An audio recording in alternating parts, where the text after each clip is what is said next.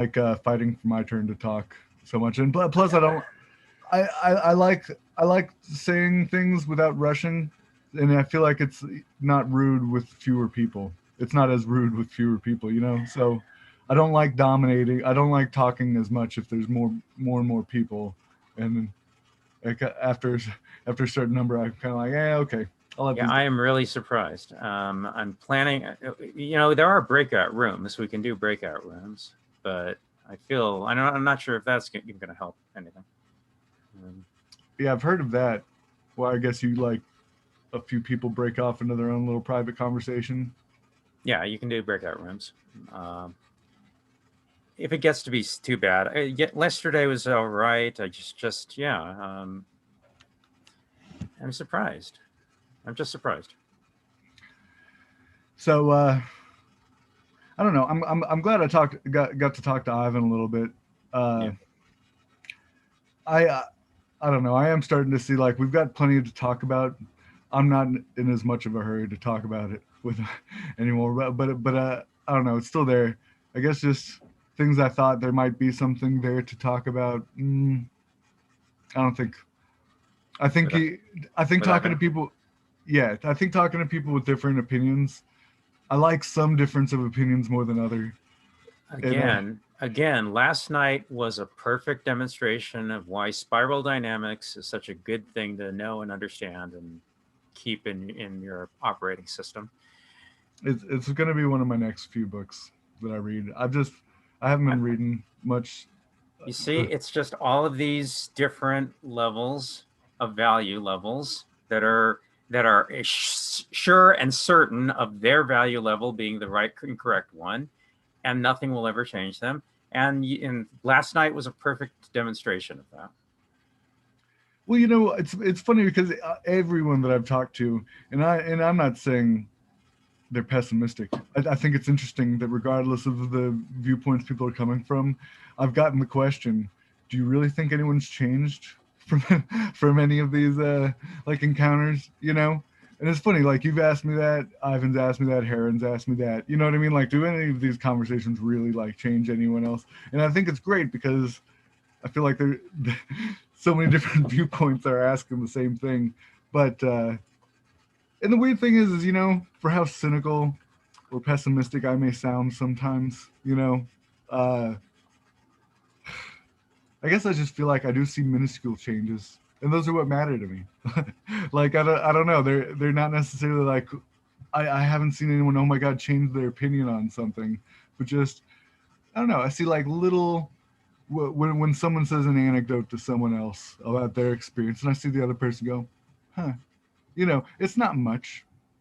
It's not much, but I see those, and I don't know. I guess that's where I see the play. That's where I see the wiggle room where there's, you know, I see the look on someone's face like, eh, Yeah, they're that's thinking cool. of something different. That's cool. I showed you the 6 conditions needed for change. I showed you that one, right? Yeah. Yeah, well, that's just it. I don't think most people come into these. I think it's fun. Like the thing Remco was talking shit about was like people sparring. I think it's fun for a lot of people to spar, and I think that the oh my god, I've got new ideas. I haven't had a chance to say these to someone. So, but other than that, I don't think most people are motivated. They don't have like the cognitive dissonance. You know, they're That's not right. thinking. They're not thinking. I'm looking for something that's going to make my life better. They're thinking, I'm That's looking right. for a place to stretch some of my intellectual legs. You know. That, that's right. Without the motivation to change, nothing's going to happen. And change happens very rarely for adults. Very, very rarely. Like less than 5% of the population changes from one level to another. Well, I guess when I think of this, I always think it's like a long term thing. It's like if individuals were their own world, it's like terraforming. We're constantly changing. It's just you know, it's it's it's gradual. You know, like you can change anyone without a totalitarian regime, but you got to wear them down over time. You know, you got to. Yeah, You've and heard I the don't, and yeah, I do think some people are.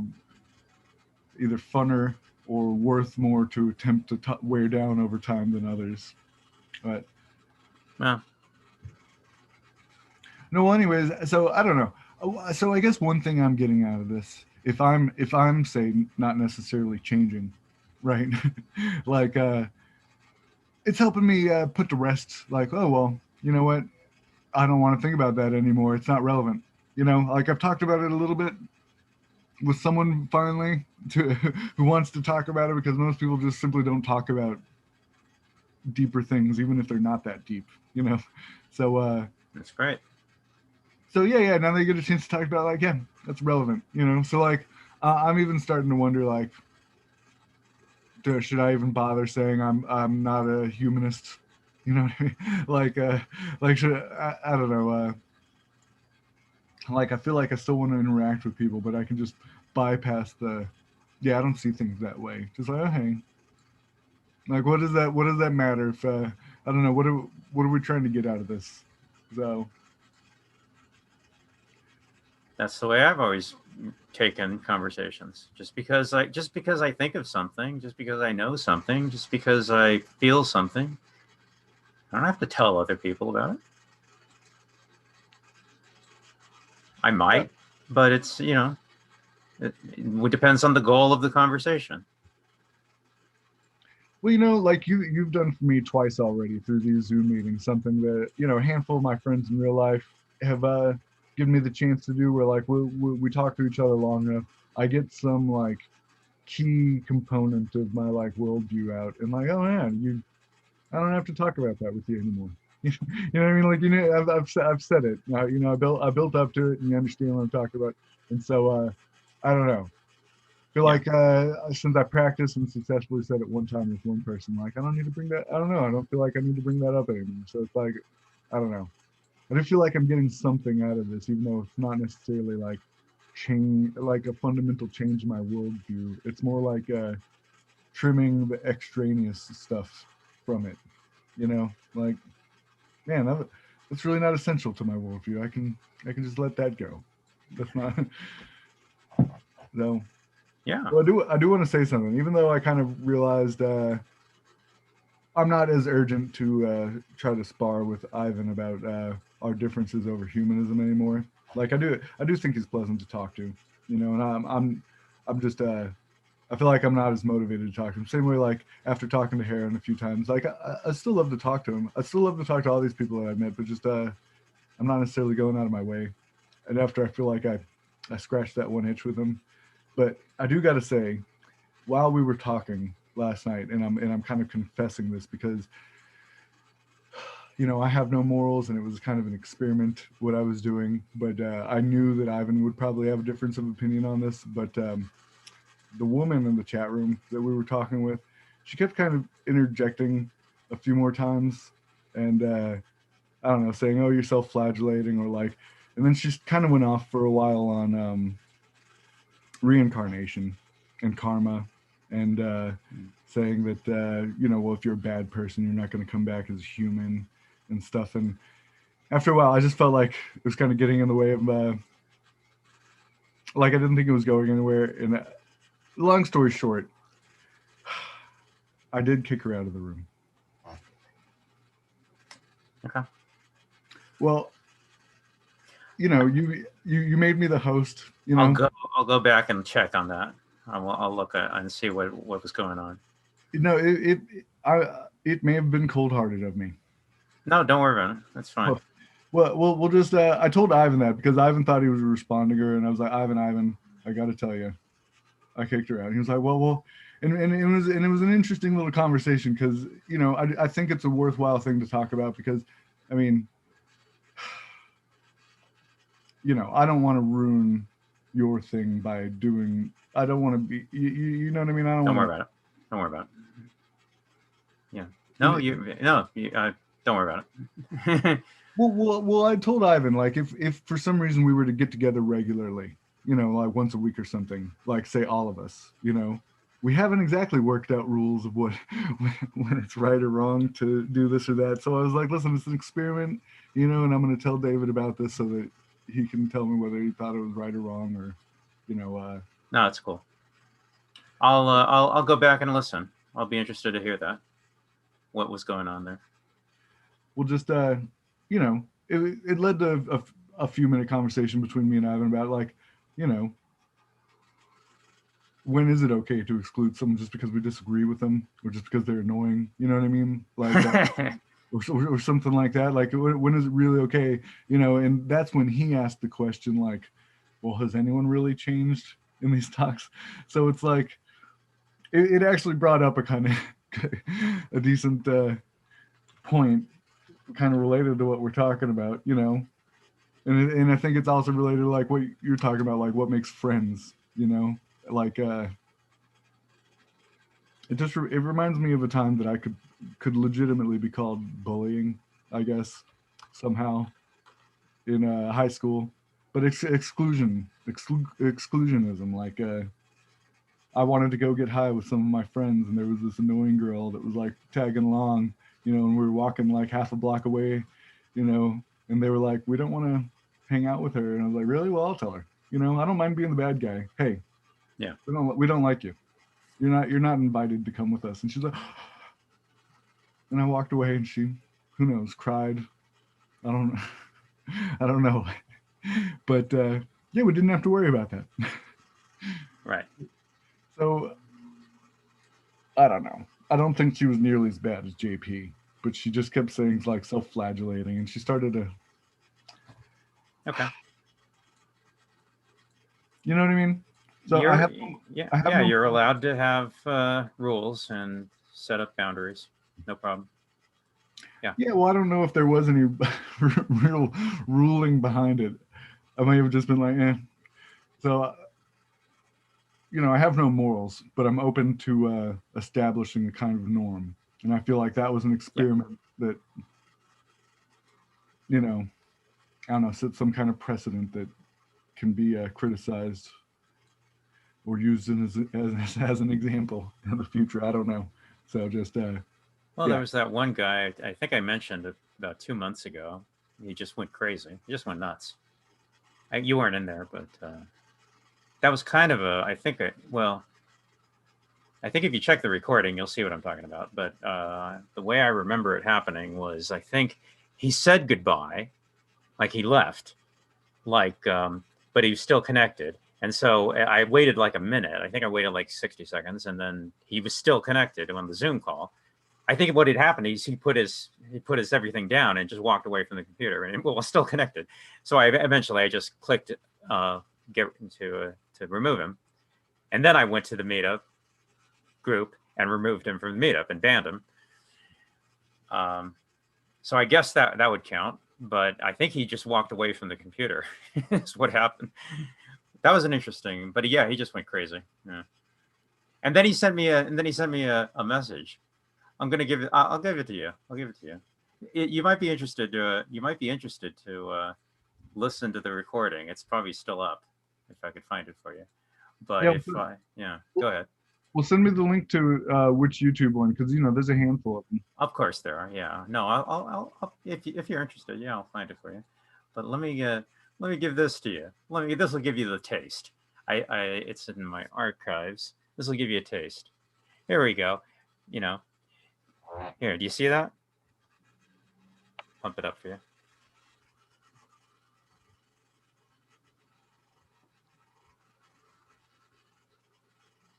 Yeah. So I guess I was telling you that I did this in case you get a letter like this because I did that. I don't know. I may have very well been petty. I simply wanted to have a talk with Ivan because we seem to be more on point about things, and just even then, I don't think I'm as motivated to do that again in the future with Ivan because I don't know. We did get to talk it out, and I was just like, eh. So Yeah. you know what I'm saying? I just Here we go. It begins.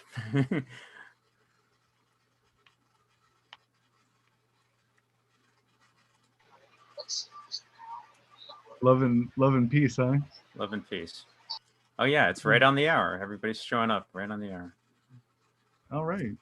Welcome everybody, and if everybody's muted, if you want to participate, we're open forum to chat.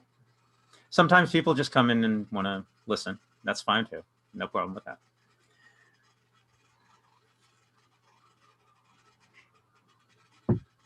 lot of activity last couple of weeks. So I'm guessing that all this is very, very popular to come and chat philosophically, I guess. Just the open forum for everybody to spend time chatting. Oh, Joel from Toronto, you've been here before. Yeah, there you go. I just come for the California weather report. How is the weather out there today? It's getting cold. It's in the 60s. Yeah. 60s. Oh, we're freezing. But Chris is in Texas, Austin. Oh, hi, Chris. Hey there, Joel. Yeah, it's warm here. Yeah. It's probably going to be warm into mid-December. Well, we're starting to get snow. I've seen that a few times in my life. It's always a spectacle, you know.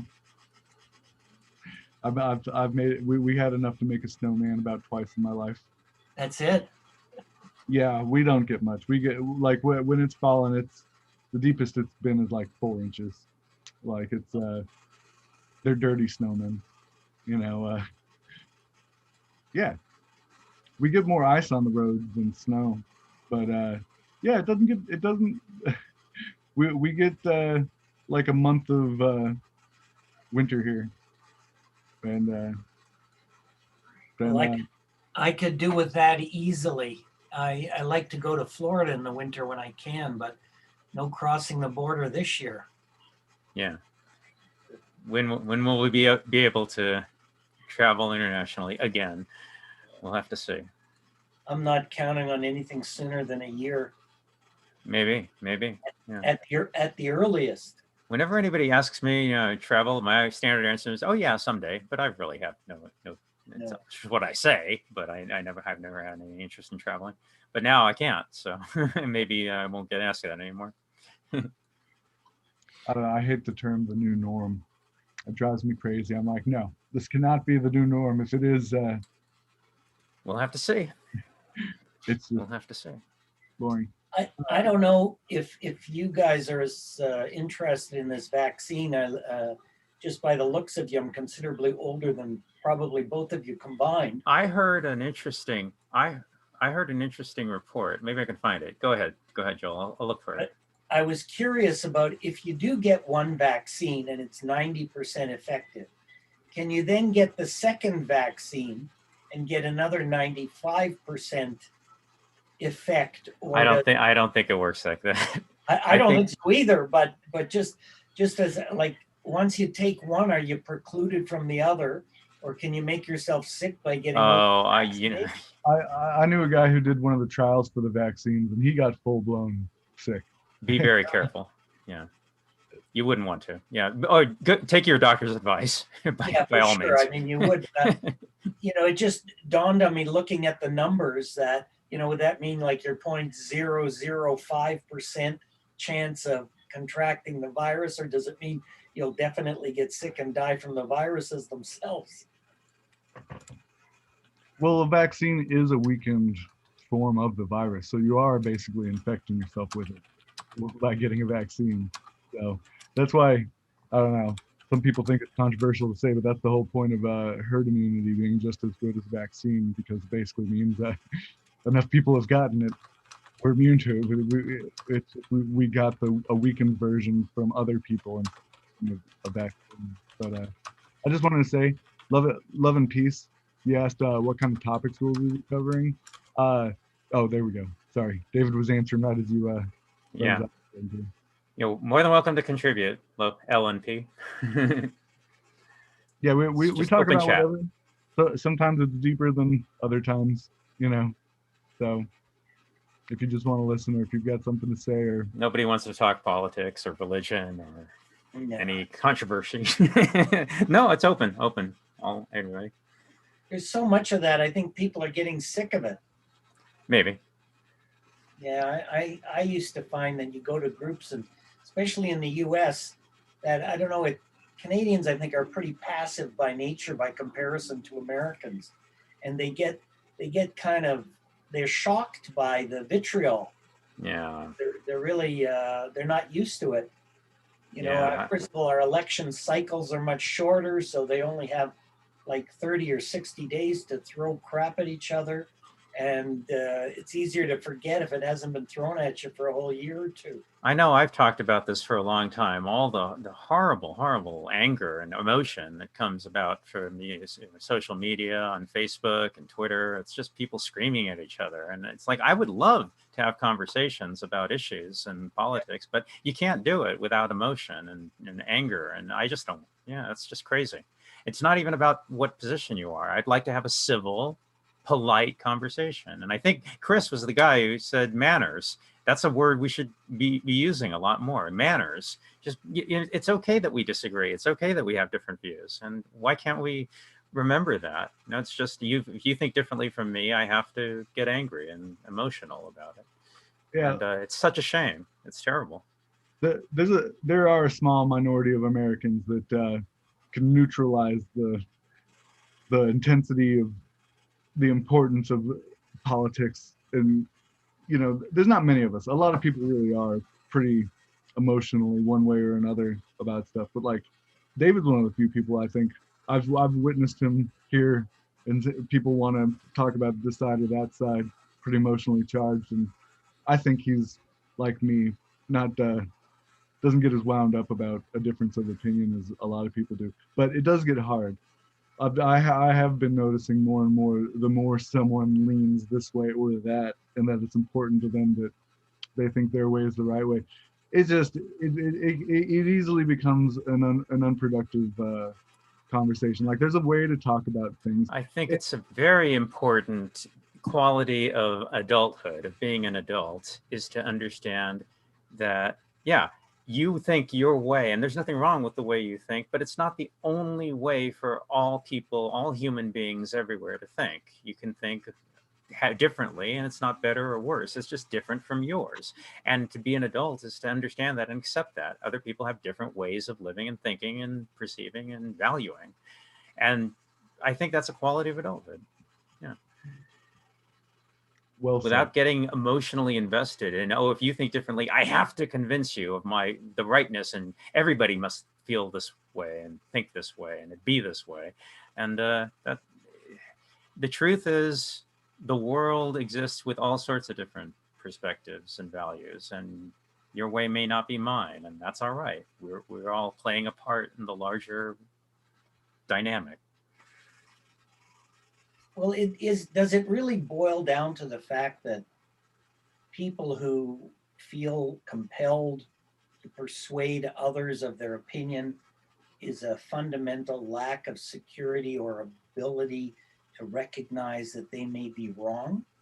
Oh, yeah. Yeah. I mean, you could go into the psychology of it all. I'm sure there's lots of, and most Americans, I'll say that, most Americans are mentally ill. When I say most, I mean probably well over 80%, 85%. I think you're being generous. You're being generous. Yeah, it's too much. That's too much. It's probably 95. 95%. Well, I think we're all crazy. I think there's certain styles of insanity that are more serene and pleasant seeming. When you look at them, that looks like a nice kind of insanity. I wish I was more that style.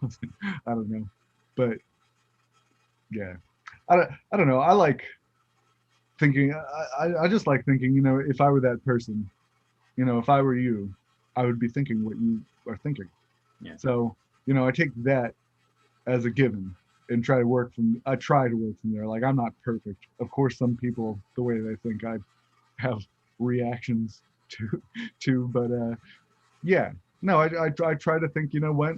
And sometimes it gets me into trouble because I can do that with extreme points of view, and so it's hard to be tactful and say, what, I can consider that point of view, and they think they're right. And there's a reason they think they're right. There's nothing wrong with being that person thinking that way. Like, I don't know. It's not necessarily a person's fault why they are the particular style of insane they are. So I try to have a little bit of empathy, because I would like a little bit of empathy for my particular brand of insanity. Yeah, that's right. The way you treat another person is the way they'll treat you back. And we could all gain from talking and engaging with other people and different views from ours, but you cannot do that with people just screaming and them getting so emotional about it all. And I don't know where you go to get that. You're certainly not the internet, certainly not social media. And so Well, this hasn't been too bad unless there has been those kinds of people that think their way is the right way.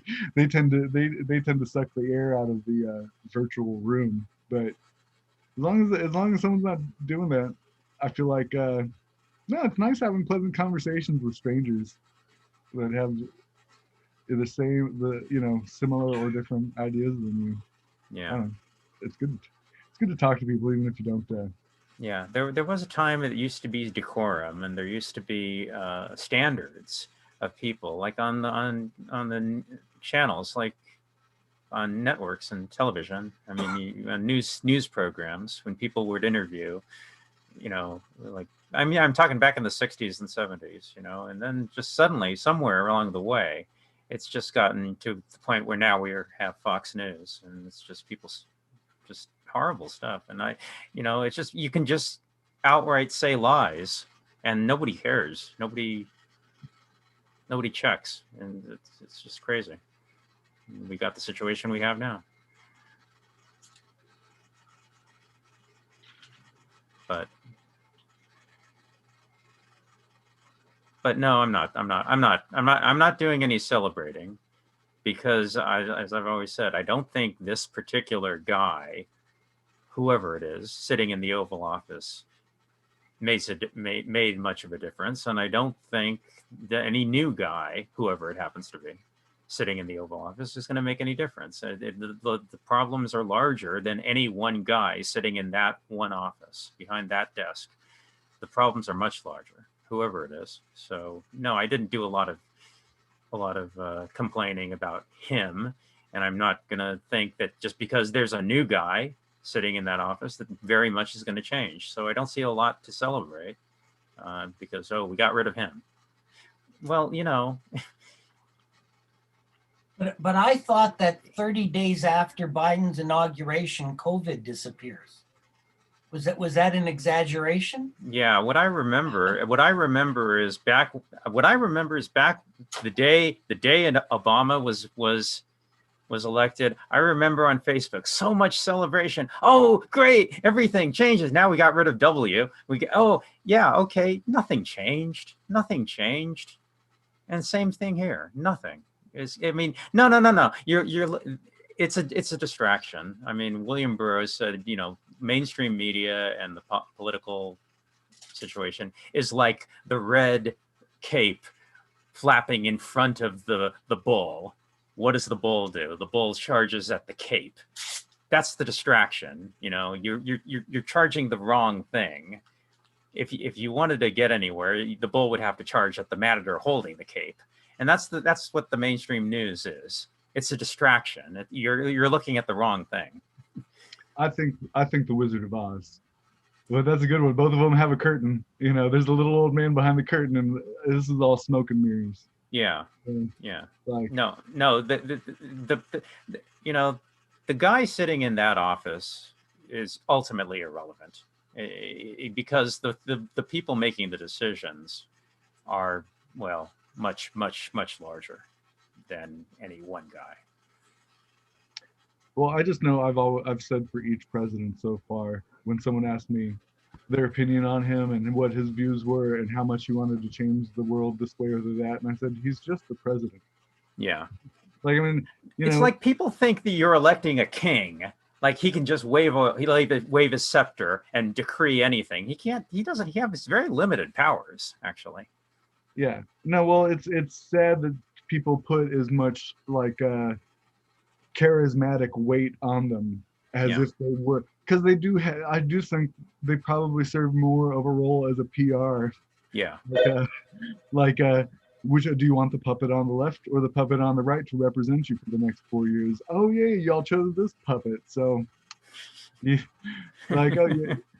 So that's yeah. It's like South Park. Remember the South Park episode? I only saw a few. I liked the show, but wasn't one of the ones I got all the way into. I watched every South Park. They're pretty clever, actually.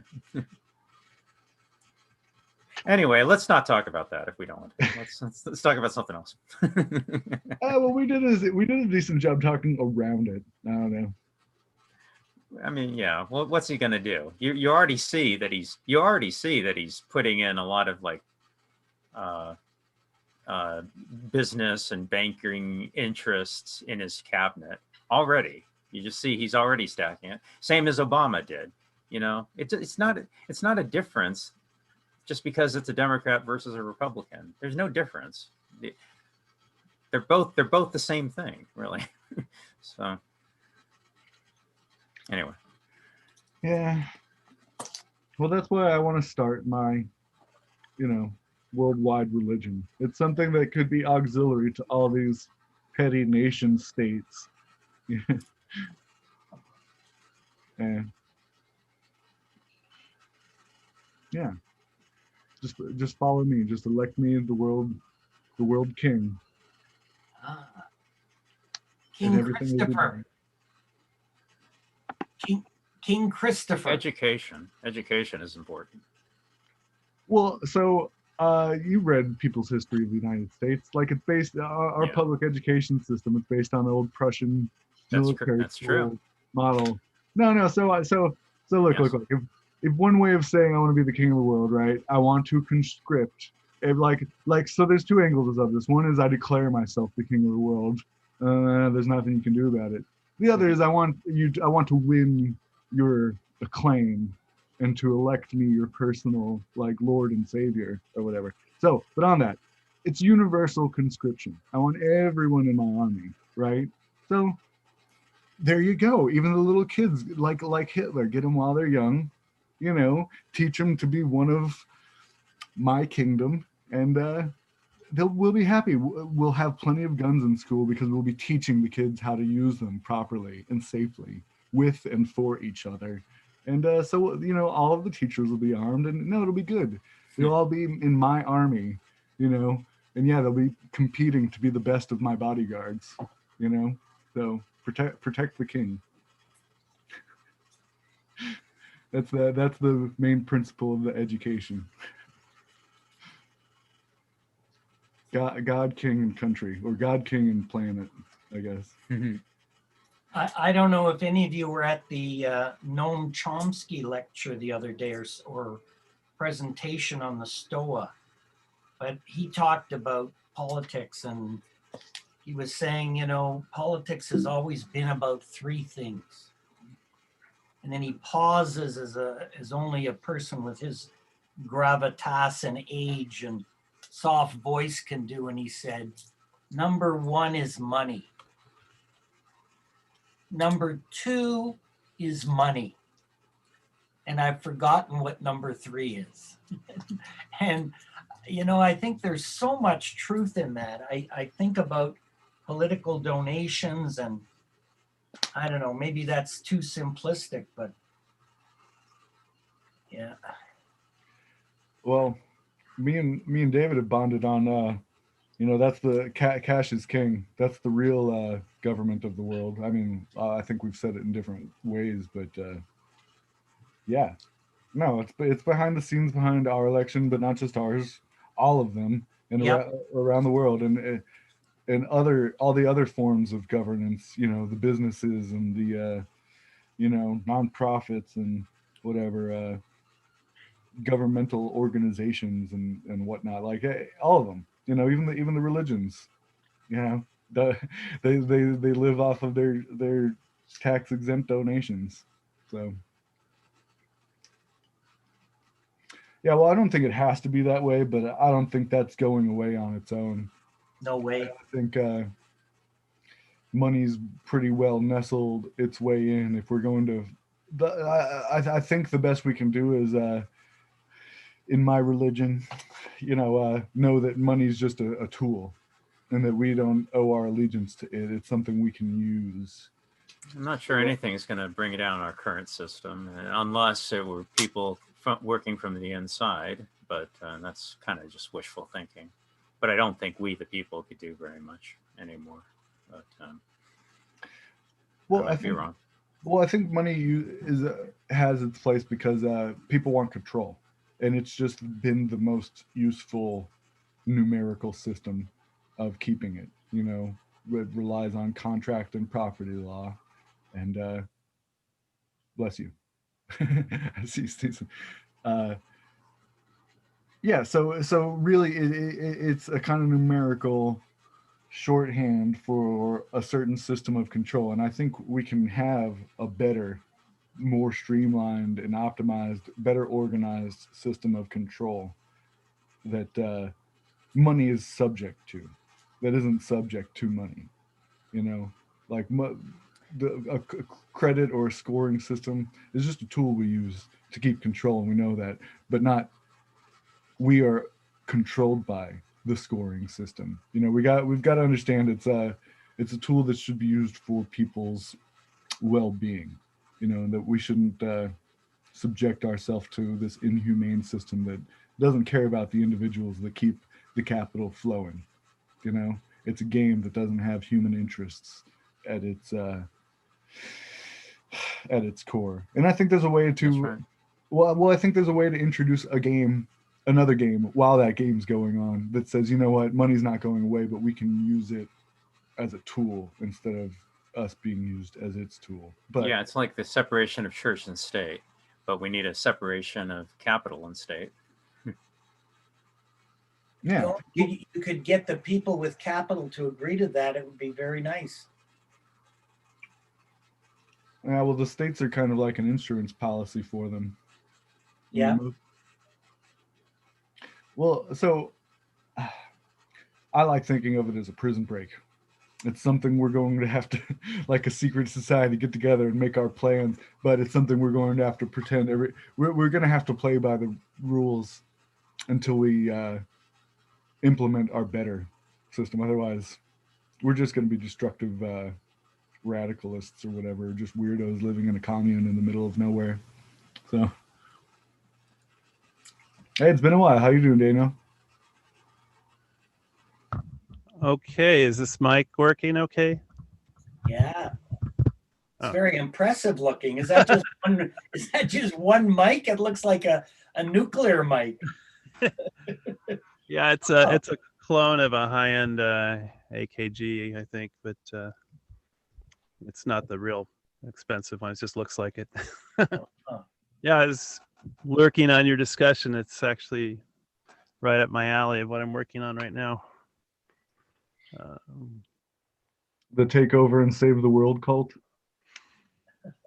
No, that really money is the power behind every throne. You know, the governments are just basically organized crime syndicates, along with anything else that's religions, whatever. They're just about relocating wealth, essentially. But that's hard power. But there's something called soft power, where you vote by how you spend your money, and in between boycotting and pro-cotting, like Garveyism, like black capitalism, where black people would just do business with other black people. I think there's a whole ignored set of customizable relationships I call couponomics, with the letter Q. Couponomics. Yeah, Q with a coupon with a Q. So I've got QPON.life, because I want to pitch this to the transhumanists. Like, we, the life affirming, are going to use life affirming deals with each other, and create this eventual off-world, settlement, expand life, multi-planetary.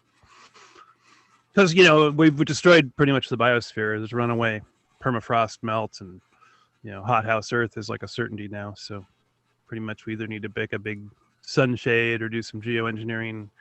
But yeah, colonize Venus with big mile-wide Allison spheres, habitats that float 50 miles above the surface. And So I don't think it's too late to establish a geoengineered automated climate control system. I want climate control. yeah, we should do both. Yeah, exactly. Well, I mean, it's going to require some geoengineering. So that's my goal. Let's gather weekly and figure out the details. How are we going to make this geoengineered climate control? We've got to implement this, right? Well, I think it happens watershed by watershed. Each watershed, which is a drainage basin where rain falls, is about the right size to be in its own unique Allison sphere habitat. So we might as well start gathering the seeds and the archives and the knowledge and the parts, you know, just Okay, so I think the first step is we got to go nuclear all the way, so that there's no there's a minimum of CO2 emissions. You know, we've got the least deaths per terawatt hour. Once we get the whole world running on nuclear power, then we got to clean up the Texas-size landfill in the ocean that's possibly killing a lot of the algae, which the algae is the 90% of the oxygen creating plant life on our planet. So we get the algae blooms back, we can start converting some of this carbon, CO2 and methane back into the biosphere, get it out of the atmosphere. We'll have a clean air, we'll have clean fuel that'll last us a few hundred years. Nuclear, we'll be good for a few hundred years, then we'll discover new uranium asteroids or something like that by then. Yeah, but solar electricity is already below a penny a kilowatt. I mean, it's already like the winner. You know, Yeah, the new perovskite solar cells. I mean, yeah, I mean, and nuclear. I mean, we've got the Fukushima high-level water flooding into the ocean that's going to get bioincorporated into the food chain. We're going to have cesium in everything that thinks it's calcium. There's a billion cancer doses in the food chain now because of Fukushima. No. The Fukushima water is lower in radiation than the normal base rate in Denmark. So like that's natural rate. It's so little. It has the least deaths per terawatt hour. There's like if you look at Chernobyl, it's got some of the best wildlife like reclamation going on. The wolves. Yeah, but I'm talking about the bioaccumulation of like long half-life, you know, radioactive half-life. I mean, it sits there, you know, in your bone, radiating, you know, your bone cells. It's like it's been doing it. It's been doing it since before we started playing with nuclear stuff. No, but we never released this much high-level, you know, half-lives into the food chain. Yeah, and it doesn't seem to be that bad for us. Like look at it. Go back and do the math. less than 200 people have died from nuclear power total. You're not. It's totally out of context fact there. You're not putting your facts in context. No. Well, the thing is, there's carcinogens naturally in in plants. Like one of the goals of genetic modification is to make our edible plants less carcinogenic because they naturally come with toxins as a deterrent. That's different from bioaccumulating isotopes up the food chain. I mean, the ocean is the base of the food chain, and every time a fish eats another fish, it's getting more concentrated, and then we eat the fish. So the way that our bodies age are basically, we're either going to die of cancer or something that kills us first. If we live forever, we're going to die of cancer. So like basically, the more and more we prevent ourselves from dying from lots of stupid monkey ways that we've been doing with antibiotics and safer cars and seatbelts and yada, yada, yada. All of the other ways that we've not been dying from have just been forcing us to die of cancer. So, you know, a little bit of extra radiation, it's nothing. Like that's, the telomeres on your DNA terminate cell divisions after, you know, I think eight cell divisions anyway. Well, I'm just saying the radiation's not that bad. Like all the astronauts that went to the moon in Nevada, they had a nuclear bomb go off above them, and they stood underneath it to be like, look, it's fine, it's safe. It's really not that bad. I mean, it is bad if you're in a nuclear fucking if you're there in ground zero and it's the thing blowing you up, or you're one of those like 30 people who got melted at Chernobyl. But that's nothing compared to how many people die installing solar panels on roofs, or fucking die maintaining wind turbines, or you've got to so first off, putting solar panels on your house isn't enough. What you really need is like huge 20 square mile by square plots outside of cities to power them. and it's still not enough for baseload power. Like it's only half of the time during the day that it's producing power. There's clouds, and plus also you're destroying the entire ecosystem that has to be replaced by those solar panels. So nuclear power, they're tiny, they're smaller than football fields, and they make so much more power. They make enough for a whole city, and they don't. Well, I do agree that next generation like thorium cycle could burn up a lot of that so-called waste, which is still like 90% hot. No, so well, that would be. We should have well, small mini nukes to burn up the waste completely. Or yeah, more well, completely. while we're perfecting thorium technology, uranium's good enough, and plutonium's good enough. Like, it'll do the job for at least a few hundred years. And honestly, we could make our power usage a bit more efficient too. So, Yeah, and actually there is a drawback with the thorium cycle because it's way more bomb, upgradable. Like it makes it really hard to keep the nuke. You can make a nuclear bomb out of thorium cycle stuff way easier than with uranium, plutonium cycle. yeah. So U-239 is what the byproduct is, and it's way more weaponizable than the traditional nuke cycle. Anyway, what were you guys talking? I didn't mean to like derail the whole thread of the conversation here. that's okay. I think I was trying to dominate the conversation into us establishing the worldwide control organization that's going to control all nuclear power that can't be used by our enemies because we have total world domination. So yeah, we need to establish this one world government so we can control the nukes and the climate. Well, I think states are going to devolve into watershed tribes. Yeah, that well, will devolve into space colonies. No, well, that's what I'm saying. Okay, why do we got to rely on someone else? I'm saying let's do it. Let's start it. Okay. Yeah. So this is where I have fun, right? I think Hitler was a madman. I don't want to do what Hitler did. I want to do what he did better. You don't have to kill as many people, but you can unite people. Like if he wasn't anti-Semitic, the Jews would have joined him. He was like, if only he That was wasn't his first blunder, right? Yeah. So look. He started with like in meetings of like 7 to 12 people with an organization that had like a membership of 30, and he was sent in as a spy to make sure that they weren't up to no good. And he said, these guys are talking some interesting stuff. I think I'll take them over. And so look. All we need is like this original little avant-garde group. We need to, let's quit blaming the others. Let's quit resenting the leadership. Let's do something.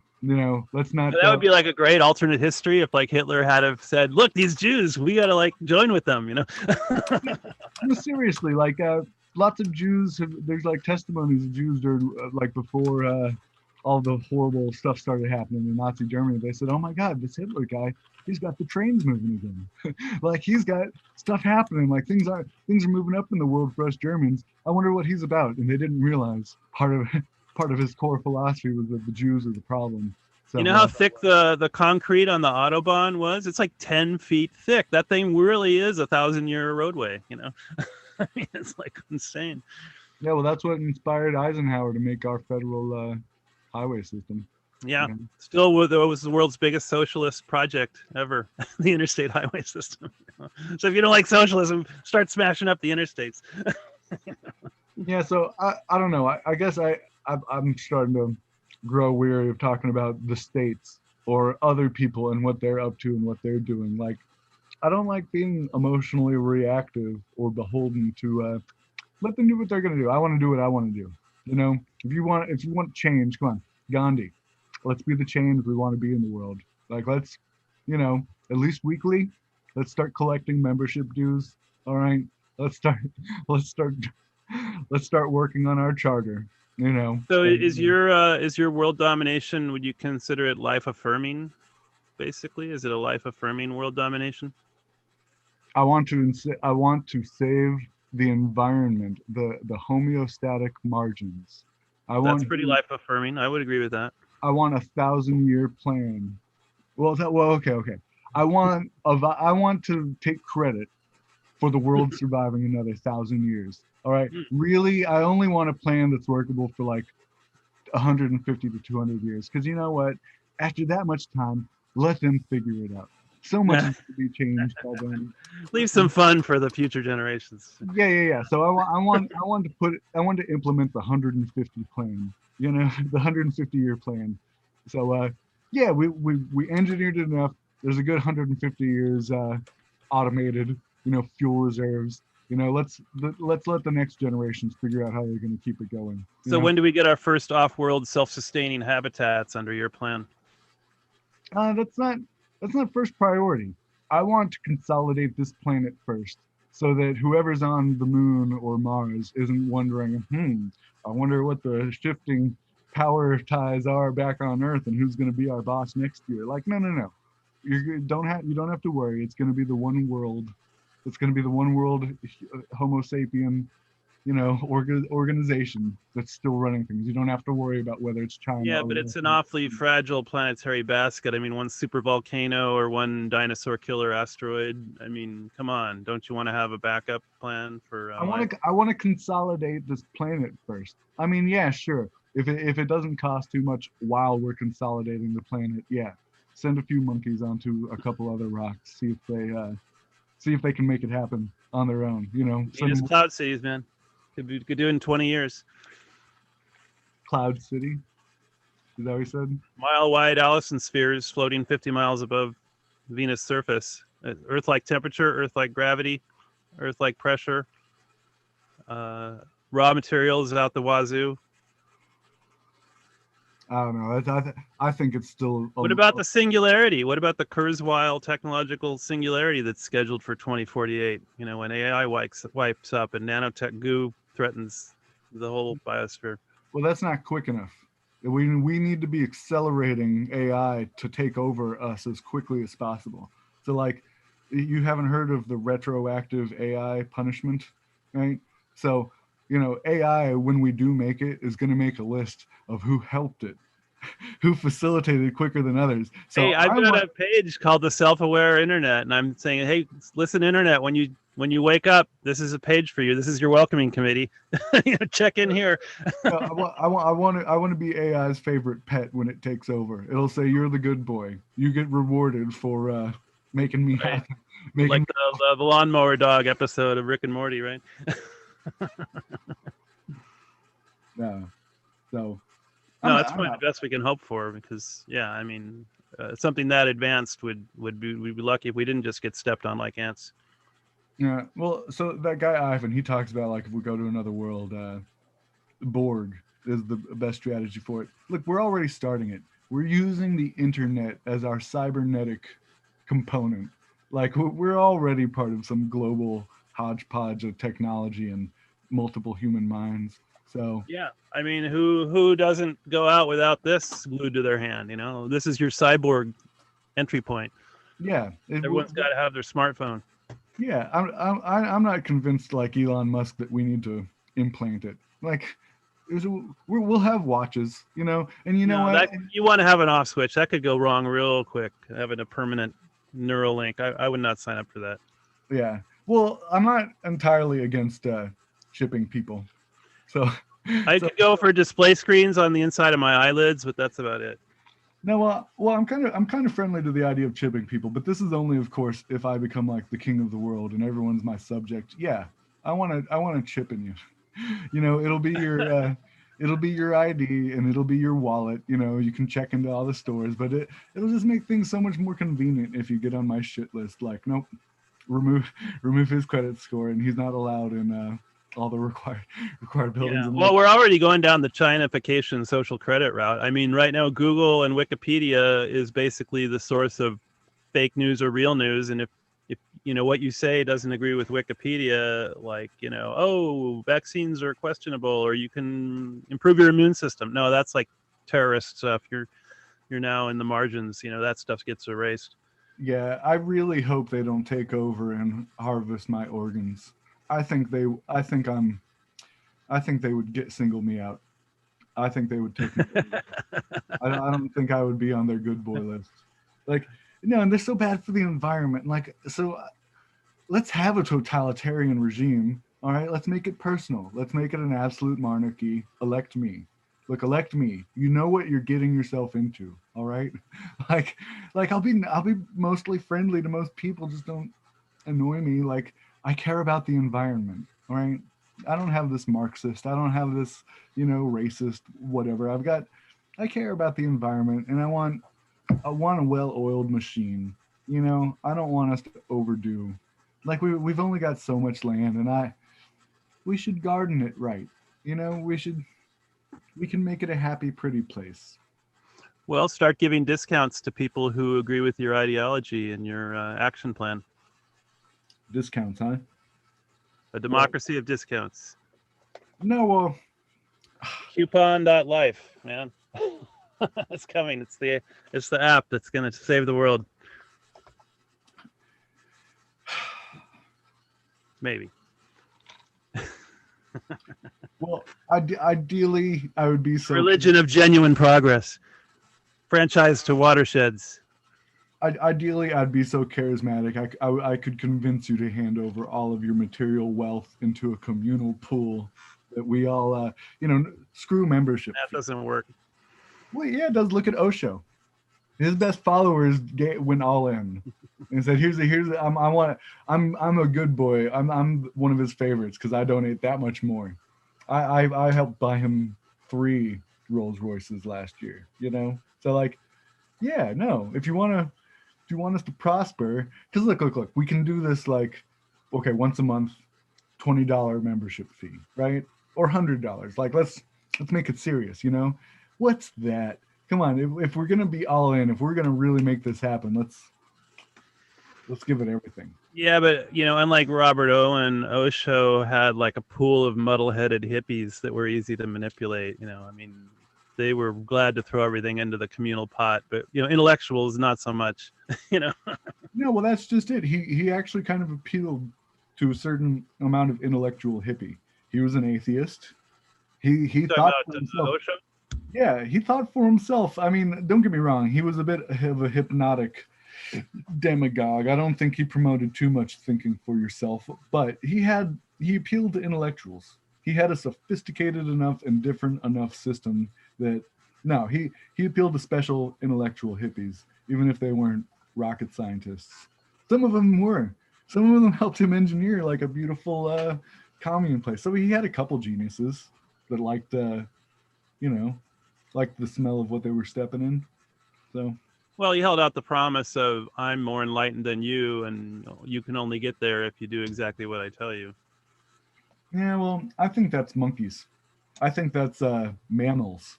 We're social creatures, and there's usually an alpha, and it feels good to have an alpha. You say, there's someone I can be afraid of more than the outside world, because I know what they are. It's better the devil you know than the devil you don't know. I've got an alpha. Like, think about this. So baboons, right, are kind of like natural shepherds in the desert in Africa, right?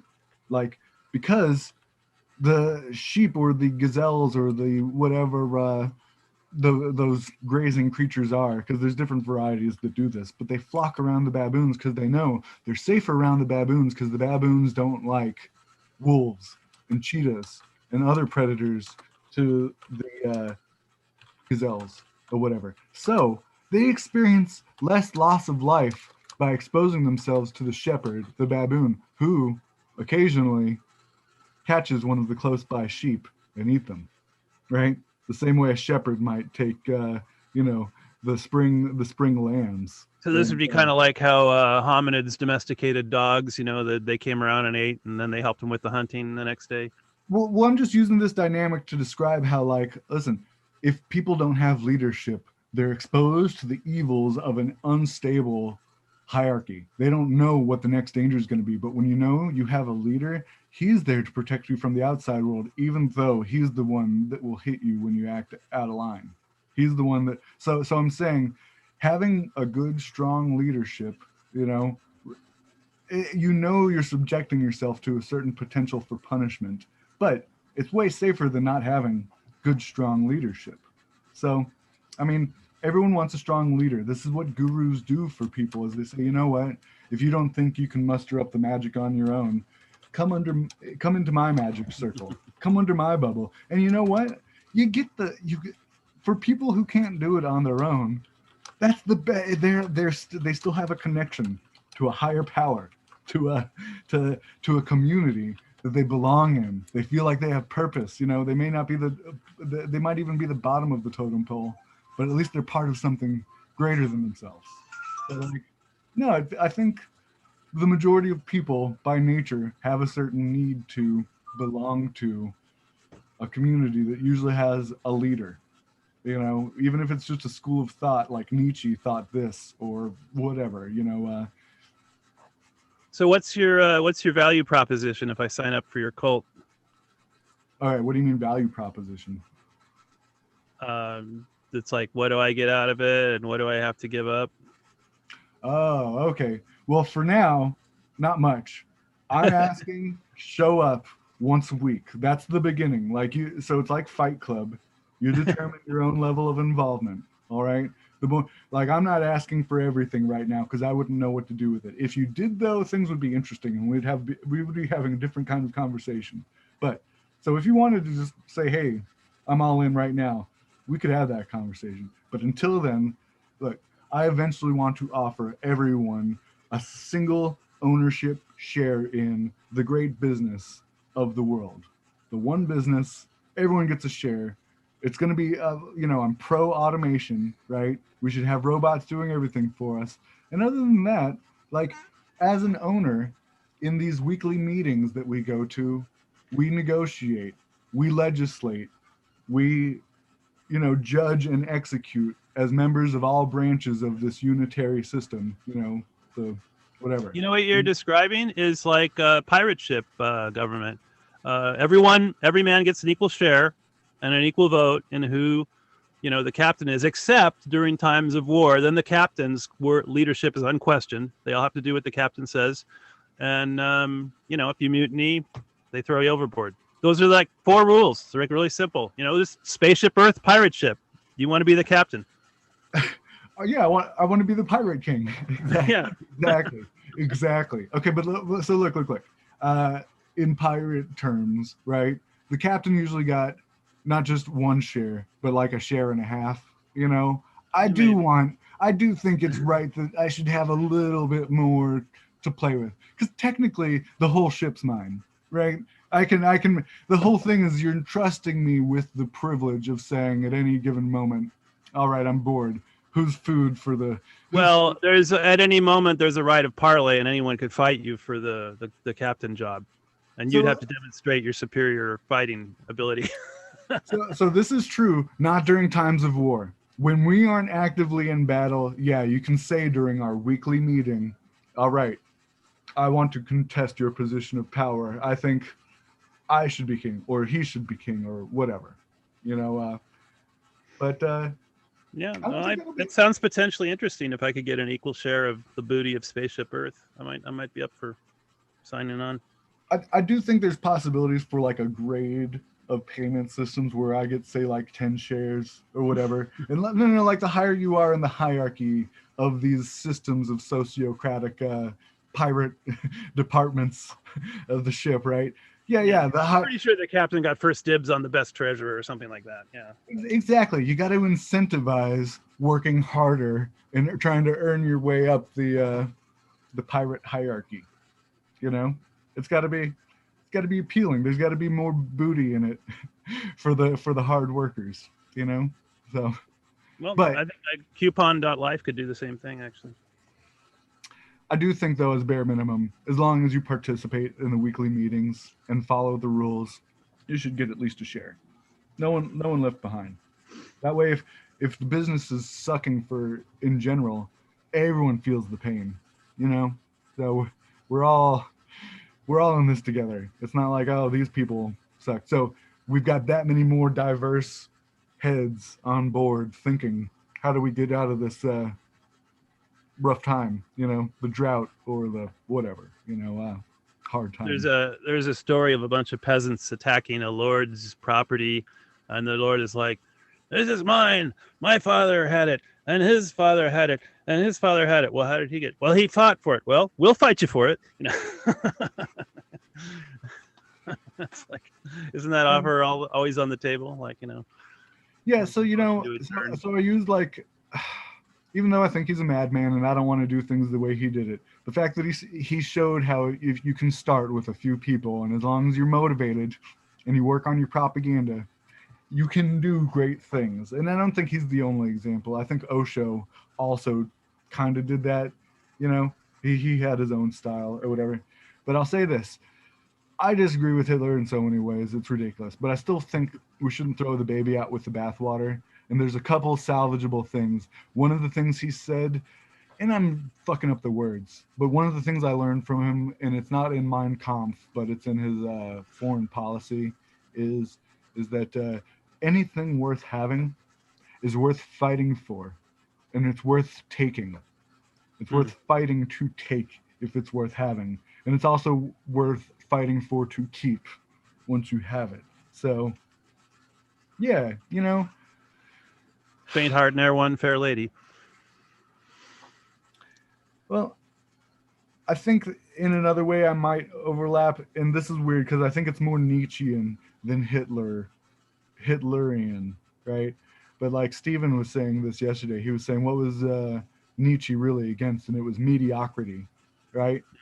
Like, and I thought about that since then, and I thought one of my favorite quotes of Napoleon, you know, is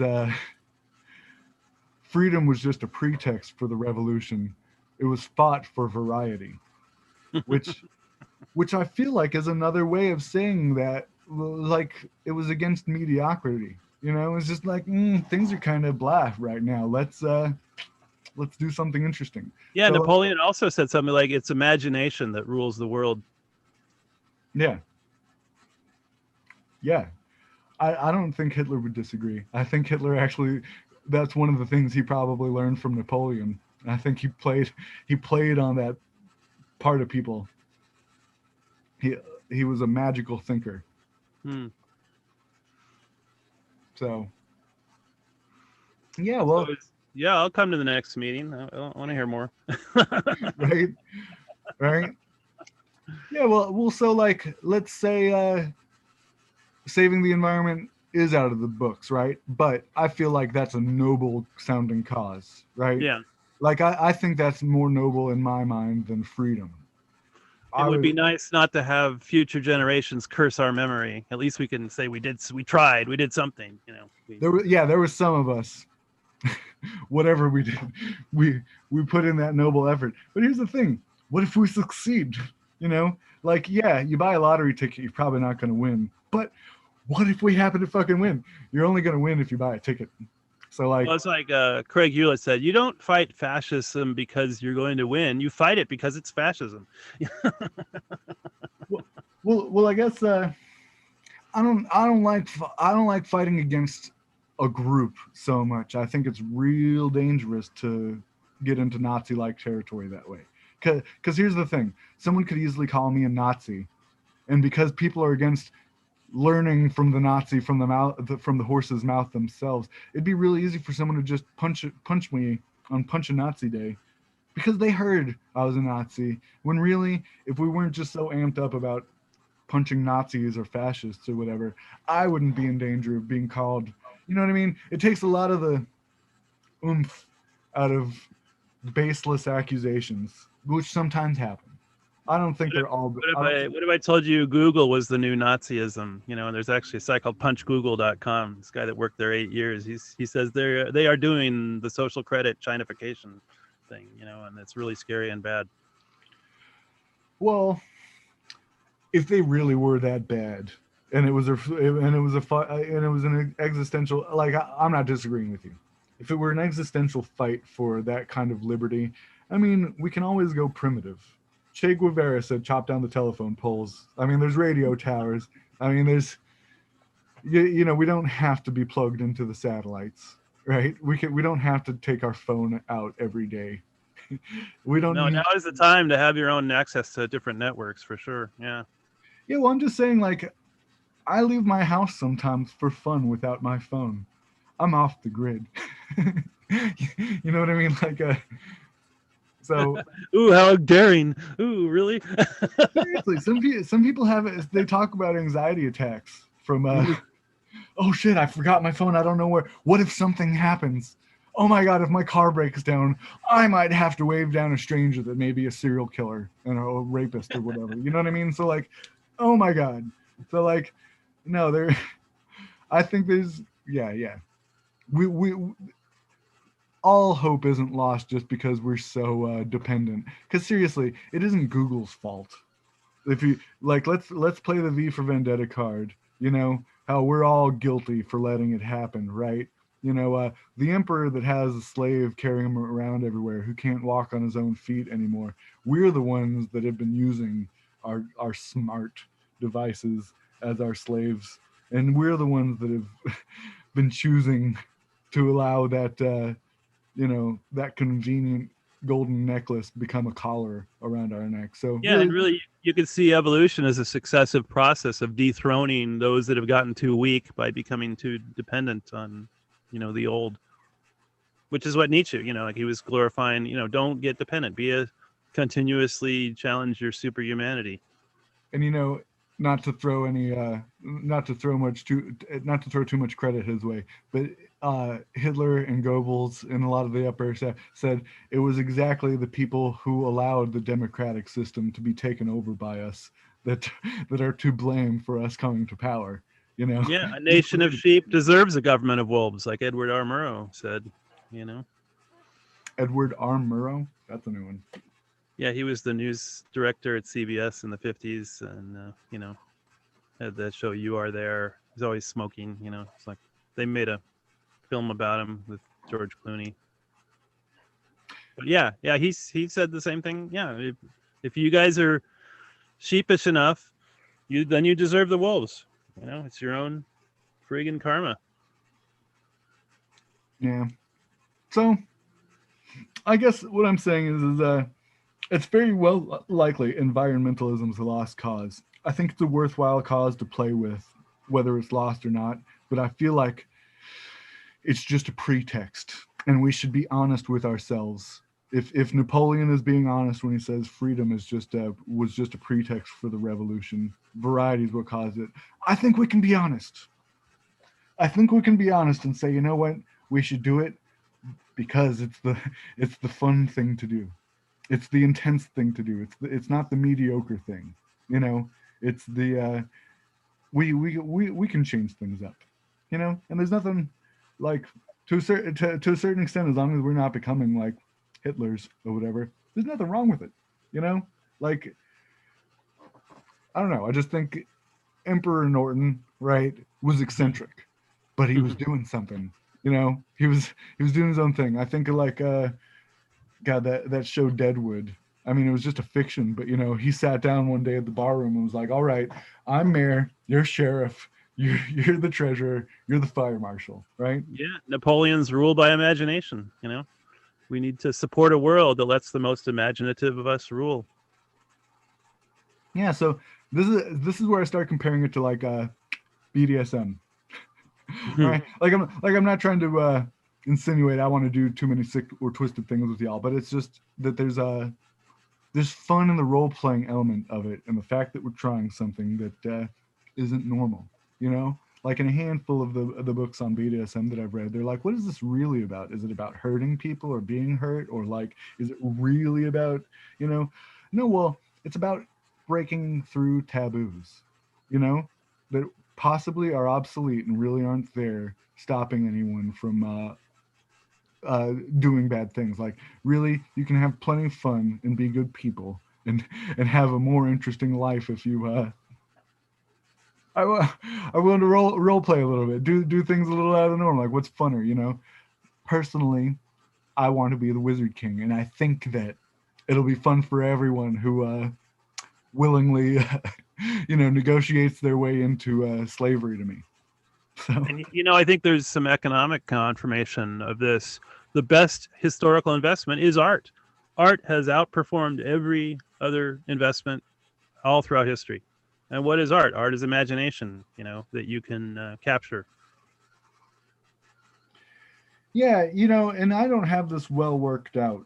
Like, so I'm this is something I want to think about more, but so I talk about sometimes different levels of homeostasis. There's like our bodily homeostasis, which is like have a certain temperature, have a certain amount of water, get your 52 essential vitamins and minerals, and yada yada, right?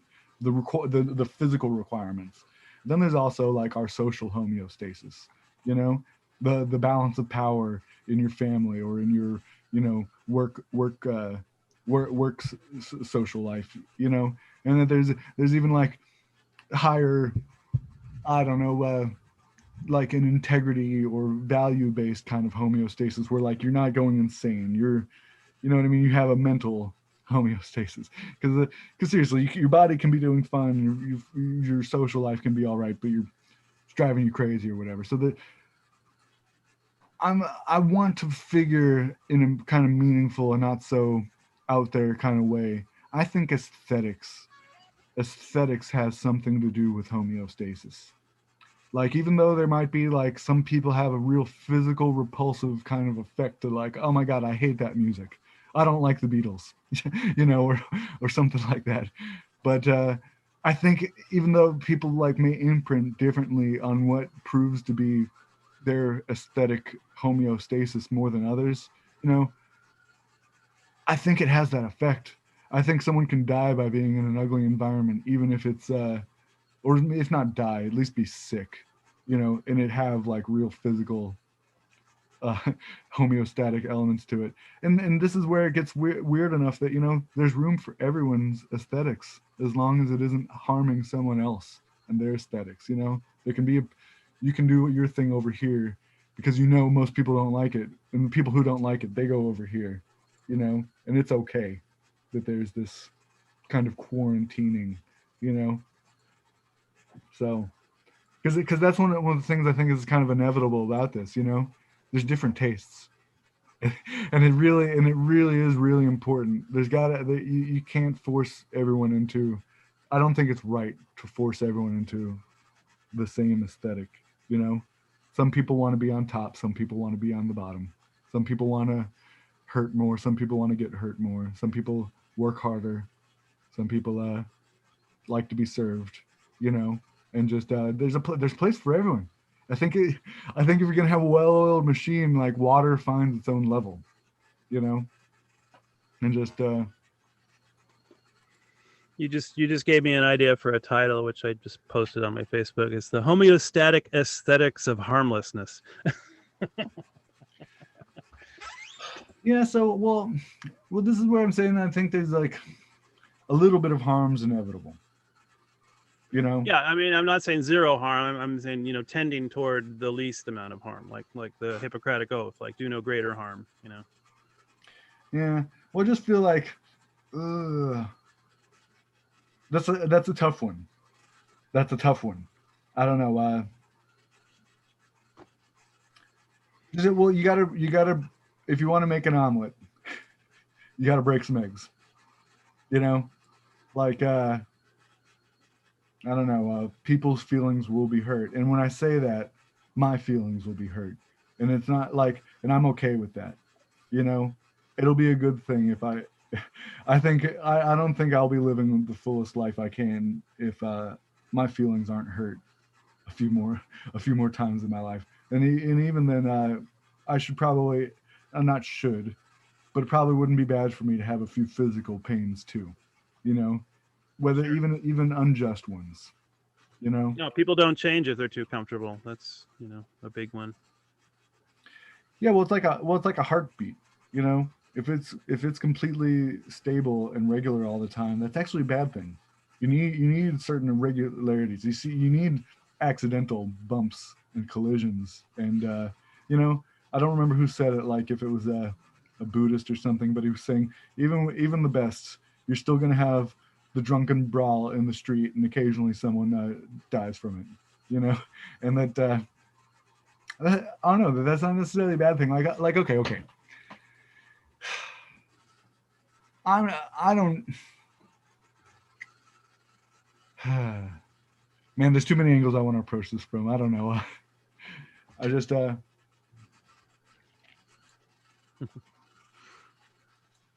Well, it's kind of, you gave me a thought that, like, you know, you're saying radiation isn't necessarily bad, and actually there's something called hormesis, which shows that a little bit of radiation is actually good for you. You know, a lot is not good for you, but a little bit has some positive effects. You know, you look at the dose response curve. You know, it's a bell shaped thing. You know, I mean, like so hormesis. Look it up. A little bit of harm is not so bad. Yeah, well, like, so a plant that is grown inside, that never gets the wind blowing it this way or that, it's never exposed to adversity, it's really weak. A really strong gust can snap it in half. Whereas one that's grown outside, that's blown with the wind every way, its stalk, even though you can consider it scar tissue, is what makes it more resilient. You know, the adversity has made it more resilient. You know, and there's something to be said that, like, in order to be initiated into, like, you know, like I don't think it's possible to completely overcome a person's naivety or their gullibility or stupidity completely. You know, I feel like we go through initiations in life where we're like no longer naive in that respect, and usually those initiations are kind of trauma or ordeal. And so, like, I'm just saying, because to some respect we're always going to have blind spots. We're always going to be naive or vulnerable to some kind of lie or something. You know what I mean? So I'm just getting at that. If maturing, if becoming wiser is a good thing and a side effect, it necessitates certain, like, from one sense, harmful or hurtful or traumatic, you know, ordeals and initiation. I think if we have you know, pushed the biosphere over the cliff, the epitaph will read something like, "They tried to be too comfortable." You know, that's how we destroyed, you know, everything. We caused a mass extinction just because of our addiction to comfort. Yeah. So it assumes, you know, implies that there's going to be some discomfort involved in walking that back. You know, just like with, you know, the black people want reparations for slavery. No, Europe needs to repair the whole world for all the colonial harm. You know. well, this is where I say it's better to move on. It's easier to move on than to try to extract some kind of vengeance or reparations from anyone. I mean, if you can, good. If they do it on their own, but I feel like, look, if you get hit by a car, right? You can respond many different ways. You can get out, like if that car stops and pulls over behind you, right? There's many ways you can respond. You can get out and punch the guy. Is that the right thing to do? You know what I mean? Just because you were wronged, you know, it doesn't necessarily do you any good to get into an escalating, oh, well, you did this and back and forth. You know what? You hit me, and I got to pick my battles. And yeah, I'm going to try to do, if I can afford to, you know, I'm going to try to prevent you from doing that in the future. But if I can't do anything about it right now, I don't know. I think the host wants us to get a room. Here, maybe not. The host is open breakout rooms. Please wait to be assigned. I guess maybe that's you and me to talk about our world domination plans. Is it? I'm sorry. I mean, I'm just reading what the screen is saying. No. I don't know how breakout rooms work, so yeah. I mean, when you dominate the conversation, you need to get your own room. Yeah, get your own room, guys. Well, shit. I don't know. If you want, maybe that's the next way to say shut up and let someone else talk. I tend to do that, like not shut up enough sometimes. I'm starved for conversation a little bit. well, I don't know. I can't speak for anyone else. I've been into it. I don't know. The one way I would say that I feel like part of me wants to keep on the table population control. Like it's easy. Just don't have kids. You know, I haven't had any kids. Well, here's the thing. I think when you get the smart people voluntarily birth controlling, right? You get idiocracy. That's the problem. Yeah. You get idiocracy. Some people are breeding like crazy. Yeah. Yeah. So like, here's the thing. It sounds wrong, but I mean, to our society, it sounds wrong. But the Spartans did it, you know, and also the people who put their old on the ice rafts, they also did it to their young.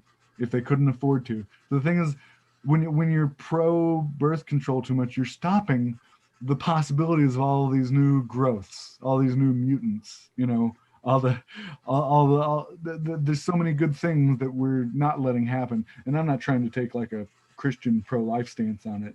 You know, I don't want to stop voluntary birth control, but I'm just saying there's an argument against it that, you know, we should have as many kids as possible and let them take their chances. And then there's also the Spartan, let's weed out the stronger from the weaker. But I don't know. I think you got to give a baby a little bit more of a chance to really see what it's capable of. So in some ways, it sounds even crueler by saying keep them alive for a few years and test them, see what they're capable of, see what they're good for. You know, save the cream of the crop and feed the rest to the Soylent Green machine or whatever. You know, pick your cruel thing, because it's probably the second I open up this can of worms, it's gonna, you know what I mean? Yeah. Well, if it's accomplished through harmlessness, who's going to complain? You know, or through tending toward harmlessness. I mean, I think that's the key to try to implement things. You know, don't use hard power if you can do it through soft power.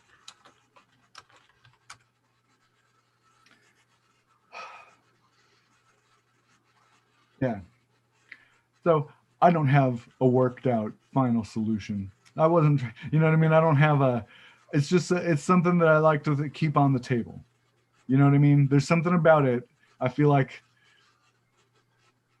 you know, if we're doing a collective ownership and management, right? If this is one of our meetings, I'm not saying let's do a well-defined plan for population control. Let's act on it. But part of me says if there's the possibility of more and more people getting on board, I don't know. I feel like it needs to. I don't know. I've got a higher standard of gravity for it to be dislodged from me, to keep bringing it up. You know what I mean? So I'm sure there's a more sophisticated way of talking about it, but I feel like it's really important. You know, like. Well, I think there's something to be said for the pirate ship Earth, you know, scenario. Actually.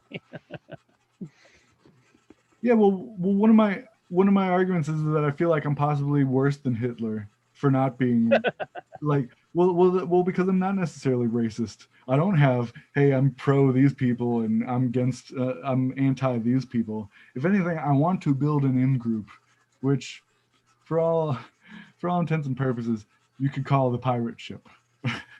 You know, like if we keep getting together and, you know, talking about what kind of islands and treasure chests are worth going after, you know, you're the in group, so fuck the out group, right? Like they're the villagers we're going to pillage for booty. So I don't know. That's one possibility if we're going to take a piratical tone about it. Well, I mean, did you ever see that AlphaGo documentary about the artificial intelligence thing that beat every human at the game of Go? Anyway, No, Go is this really old board game, kind of Japanese, Chinese, you know, thousands of years old game. It just has black and white stones on a 19 by 19 grid, and it has like 3 rules. You know, you alternately place stones, and you try and surround the other guy. He's trying to surround you, and as soon as you get totally surrounded with no open breathing spaces, then you get taken prisoner, and those deduct from your score. So there's like 3 rules, and that's kind of like the pirate ship has like 3 rules too. You know, so you could probably train an AI like Alpha Pirate Ship. You know, just like a real simple set of rules. Okay, how do we proceed, AI? You know, beat every human that exists. Yeah, no, I know the game Go, and AI beats a lot of things. I don't know. I like what you're saying. Simple rules are nice. I would like simple, you know, even a pirate. Well, I mean, in physics, more than a 3-body problem is insoluble. You know, like you can solve a 3-body problem, but as soon as you add like a 4th body, there's just like too many interactions. It's considered insoluble in physics. Yeah. Well, 10 commandments seem to work well. You know, Fight Club had 8 rules, right? It's so I don't know. It would be cool to come up with a very short list of this is how we operate. Like no, because I think there's a way to do that by incorporating like sociocratic principles. Like if we were sociocratic pirate ship, an absolute monarchy whose pirate parliament was sociocratic. It's unanimous consent and just no, really, you could keep it. I think under like 20 rules. Well, and it's a way to talk to AI. Say, hey, AI, we're glad you woke up. We want to run the Earth as a pirate ship. Here's a list of 4 short rules. See what you can do. I don't know. Elysium's the only example I can think of. I've heard of like AI as the government or whatever. But, Yeah. Yeah, it usually gets dystopian quick. If humans programmed it. It usually runs to the dark side fairly quickly. Well, you did kind of get me feeling bad. I'm curious. What's your opinion on this, David? If you've been listening, if any of it's been catching your attention, is it just boring stuff to you? I wonder if he can hear us. Yeah, I think he took his headphones off. Oh, yeah. Because I'm interested. Yeah, David doesn't really weigh in until there's no chance of him looking stupid. I mean, I don't care. I'm willing to look stupid, like 9 times out of 10, if it advances imagination. Yeah. Well, so I like the glamour of pirates. Yeah, who doesn't like? They're up there with dinosaurs. Every kid loves dinosaurs and pirates and firemen and astronauts. Yeah.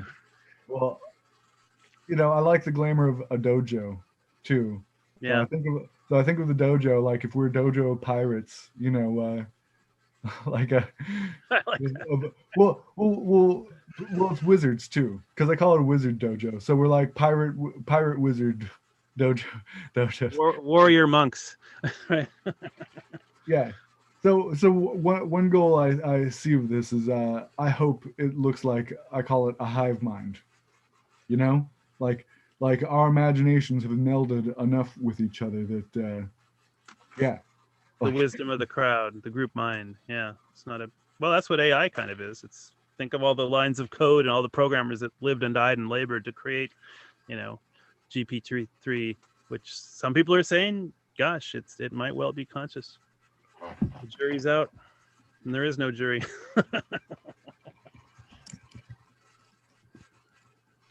yeah. What was the topic today? Was it just open chatting? I didn't mean to yeah. Yeah. I don't feel so bad then. Yeah, well, I mean, I even said at the beginning of this, I didn't know if I wanted to spend like all night on it, and I didn't, and I do feel bad. I don't like just dominating the conversation. Like, I'm curious if Love and Peace has anything to say about it. They seem to have been just passing by because we've gone all around the world on all kinds of weird topics. So, hey, there you go. Sorry, I mean, I don't know. I am curious what you think about this stuff. I know you haven't been listening for a while. I guess just, I don't know. What stuff specifically? I don't know. What do you think about pirate ship Earth, world domination?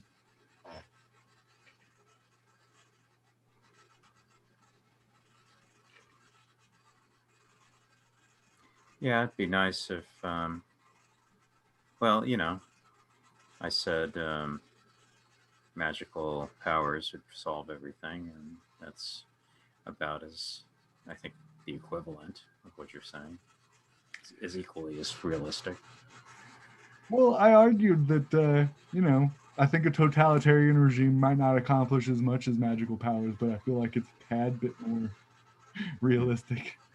Like, well, because I mean, like, come on, I think all of us probably have read enough of the occult. We've played with trying to practice and developing magic powers, at least to a certain extent, So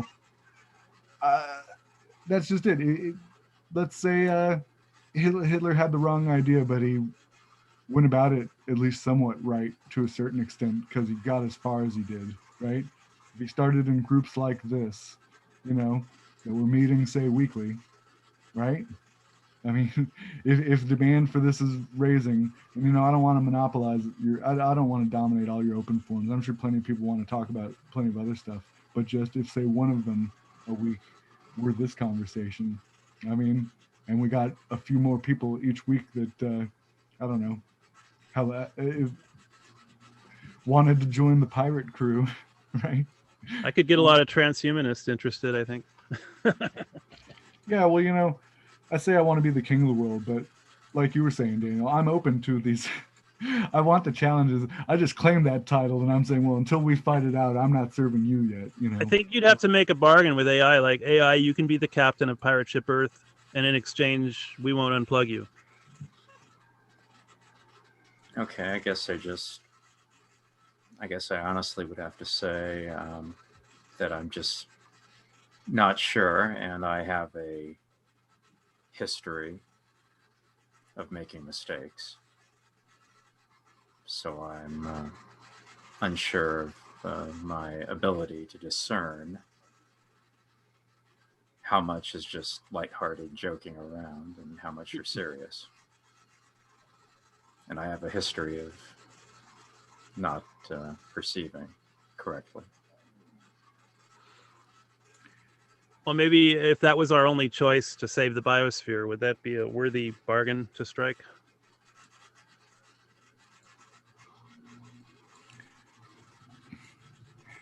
I think all I of mean, the if the topic of conversation is how are we going to save planet Earth, I mean, and do it real, and not talk about magical powers or dictatorships or whatever, and for real.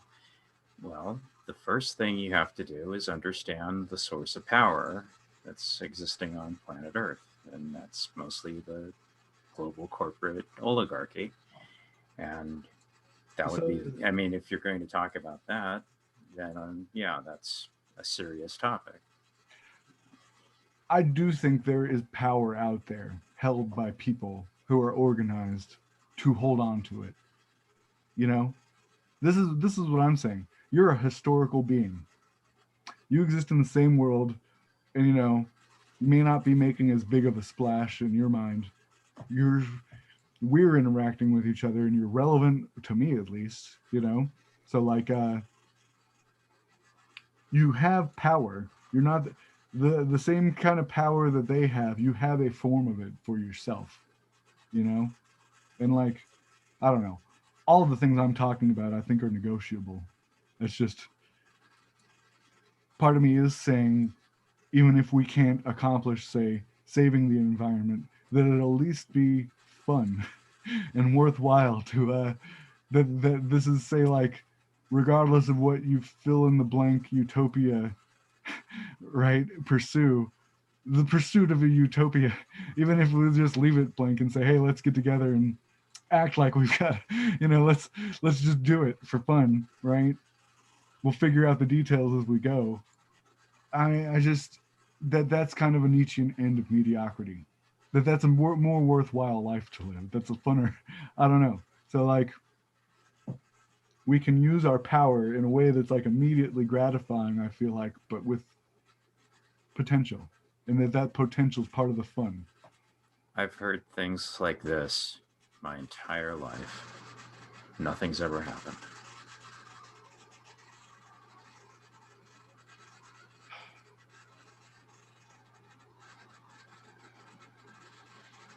But you have to admit, getting into a really tight corner does tend to call forth the most imaginative responses. Godspeed. Yeah, well, so I'm not. So when I think of this, the bare minimum I can think of as a step is meeting weekly. Like, I'm looking at who did this and who has done things in the past. I don't think I'm as well spoken as Osho. I don't know if I can hold the captive attention of a big audience that just laugh and giggle at everything that I say. I think I'm going to be more personable, and I want to reason with everyone I'm engaged. Like, I want to reason with individuals, like.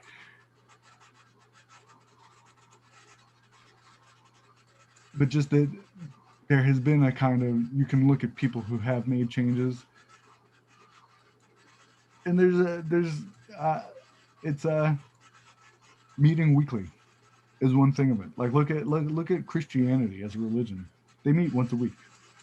You know what I mean? As a bare minimum, given if you look over time, you know, like yeah, they've got consolidated beliefs and yada yada, but just Well, Napoleon Hill went one better. He said meet twice a week with your mastermind group. yeah, well, if I were the king of the world, I would probably be meeting probably every day of the week. Yeah, right. 24/7 polling of the best practices. Yeah, well, there would just be too many people, and there would have to be like night shift pirate kings. You know what I mean? Like if this really were happening, so it's just I don't know. I feel like you're already trying to do it, but just not in the way that I've been saying or the way that me and Daniel have been talking about. Because seriously, isn't that, I mean, the intention behind like more and more demand for open forum philosophy meets, you know, right? I mean, isn't that like a hidden possibility in the background? So would this be escapist or existentialist philosophy? Like I told Steven the other day, I think it might have been a private message to him. He was saying like, you know, there's certain kinds of philosophy where after a certain point you just start sounding like a madman that wants to rally under a banner, you know. And I kind of messaged him back and was like, I think I might be one of those madmen, you know. I think the kind of philosophy I want to work on is something that can, you know, be easily caricaturized into a kind of myth and legend that kids will remember all their lives, you know. Like a messianic philosopher fight club or something. Dude, I mean, you're using plenty of words that rattle around my own mind, revolving around this subject, you know. So, yeah. You know, my older brother Paul, he used to go on and on about, if only I could have Paul's 6-month dictatorship. I would only need 6 months to be world dictator, and then I would promise to relinquish, and all the problems of the world would be fixed. Paul's 6-month dictatorship. You know, that reminds me of what you're talking about. Yeah, well, seriously, like this is why I hate talking about politics, because we're complaining about what other people are doing. I would like to say, hey, we've got our own political movement. Yeah, there's only 12 of us or whatever, you know, or 3 of us or 2 of us, or you know what I mean? That's how things start. You got to start with someone.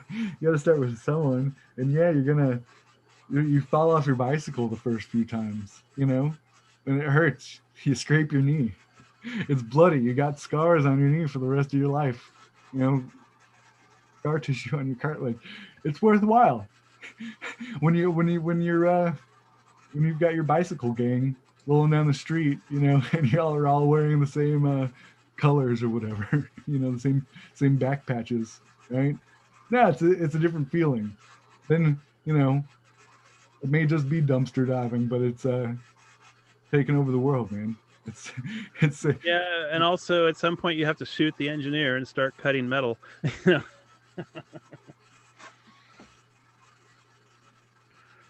Because you know the engineer will just endlessly make changes and it'll never go into production. Yeah, well, that's just it. So this is where I think the product is. Well, look, it's organization, right? We meet up, say, once a week. You know, I don't know if this will happen or not. Like David said, you know, he's, I think, gotten his hopes up and been disappointed, right? Whatever. Y'all might not be the group I do this with. I might not be the guy to do this. So someone else might be. It doesn't mean we weren't like an attempt. We weren't a part of it, you know. We were on the front lines. So it's just, I think it's always going to be a work in progress. I think having something solid like meeting once a week to negotiate what we're going to do during the week until the next time we meet, follow up on what we did last week and improve on it. No, like there's good enough to work with. And the thing is it is in some sense as simple as, look, if these meetings get big enough, right? we'll assign representatives, to you be in charge of, the California group, because they've gotten big enough. They need their own leadership, and the East Coast group needs someone. And then the next day, after we've had our private groups, we get together and say, this is what my guys had to say. What did you guys have to say? Like, yeah, let's get more people, and maybe we should alter our propaganda a little bit. Let's downplay the population control for now. Like, I don't know. Yeah, you know what I'm saying? So just if that continues, even if it's simply just getting more people playing along with manners and imagination, like a few more people each week, not even as many as, say, like Pay It Forward, right? Because Pay It Forward sounds like the idea. Like, next week, bring 3 people, right? Like you have a quota each, like bring 3 people, and then you're an initiated member. Once you've done that, I mean, shit, we've already got a model for very quickly everyone getting on board, and yeah, I might not want to talk to certain idiots. Some idiots I'm willing to talk to might be better at talking to those idiots. And no, you've already got a worldwide, I mean, yeah, I'm skipping a lot of steps, but that's how you get a worldwide communication network that acts as a super organism.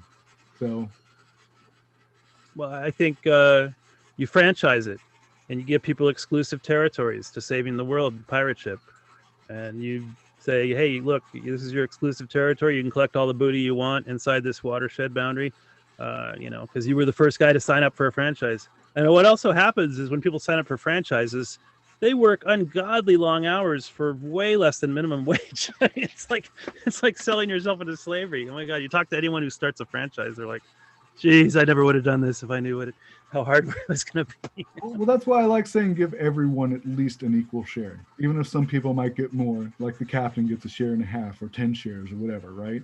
Like, if everyone gets a share, yeah, you're in it, you got skin in the game. It might not be very much at all, but it's something. It's fumes to keep you going. But you feel a part of it. You're one of the owners. This is your business. You're Well, it's like a network marketing. You reward the early adopters with greater levels of reward, because they got on sooner. It's a ground floor thing, right? Yeah, like if I had a chance, I would like to meet more people in Austin that I could actually have these kinds of talks with in person, but also that I would like to have talks with y'all with, and say more people in the California area got involved. Like, I plan on going on.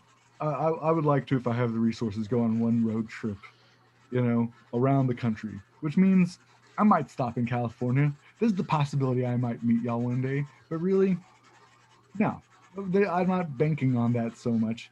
Y'all can run California, like for now, until you die or someone better comes along, right? Like Starship Troopers, right? Like, if you seem more motivated or whatever.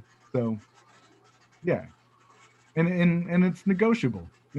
If you can convince the guys that show up at your meeting to contribute a bigger membership fee, well then shit, you're doing better than I am, right? So, like, power to you. So I don't think money is necessary.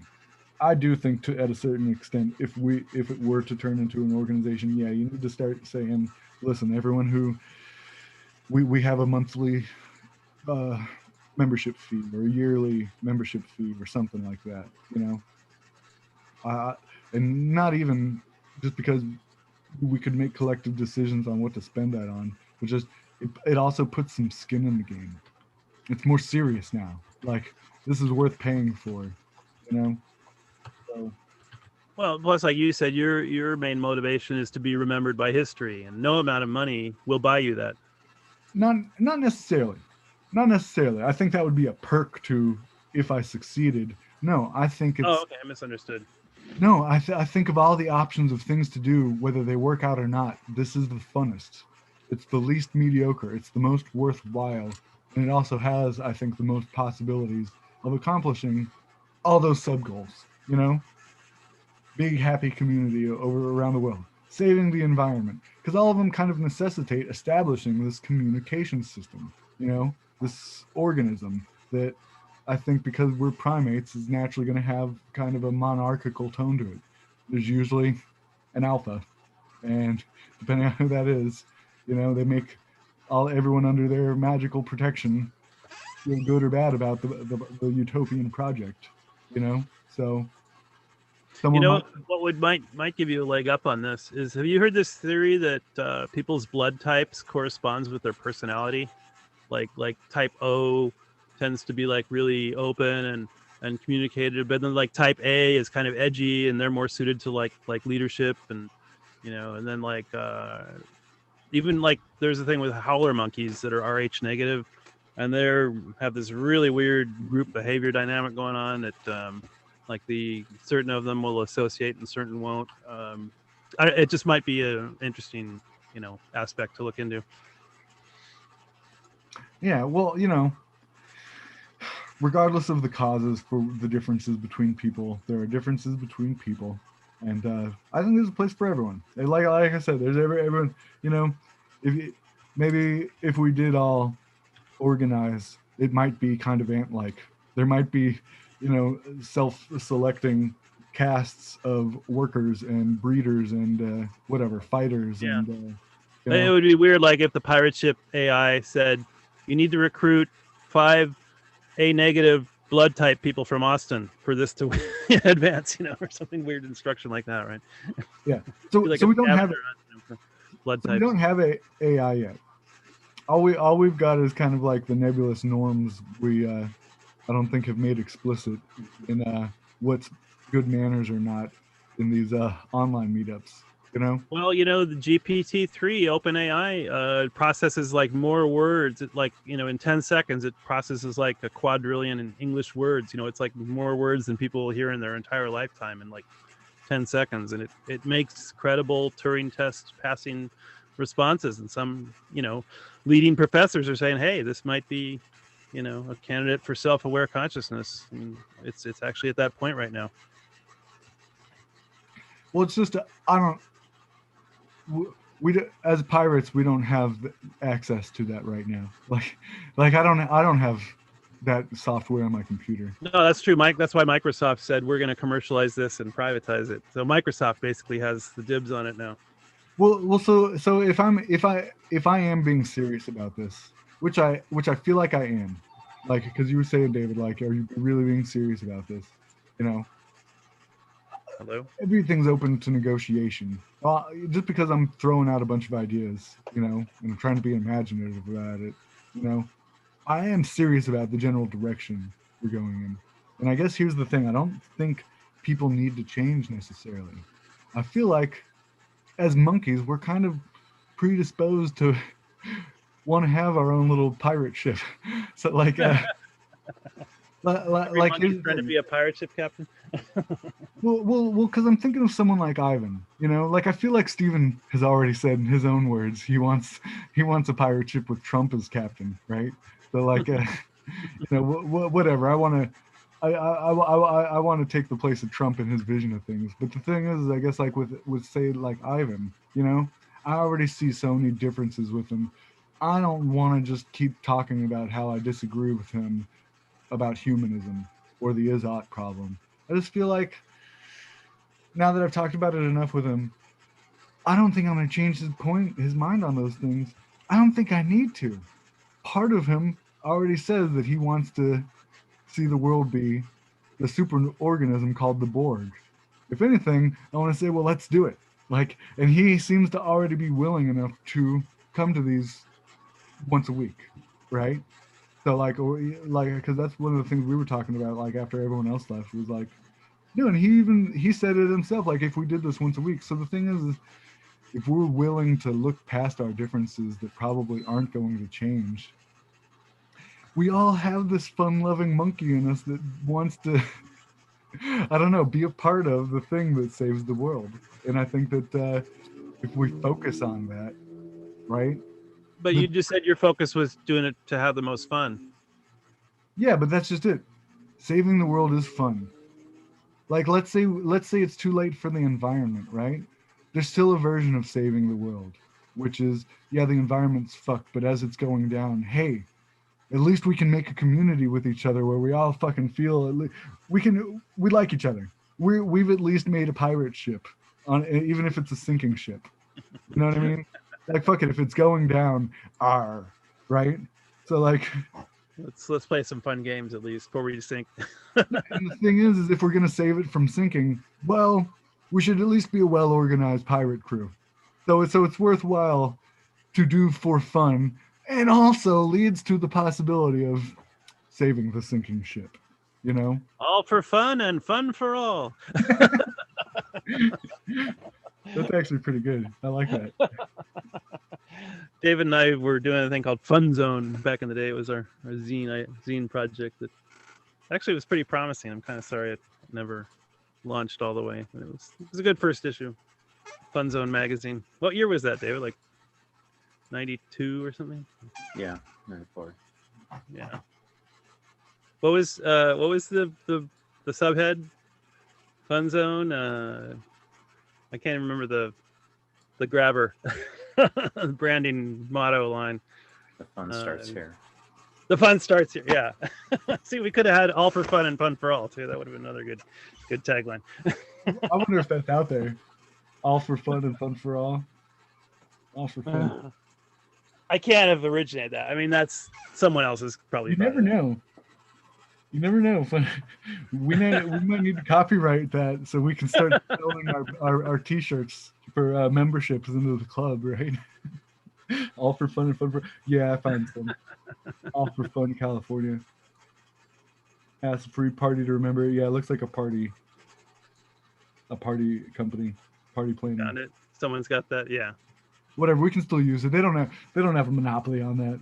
Or what about like the conspiracy QAnon guys? They say where we go one, we go all. You could say where we go fun, we go all.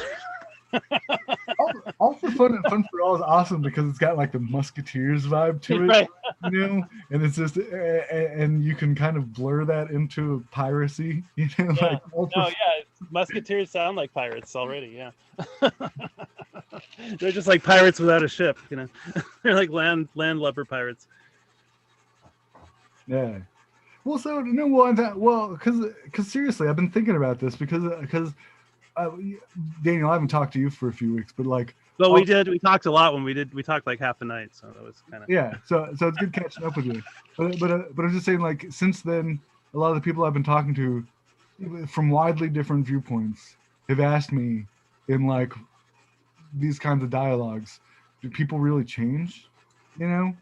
Like, do you really see people changing from this? And I keep thinking to myself, not really, you know, because when I'm talking to this guy or that guy, if I'm like talking about the differences we have, like, and I'm even wondering if that's even really relevant.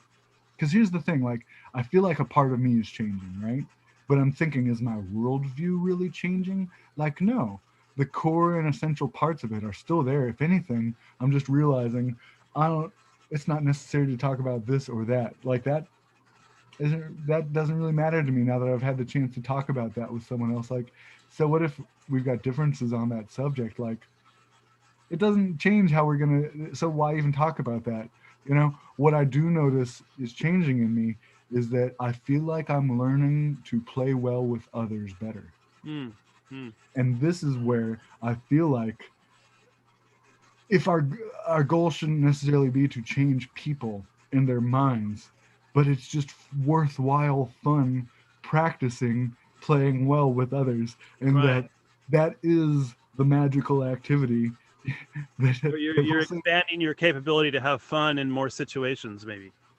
Yeah, we'll think about it. Like, that's what if this is a wizard dojo or a philosophy dojo, and really any opinion isn't off the table. Like, you know, really anyone can throw out their opinion as long as they do it well, as long as they're respecting, you know, the possible offending someone or whatever. You can talk about, and I've been getting good practice at this, talking about like the perks of Hitler or whatever. Or, you know what I mean? So triggered. Like, yeah, there's a way to do it. You know what I mean? As long as you don't say like, yeah, we should round up all the Jews or whatever. Like, no, there's a way to say, I don't want to throw out the baby with the bathwater. Anyways, no, so that's really, I think, what is immediately rewarding and also the perk. Because the thing is, yeah, everyone who joins in is probably going to, if anything, dig deeper in their weird little worldviews, you know. But if anything, they'll learn to play along with other worldviews better. They'll learn to say their worldview better. And you know, the thing is I do think over time, people get worn down and they think, that part of my ideas of thinking like aren't exactly what I thought they used to be, and I don't think that way anymore. You know, I mean, So could you maybe say that philosophy is a language of learning to play with others better, or would that be too simplistic?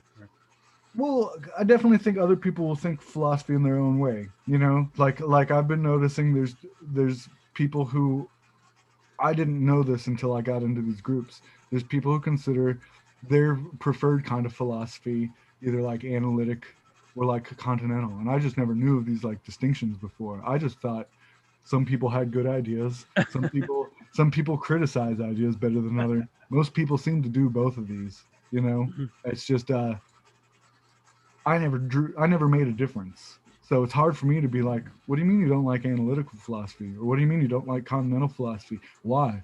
I've never thought about that before. So it's hard, man. It's hard. I wish I could put my own, I don't know.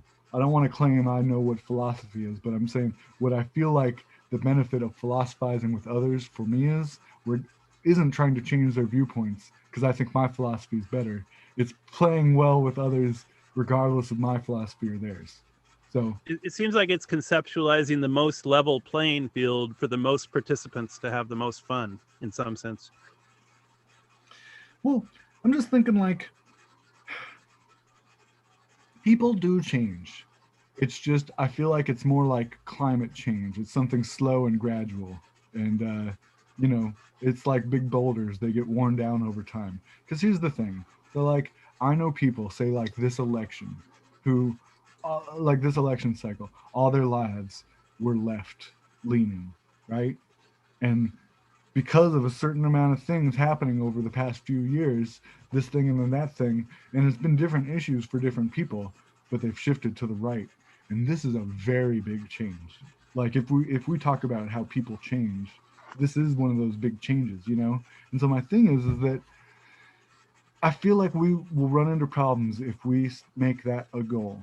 Like if we talk about changing people and change their minds, you know, because people are going to change their minds one way or another, regardless of someone else around them trying to change it. Unless, of course, we're like captor bonding. You know, if we can kidnap someone, we can make them Patty Hearst. You know, like we can. You know what I mean? Or what's her face? Squeaky Frome. The girl that you know what I'm talking about? The Manson girl. Yeah. So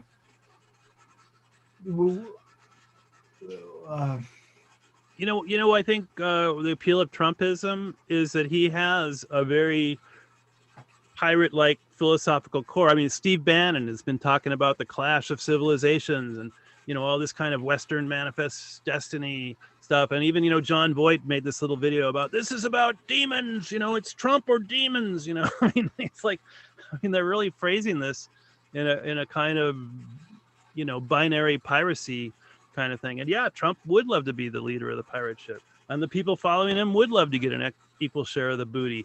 And, you know, they've got more guns, they've got more votes, they're gonna, you know, elect their leader and get more booty.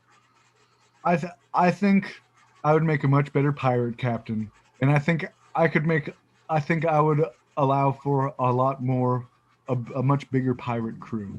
I think Yeah, well, you'd be a smarter captain for sure. no, I think I would appeal to the pirates on the left.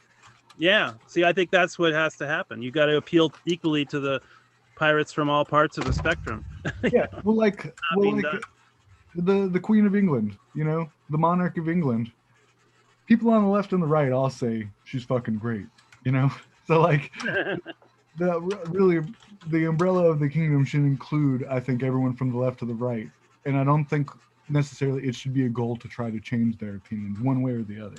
My thing is it's fun for everyone on the left and the right to play well with others. And I feel like the pirate ship is a great arena to practice the skills of getting along with pirates of a different sort, you know, than the philosophical sinking pirate ship, maybe.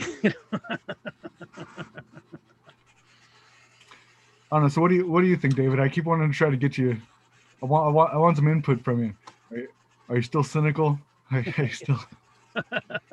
Dumb question. He's the most cynical person I know.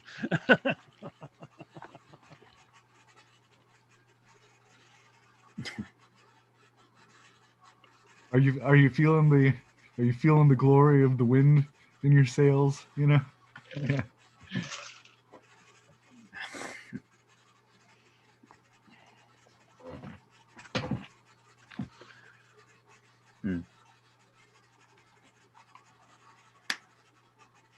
No, I don't know. You don't want to get your hopes up, huh? He already said Godspeed, so whatever that means. Well, I think he's given us our blessing. So he smashed his champagne bottle against our pirate ship. Right. As You it, can as press it the thing as it lifted glides off under the waves. You know? Well, I mean, I just repeat what I said earlier. And it's just a simple 3-word question. Are you serious? Well, of course I am. I mean, I'm not. Is seeking Well, after okay, but then you would have to actually do it. Well, I keep showing up. I keep talking to you. No, that's not. No, that's not what I'm talking about. Well, that's a start. What should I do? What am I? No, Not it's doing not. No, then you're not serious.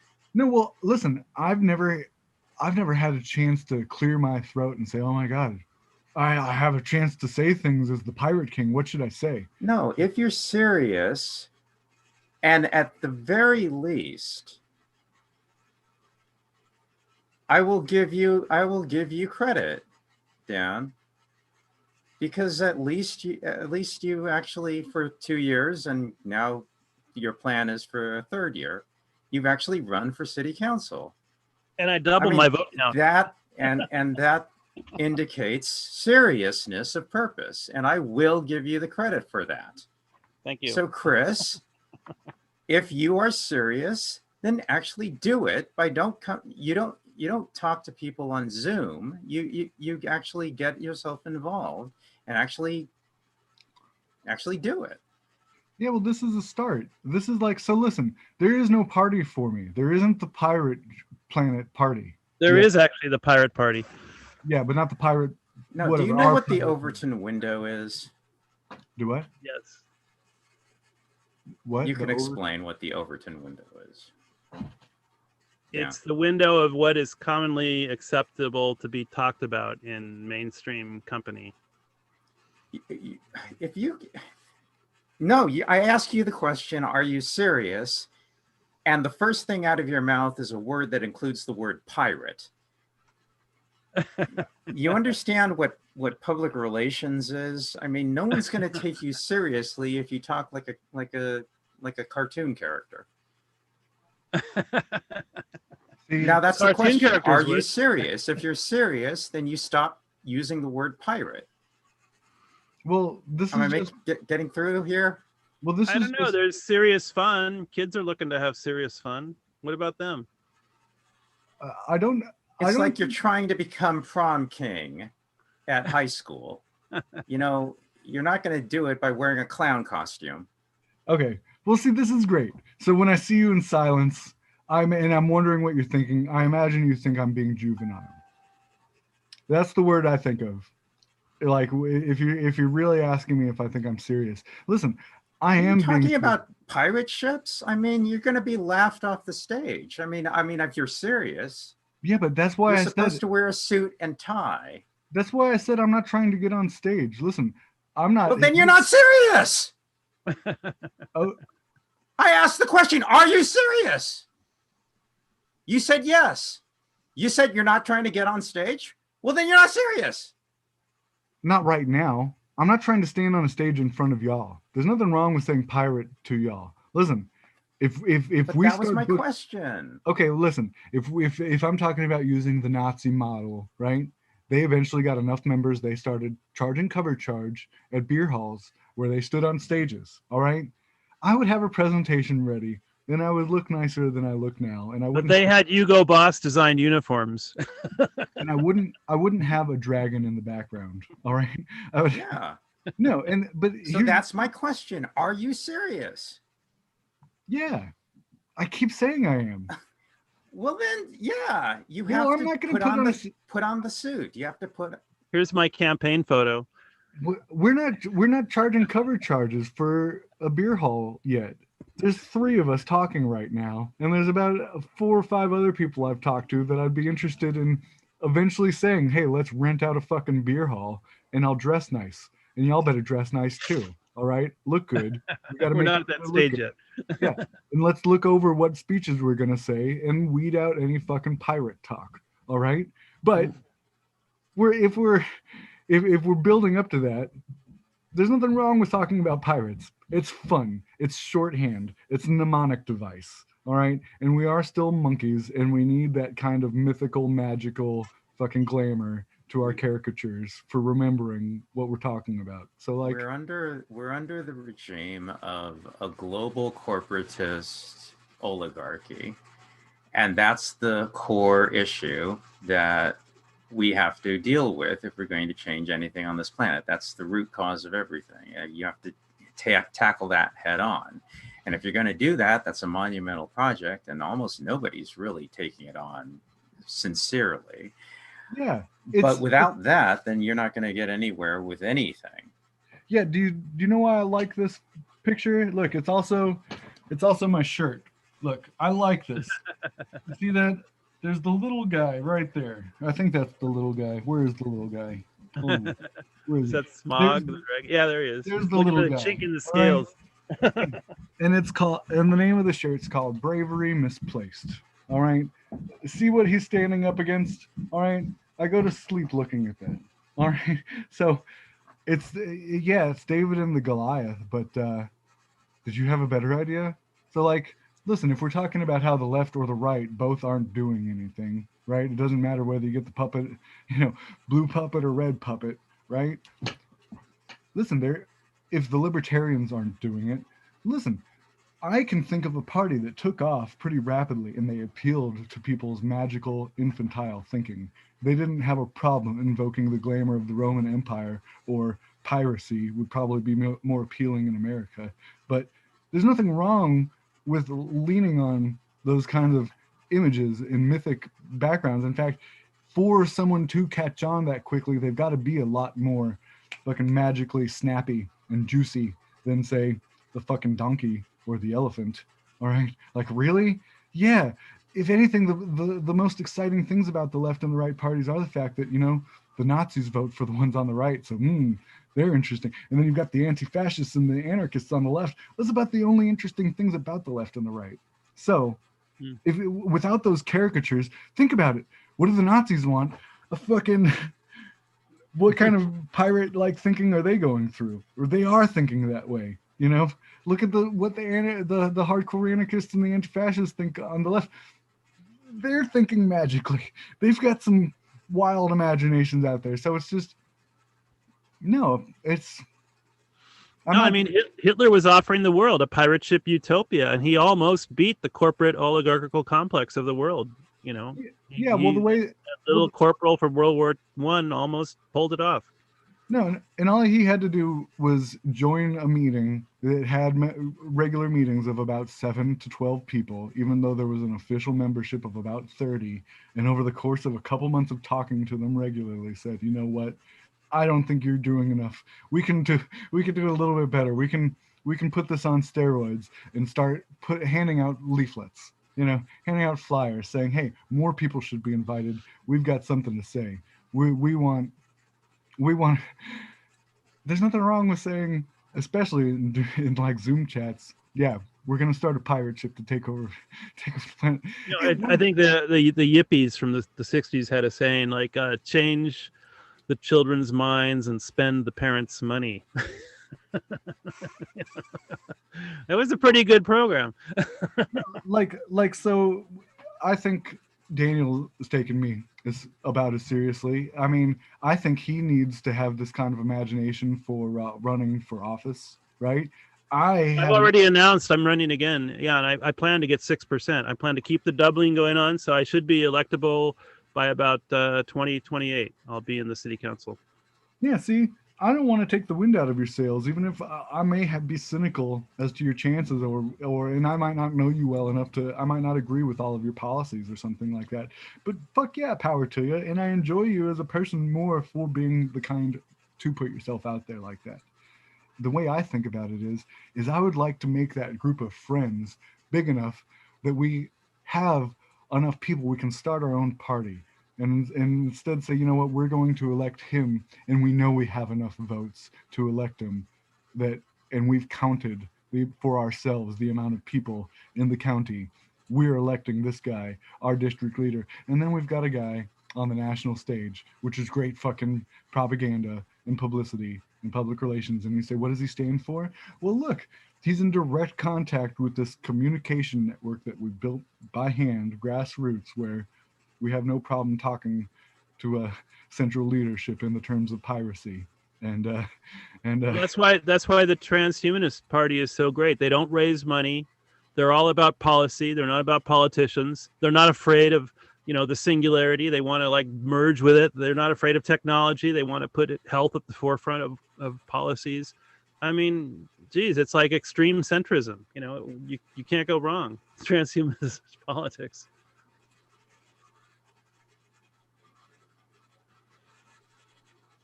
And that's the message I put out. On the Zoom debates I was in, it was like 4 Zoom debates. I slicked my hair back nice. I shaved, I had my message together pretty much. And I think that's why I got 4,000 votes instead of 2,000 this time. Yeah. And even if you didn't succeed technically, that sounds like you succeeded a lot better than twice as good as you did the first time. Oh, and I learned a hell of a lot. Let me tell you. And I made some great connections too. Well, it's like in the last month of these things, I feel like I'm doing a lot better being able to speak my mind and also tactfully. I've gotten so much better at so much more quickly going to the darkest parts of my mind and then it being okay. Like we've talked about. You know what? I just consider it like at every city council meeting, they give a 3-minute public comment period.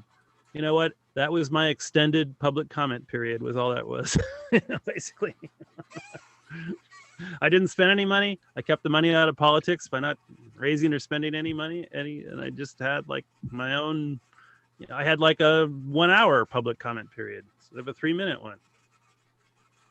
Yeah. So I don't know. I guess if I'm kind of talking at you, David, I feel like, look, Daniel's making progress. And he's just as, I don't know, he seems just as piratically imaginative. Like, look, Stephen even used the term pirate. And he seems to be serious in outlining what he thinks would be best for the world. I don't think Trump would be the best pirate captain. And the thing is, I stole some of the Pirate Party language. The gal from Iceland, she said, I'm a poetician, not a politician. Hell, I put a song on the League of Women Voters webpage. Me singing this little song, with my guitar, Yeah, and that's what Bridget from Iceland, she was in the Icelandic parliament under the Pirate Party. Hell, they almost had a majority in Iceland. I think they actually, the Pirate Party for a while was the majority party. Yeah, so look, Ivan seems to be rubbed wrong by Stephen, and yeah, I'm sure y'all have like differences in philosophy. I have differences in philosophy. In fact, I think I'm gonna get sick of trying to convince him that he shouldn't be a humanist or that the is-ought problem isn't really relevant to me. I don't see why he needs to bring up is-ought ever. But that's just my opinion. That being said, he doesn't talk about the pirates, right? He talks about the Borg, which is just as useful to me. He seriously, if you get deep into his philosophy, yeah, he might talk about Bayesian reasoning, and he might talk about positive psychology, and he takes himself seriously enough that he's writing a book about it, which I don't know how well it'll sell or how much it'll change the world. But that being said, the same way Daniel's doing something about it, he is. And the thing is when you get to talk to him and know him, the way he caricaturizes the same kind of utopia that is at least to some degree the foundation upon which we all agree on, I feel like, in one word or in one set of words or another, he calls the Borg. So So all you got to do is just play to play well with others. Is just when I'm around, you and Daniel and Steven, pirates the word. When Ivan's around, I gotta ease him into being cool with pirates as Borg. We're Borg pirates. Maybe the Borg started out as pirates. Who knows? What's wrong with Borg pirates? A hive mind of arg, peg leg, fucking booty pillagers. It's fun. The Borg pirates. That'd be a great screenplay. Yeah, so I just feel like if it's I'm not saying you can't, but your imperative to me is that I am supposed to take it seriously. That's the stumbling block we're having here. You can say whatever you like, but your imperative to me is that I take you seriously. But what is taking seriously? Does that mean stop having fun? Okay. Well, I don't see fun and serious being mutually exclusive. Yeah, exactly. And I don't know. That being said, listen, I don't think you should, David, take me seriously, right? If you're not taking me seriously, it's because I'm not doing a good enough job, right? I can't put the onus on you for not. What's wrong with you? You're not taking me seriously? No. If anything, I would say like one of the things I'm learning about in like learning to assert myself and like my honest opinions, and learning to do it tactfully to where I'm not just smiling and nodding to be polite with people, is I'm taking myself more seriously. So this is a work in progress. If I'm talking about being the pirate king one day, if the whole world were to suddenly call me and say, hey, you're our king, hail the king, I would not be I'm not adequate to the job yet. It's something that I need to learn the skills to do. And yeah, I want to take. Yeah, but what I would say is you're not gonna get on that path taking the tack that you're taking. I beg to differ a little bit because I think I put out an aura of what you could call serious fun or some kind of hybridized version of pirate fun seriousness, and I still managed to double my vote count. And I think there is a silent majority out there of serious fun, people that's realize there's a lack of imagination in the greater realm of everyday reality. I feel like Ivan and Steven and even Heron could get. I don't know. Yeah. I feel like that's the way we're all resonating, and I think Heron would be on board the pirate ship. I don't know. I'm not trying to give you shit about this, David. I'm not trying to make you feel bad. I'm like, because I don't. I just got to say that because I don't want to sound like I'm attacking you because I'm like singling you out for attention by this. But I feel like you resonate in the same way that we're all resonating, but you're like, I don't know. I feel like you're putting a wet blanket on yourself so that you don't get, so you don't burn out or get disappointed again, maybe. And I'm not trying to tell you to put yourself out there, I guess, to get disappointed again. I don't want to get you excited if you don't want to get excited, right? I hate to use that phrase, adult in the room, but I think David is the best adult in the room that a pirate could hope for. No, well, it's just, listen, if I'm not promising anything, I'm not trying to get your expectations up. There's nothing wrong with getting excited about having fun, even if we're just talking about the possibility of role playing with real effects, because that's what government is. That's what anything is, and I don't take them any more seriously than I take myself. That's where I say, you know what, those institutions, they all work on this role playing. What's wrong with fucking making my own game and playing it with them? Just not the same way they're playing. They might not call it a game, I might be actually having fun with it, but I think the big problem is people taking the way things are so seriously. They don't want to take the alternative seriously and themselves seriously enough to be that alternative, And it's possible. Every meaningful change on the planet that's ever happened, for good or worse, has been because of that. Someone taking the chance of putting it in action, and it happens. And I'm just saying, it might not be much. And yeah, this might be the last conversation for whatever reason all of us have with each other. You know, luck can be a bitch that way. But even if that is the case, well, it was still fun, and I feel like I at least made a little bit of a difference. Because if anything, you're making at least a little bit of a difference. If you weren't hosting this many open forum things, I probably never would have gotten into this. So you know what I mean? Like, it's a battle of the inches, and every inch counts. And I don't know. I just feel like I don't know. To some extent, I don't think you give yourself enough credit, but also in the same way, just because you're not taking it seriously. I don't know. I'm not, like I said, I'm not doing a good enough job. If I'm not, you know what I mean? It's not the customer's fault. The salesman isn't making the sell. You know. So. Well, I think without Kenneth Smith, none of this dedication to philosophy that David has would probably be so intense, you know, if I can say that. And also, you can't say LARP without saying R. Pirate, you know, LARP and R, you know. Live action role piracy. R.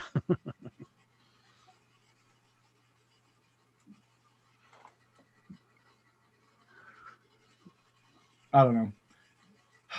Isn't that basically true that without Kenneth Smith, like, a lot of your interest in the philosophical world would be a lot diminished, David? I'd love it if somebody wanted to actually, you know, tackle like the oligarchy and tackle the corporate interests of the world. And yeah, Craig Hewlett is a guy who's doing it. He's having some health problems. He's probably not long for this world. Oh, I was wondering why he was so. I wish there were a replacement for him. I don't think there is. Yeah, he was like our best hope. He's about 79. I think he's past 80 actually by now. But yeah, he's not long for this world.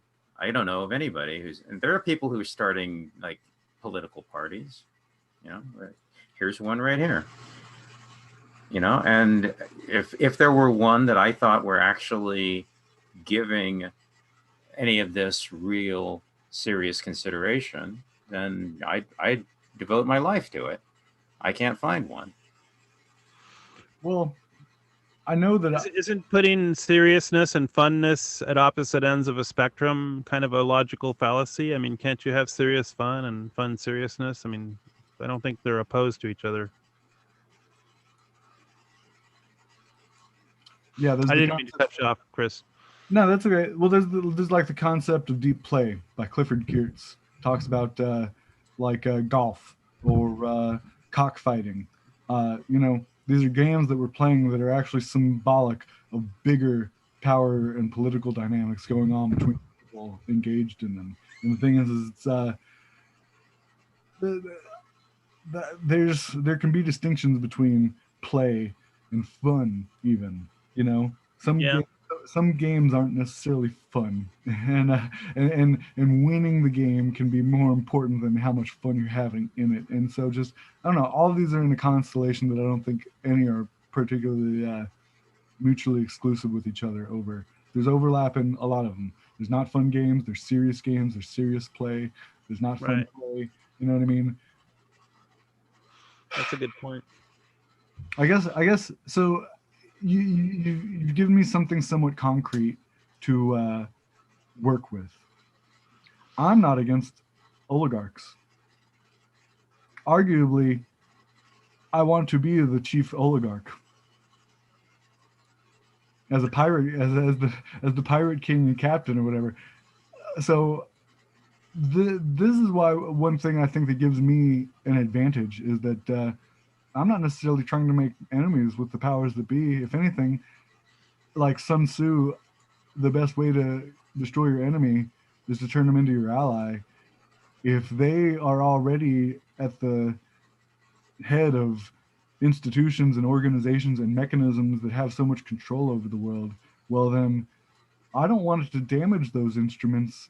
I would like to use them for my own devices. And in fact, if people are already in place using them, well, then they're probably the best for the job in a certain sense already. I just want to give them a different kind of program to be using their tools for, and possibly not use their tools to the same extent. Streamline. Right, like if Elon Musk was a pirate captain, oh my God, I would get on that. I would sign up for that pirate ship. A certain amount of corporate oligarchy is meritocracy based. They didn't all get there from unearned, inherited wealth. Some of them are actually pretty talented. Yeah, well, I just mean, so I do think I'm serious about this, and if I am serious about it, why would I go and from the get-go immediately start making enemies with the most powerful people in the world? I don't think they're necessarily, like, whether it's the media conglomerates or the financial, witch doctors, or you know what I mean, whether it's the pharmaceutical companies or the oil companies. If anything, I'm not trying to round up these people and kill them or prosecute them in court. And even if some of them are like corrupt, evil fucking individuals who are just like bloodthirsty and think, "Muhahaha, I'm fleecing and bleeding dry the masses," and they just don't understand how insignificant they are to me. Well, you know what? I don't think I'm going to get into a position to weed them out by, if they are so nestled in, immediately calling them to attention by saying, "I'm out to get you, bigwigs." If anything, no. I think there's a good amount of forgiveness that's going to be required in order to consolidate some kind of global harmony. And I think promising the leaders of the world that there won't be a reign of terror against them where we eat the rich is going to go a long way in in getting on their good side and getting their support and sponsorship in making change for the better happen. Gandhi was so successful because he advocated not going violent against the evil imperialistic colonialists, and they loved him for that. They said, you know what, if there's going to be opposition against us, let's promote the guy who's being peaceful towards us. Let's promote the guy who's saying, let's be passive resistance. And the thing is, yeah, don't take your phone out with you. Stop watching the news or whatever. There's plenty you can do on your own that unplugs you from, the bloodthirsty matrix and all of the people that are getting rich and powerful off of it. So, or just reframe the situation is the oligarchs are daring us to come up with a system that makes them obsolete. They're the natural pressure on the back that says improve. If anything, they're one of my key target audiences that I want. They're one of my key demographics. If anything, the silent cry that I hear from the world crying for salvation is from the oligarchs saying, "Please give us a pirate king that'll protect us from the bloodthirsty masses that want to kill us and let the world go to whatever anarchy or communism." Yeah, the main feature of the Trumpers and the anti-globalists is they know what they're against, but they have no clue what they're for. They can't offer a better way to, stop the mass extinction, or a better way to, stop the rampant inequality, or a better way to, stop the gross violations of human rights that are, Yeah. No, so there's a part of me that says, yeah, we can talk about all the evils of Saudi Arabia, right? And communism and the cartels. But you know what? Since there are people in power right now, I'd rather say, hey, guess what? I know y'all are doing some fucked up shit. So for the meantime, I'm going to overlook that. Help me consolidate power so I can give y'all more security. And then maybe you can adopt some of these softer policies that'll be friendlier to the other people that we're trying to work with to secure your streams of income or whatever. Yeah. Or I know we got an omelet making contest going on, and I know there's some broken eggs around, but it's an omelet making contest. What do you want? Yeah. No, the same way that I say that, like, people who talk about tolerance so much don't have the wherewithal to talk to an anti-Semite who believes the Holocaust didn't happen, right? Whereas I can, really, people who talk about a harmonious world, if we're going to be blaming and possibly scapegoating one sector of society over another over it, Like, we're not doing the work of making the world a harmonious place if we can't talk about the evil powers that be as being people just like us that I would love to make friends with the same way I like trying to make friends with y'all, you know? So, Yeah, I need to find out at what point they got seduced to the dark side, so I can go a little bit further out, or something. yeah, well, this is why I talk so much about being friendly to the dark side. Is if I'm really gonna make world harmony happen, it means I'm gonna have to mediate and moderate. Hey, I'm okay with all of y'all's dark sides. Let's just work together. Let's get past the differences in your repulsion to this dark side or that. Hey, you sit on this side of the room. Hey, you sit on that side of the room. And that's exactly why we have the whole left-right spectrum. It means these people sit on the left, these people sit on the right. And yeah, you can make it a little bit richer, throw in a few more axes. There's the authoritarians up on the upper deck, and then there's the libertarian and the anarchists lower down. And you know, there's other axes people have added onto the spectrum. Yeah, we can all But be. this is not a safe conversation for public consumption, because everyone is supposed to be perfectly woke and perfectly correct and, you know, perfectly untouchable and perfectly incorruptible, and that's like no one. Okay. Sorry, there's no one that's like that. Well, let's shift it. Now we're no longer pirates. We're kind of pirates still, but we're the Matrix. All right. Everyone is potentially a sentinel. They're a member of either the left or the right clone armies, right? And we can save individuals from the Matrix. Or right? we're all the Oracle. How's that? Well, I was just getting at the how you're saying it's not for popular consumption. Yeah, if I were to have a stage right now and be saying the things I was saying, the Sentinels would wake up in all the masses from the left and the right and tear me to pieces, right? But the thing is like the people in the Matrix who saved Neo. No, you can pick a couple off at a time. All right. I don't want a soapbox, right? Give me pay it forward. All right. If you can bring 3 people and meet your quota for initiation, right? Then if they can bring 3 people, guess what? Those 3 people are going to be a lot easier to talk to, and I think it's already possible without necessarily changing their worldviews, letting them know you can keep your worldviews and we can still play along with each other. There's an alternative to this left-right fucking shit throwing match. Listen, it's not the Nazi party. We can call it the Pirate Dojo or whatever the fuck. We'll work out the name and the handshake and the flag later. But come by next week and come by next week. And if there's too many people, hey, y'all handle California. I'll handle the Southeast. And then we'll get together the next day. And who knows, if there were membership fees, this could be a full-time job for us. And this is where, even though Heron's not a part of this conversation, in the conversations I had with Heron, he's big on, I want to get paid for this.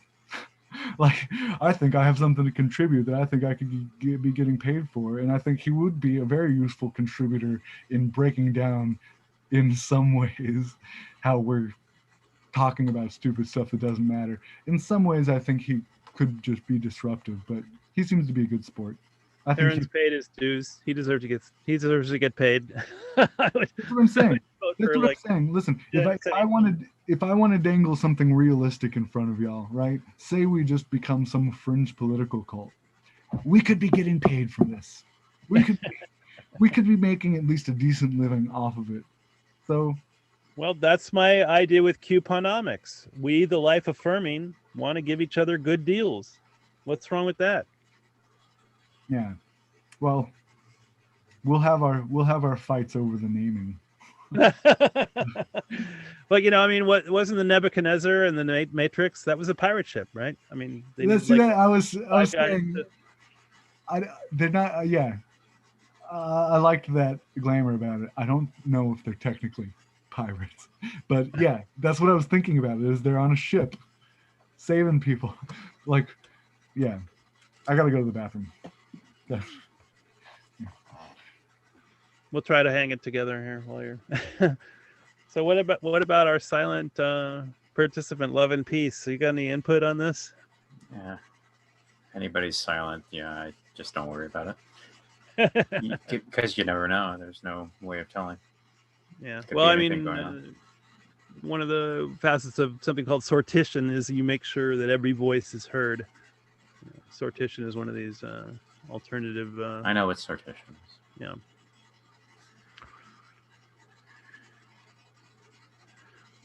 So No, yeah, I mean, it could have just gone away. Just yeah, left it running. maybe just You like don't- yeah, background no way of background knowing. noise. That's cool. But I mean, you've been doing these online philosophy chats. I mean, geez, Stephen Barnes at Diamond Hour, and I really miss the Kenneth Smith, live interactions. I guess I feel like I maybe scared him off. I said, "How could philosophy make the permatrail happen?" And that was like the last time I ever got to talk to him. So I guess I like crossed some line there. But no, I think philosophy has to invade the realm of soft power. Like subvert the customers, subvert the don't make transactions value neutral. Include a value index. A quality vote. A dollar vote should be a quality vote. Go from brainy to binary. Go from binary to brainy. That anagrams nicely. But anyway, I'm supposed to come up with an elevator pitch for my entrepreneurship class, so I'm going to try and make a 30-second distillation of the Cuponomics concept, which, I think you go from watersheds to Venusian habitats. I mean, what's the big mystery? It's like, start collecting the seeds you need. I mean, every watershed has unique histories and unique genetic material, unique climate characteristics. We need to clone the biosphere, and the solar system is waiting. Should be a lot of fun. Let's make a coupon game out of it. Genuine progress gamification. And then there'll be like a nonprofit arm, which is the Genuine Progress Ministries, and a for-profit arm, which is the Coupon.life franchise. And this is how I'll get 6,000 votes, or 8,000 votes in 2022. Because there'll be all these merchants that, I'm going to start easy, like 5% discount for people with a CPR card. Okay, if you know how to save a life, that should be worth a 5% discount anywhere you shop. Okay, show me your current CPR card. Boom, that's great. Maybe you'll save my life someday. Here's 5% off. That should be a very easy sell. And then use like the QR codes. You can just like point your phone and scan, and get sent straight to the website. I mean, that's the industrial revolution of information. Like think of all the human hours that are saved in being able to use quick response codes and such. So it's going to be a lot of fun. I already got Alcor. I could get $50 finder fee for every cryonics patient I sign up for Alcor. So there's got to be some people in Thousand Oaks that would take out a $200,000 Alcor cryo suspension policy. I'll give the One Nation link a better look later. I'll say already, I've got my sights set on the world, not just the nation. So the political party I want to start is kind of like it would be similar to Marxism in that it's an international movement. I would like a branch in. Hey, you guys are going past 4 o'clock. Is that normal? Yeah. I don't know. This is my first time at this thing, but is that okay? That's the first time I heard. Is that Love and Peace that finally said something? Yeah, I was doing a lot of work on the computer and making phone calls, so that while I'm trying to listen at the same time. That's cool. It's nice to hear from you eventually. Yeah, I'm just doing a lot. I'm doing work on my computer and setting up a website and all that. But it appears to be some messed up hackers trying to mess with my email. I'm not quite appreciating it right now. Oh no, I love the Yeah, name. That's great. Well, it's like they're messing with my I try to get starting up a bunch of companies, and I'm trying to get a employer identification number with the federal government. Oh right, yeah. And there's a security breach with the IRS because when I try to get the EAN, it was error messages were prompting on the website. So I knew something was wrong. So I called the number that it was generated, and they're acting like really weird on the phone. They're not acting professional on the phone. When I try to get my EIN. And so I deactivated I had an EIN before, but I deactivated because I wasn't using it that much. And so it's weird because like when I try to get the I called in, their thing was still active, which I thought was weird because I like deactivated the EIN, you know. And so it was weird because they said I had multiple DBAs already listed on my account. So I removed their old names of companies I had before. So I told them that I don't like have those names anymore. Like I don't use those names. So I asked them if I could add all the some DBAs on my account. And then they said I can only have, they first said I could have more than as many as I want. But then when I try to get more, like they weren't like processing it properly. And then they said I couldn't put commas. You know how a company has commas, like if it has like 3 owners and it has like, you have like Allen, comma, Haight, and Mahonican or something like that, right? You have like like a annotation or whatever somewhere, right? So for some reason, I knew something was wrong because like a while back, some people were trying to create like jobs, like take over jobs, but they didn't know how to spell. Like they don't know how grammar works, right? With commas and, you know, enunciations. They don't know how to like the what do you call it? The, you know, like the punctuations and things like that, right?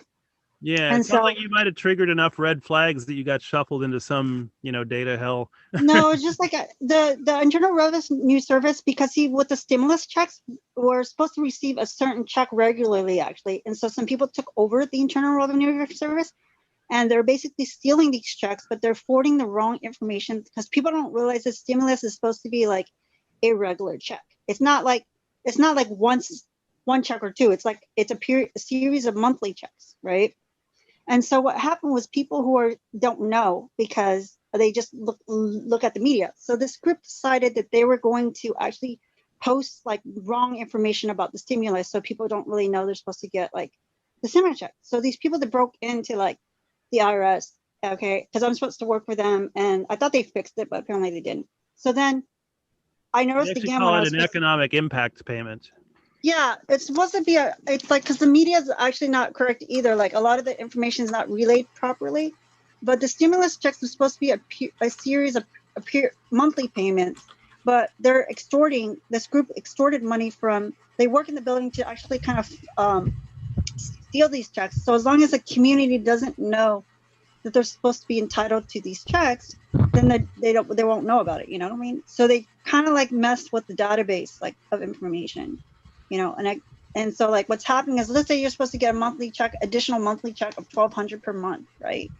They only allow certain people their group to get it, but only like they're like paying people off like their own little group. So like they're stealing people's information in the IRS and then trying to claim to be that person. So that's why it's weird.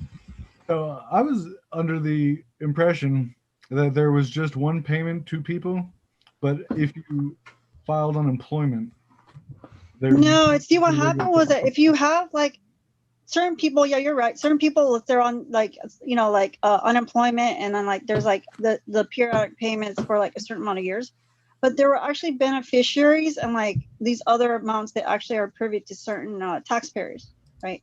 And so what happened though, it happened a long time ago, but apparently it's happening again. But like it might have been going on for a while. And so these series of checks are supposed to be sent to certain taxpayers, or like citizens or whatever. And some people, because they're not citizens, or they're not like, they don't have a social security number, or they don't have a like they're not like, you know, in the system for some reason, right? They don't get these checks. And so they got kind of aggravated. It's like a group of people that don't have the proper documentation to receive, were angry that they weren't getting it, you know. And so they a long time ago this occurred. It looks like it's happening again, where they knocked off like these like government buildings that actually, and tried to see if they could force the government, the U.S. Treasury, to get these checks, right? Like they should get it too, kind of thing, you know, and stuff like that. Like that's what they were claiming. So when they didn't quite get it, they injured like the employees, and then they try to locate who the U.S. Treasury was, right? Like they were trying to figure out where the Federal Reserve was, and it was just like really ugly, right? So I thought this was all taken care of, and I was hoping it wasn't going to happen while I'm like starting up my companies, but I'm detecting it now at this point. So I'm just like, oh, why, you know? So what's happening in the media is that like this group that extorted this money, they wanted to kind of hide the information. So as long as they could post it or like fake fake that they were media, even fake that they were government, then put it on there, then people wouldn't know. Like they wouldn't know that it occurred. Certain people did know, you know what I mean? Like they either worked for government and did know, or like they kind of were aware of it because they worked in the building or like, you know, in other areas. So they kind of aware of it. But certain people didn't know. And so what occurred was that the ones that like hadn't known it, they like weren't aware of it. But what's happening now is that like they got caught for this 10 years ago when they tried to do this before, and then another 10 years before that, and over again. But they keep claiming like it's like they're making it, they claims that they're being discriminated against. But I'm like, no, it's like it's extortion. You know, it's like, dude, you're messing with the IRS building. So what happened was this group, they were trying to regulate, like stop this group, but there's so many, you know what I mean? But they ended up building a different building where the Internal Revenue Service was in a different area. And then they were trying to locate that location. So then they had like the Internal Revenue had to build like these private locations that didn't look like they actually were. It's like they're trying to build a certain area where it doesn't look like it's actually a government facility. Like a rundown shack kind of looking thing. So But to it answer didn't your work. question, It's like, so they're- 11 piece. What was that? Sorry, to answer your question. Yeah. Depending on David, whether he feels like going on, if the conversation's productive or not, he'll go past the limit sometimes. Uh-huh. If he's not that interested in the conversation, sometimes he'll make me the co-host. So he'll leave. So yeah, that's fine. time, But you guys were like for 2 hours. That was a long time. yeah. So technically the time has expired, and you know he hasn't been so bored as to make me the host yet. But if he does, I tend to be a little bit more crueler of a moderator. So I guess I was curious. Did you have any opinions on what we were possibly talking about? If you got a chance to hear any of that?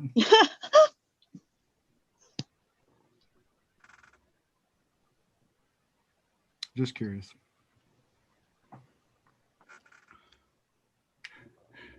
Sorry, I just I couldn't keep following the IRS stuff. It sounded like a lot of conspiracy theory stuff. Sounds like some it's a lot QAnon of deep information. state stuff going on there. I don't mind Listen, making it the host. It's a lot of information for sure. But I mean, I've been doing work with the IRS for quite some time. I've been doing taxes for like 12 years and 3 years with the IRS. So I have like inside information, like I kind of know stuff. I like privy to information that's going on. I mean, I'm sure some people do know the information. They're actually like a part of it, but they're not going to obviously confess to it. Obviously, it's just, like, well, I would like to be able to Download. plead ignorance to those bad actors and people. So don't tell me too much information. I don't want to be guilty of knowing too much. So yeah. smart Big thinking actually. wins for you. Well, David, I don't know. I do want to somehow like keep your interest a little bit. I will look into that like One Nation party. Hey, what's your ethnicity? You look kind of cool. Like, are you like part Russian, German? Who, me? Yeah. Oh, I'm half Ashkenazi Jew, a quarter English, and a quarter whatever my grandpa's superior officer was. Oh, okay. So You look like, I don't know if you want to look up there's a pro volleyball player named Dahlhauser, but he looks like you a little bit. He's German. I think he's German though, but he better be good looking. If he's ugly, I'm not. What's his name? Bullhauser? I'll type it up. Hold on. I don't know if he's still playing anymore because of the whole quarantine issue, but let me spell it for you. It's kind of hard spelling. Yeah, Chris is part World Kaiser. I know that. I sent it on the chat. Dahlhauser. There we go. Oh, No, cool name.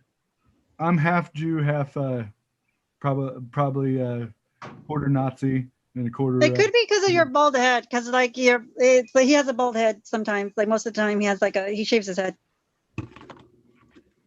Oh, weird. Did y'all just see my screen for a second? It looked like No, it's mine. Well, I saw my Facebook screen up for a second. I was like, "What are y'all doing looking at Laura?" Like, He's actually a really cool person too. Like he's like a really good volleyball player, but he's actually just extremely cool. Like he's actually like I can't describe him, but he's like a really cool guy. Well, that's cool. Unexpected though. Like when you meet him, you're almost like intimidated because he's like 7 feet something. I don't know what, 6'7" or I don't know what, but like 9 or how tall is he? No, I'm kind of But it's chubby. actually pretty cool. Yeah. I'm kind of chubby. He looks a little bit better than me, but thanks. I guess that means you think I'm handsome, right? Well, one of the aspects of couponomics is you can give discounts to fans of particular entities. So that would be a customizable couponomics relationship. Like, if you're a Dahlhauser fan, get 5% off this week only.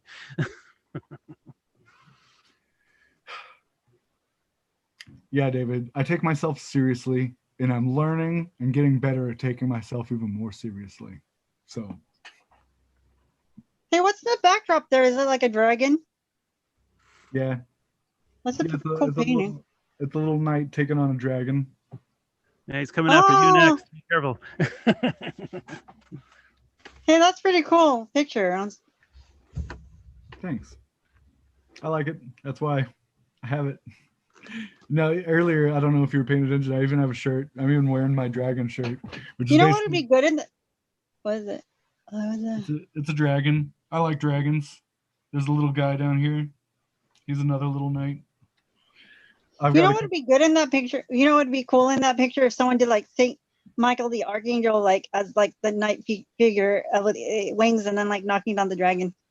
no, I don't like angels. I mean, the cool ones are the ones that don't sound human like. Like they've got weird chariots and like 18 wings and like eyes surrounding them, and their legs are all bronze, or the weird ones. I like angels. Angels are like the coolest things that are like spiritual beings for sure. I mean, it's the Old Testament angels and then like New Testament angels. Like they're just like cool beings. They kind of look like anti-dragons sometimes. I suppose. I don't know. I like playing with the arcane forces more than I like entertaining them. The angel, the winged beings, the winged beasts. So Winged beasts. yeah, I don't know. I don't come from your stereotypical Christian background, so yeah. Hey Daniel, are you in like a studio? Because you have like a studio mic looking like type of equipment Yeah, there. people have been complimenting my nice, mic I got at the Goodwill for $15. It makes you look like a radio host or something. Not like a radio host. Yeah, well, I'm going to start doing some podcasts pretty soon here. Oh, really?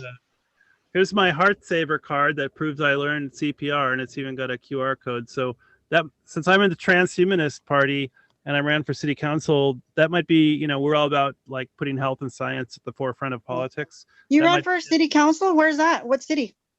Ventura County, Thousand Oaks, Oh. California. Yeah. Was that recent or was that a long time ago?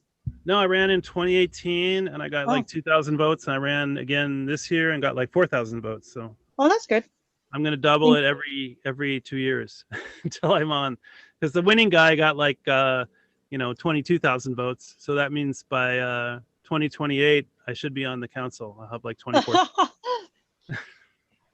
If the doubling numbers hold up, which I'm trying to do with my couponomics idea, where people give each other life-affirming discounts, customized life-affirming discounts. Is that like your DBA name, Tweed, or is that like your real name? I'm gonna actually be changing it back to the Norwegian spelling, TVEDT, because I had like an ancestor that was a pretty well-known poet, laureate of Norway. So Jens Tveit was his name, and so DE Tveit will be the nom de plume coming up. But yeah, just for now, it's just Tweed, just like the jacket. That's cool. So where are you at? What city are you in? What watershed? I'm in Orange County. I'm in Garden Grove. Oh, okay, Santa Ana River watershed. I'm in the Cayuga Creek watershed. Garden Grove, the ghetto. Garbage Grove, right? Garbage Grove. Yeah, I used to live in Tustin for many a year. Tustin's a nice area. I like Tustin. Tustin's Yeah. a really beautiful area. I went They to rebuilt Saldat a lot of, College. they restructured a lot of buildings in the last recent decades, and it's actually really nice in Tustin. Let's get look improvement from like decades before. There's like a lot of really good buildings there.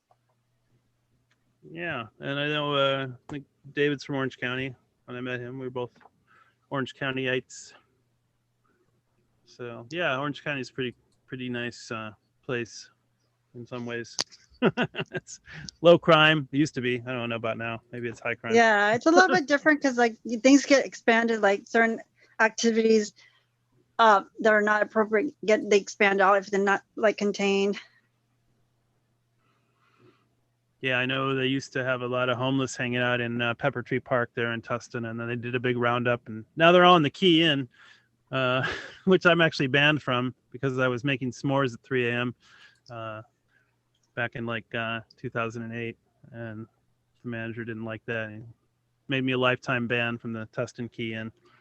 Hey, it looks like you have like a green screen there too with the green. Yeah, I usually have that all dragged out. So do you do sometimes you use like a backdrop, like you use that to help with the filters, like when you want to put an image? Yeah, like That's when pretty- I did my campaign, online campaign debates, I had like my big campaign banner. Oh, that's cool. Because I was thinking of doing something where like I can have a home office, but put in the background like a picture of like an office space. Yeah. So it looks more professional. But like I was trying to decide whether I needed like that type of green screen or well, it's just like an app that I can use in order to get that effect. So I'm gonna look online to see if I can get that done without having to have like the whole green screen, like the whole like color green on the back. Yeah, Zoom will let you do a virtual background, kind of just using visual intelligence. You don't have, it'll just figure out this is in the foreground and everything else is the virtual background. So Okay. It's like the don't distance really- from the actual possible camera. Maybe is that how it detects it? I wonder. Well, we'll Yeah, find. We'll figure it out. visual AI thing. Yeah, they're pretty good at it now. But Cool. well, good Yeah, I luck on noticed your I was on some EIN battle with the IRS. That sounds like a real fun. Yeah. I mean, I got an EIN. They're gonna mail me supposedly. We'll see. Figure out that happens. But I might just have to contact like in a different state, like an IRS building in a different state, and have it done that way. There's not a big issue. I mean, I can figure it out. I'll try to solve it. You know, Yeah. I'll write it in a journal and like make it into like a weird movie, like a detective, like you know, like a ghetto agent in the ghetto of the garbage girl. So what do you Trying to, think of Spaceship Earth pirate politics? Is that got any legs, you think? Treat the Earth like a pirate ship, and Chris Robin can be the pirate leader. Yeah, did you overhear any of that? Do you have any opinions on that? I want to take over the world. It's the Ashkenazi in you. Well, it's half Ashkenazi. It's a quarter English and a quarter probably Germanic, which means Nazi. So like all of them, the Jews they're the chosen people, the England, the Empire, the Nazis. I got a good grab bag. I got a good mix of genetic, conquering genes. Hey, Christopher. Yeah. Christopher, you're named after the movie Christopher Robin. Have you watched it? I There's don't a think movie called Christopher Robin. Yeah, the movie might came like along it. after I was born. I think the movie and my name come after the book, the character Winnie the Pooh. But yeah, that is what I was named after. Yeah, but the book came out before the movie, right? I would think that was like 100 years ago, right? I don't know. Yeah, close to 100 years ago, something like that. Yeah, and there was another famous English character named Christopher Robin too. It's a common All name. right. So do you think it's a good or a bad idea? I'm trying to take over the world. Never good, never good. Really? Yeah, because if you try to take all over the world, there's always like a rebellion, and then they knock off the king. You know, I mean, it's like there's always like a weird takeover. You never want to be so powerful to where like the people, beneath or like in poverty will try to knock you down. It's always better to stay safe. You know what I'm saying? No, well, didn't you hear? I'd be like a kind of pirate king. I'd rule with an iron fist. Any scent of dissent or rebellion, and they'll go walk the plank. So will you be like King Arthur, the pirate? I don't know. Genghis Khan's one of my favorite role models. The Wrath of Genghis Khan. Yeah. Hey, I added a couple. I added my two favorite links, Daniel, to my favorite nuclear. He's my favorite pro-nuclear talker, and those are two TED talks. One is why renewables will not save the earth. The other one is why the fear of nuclear power is stopping us from saving the earth. Yeah, well, when I was a teenager, my brother was getting Peter Beckman's Access to Energy newsletter, and he was raising all those same arguments. It's like solar panels have killed more people than nuclear because people die falling off the roof and installing them.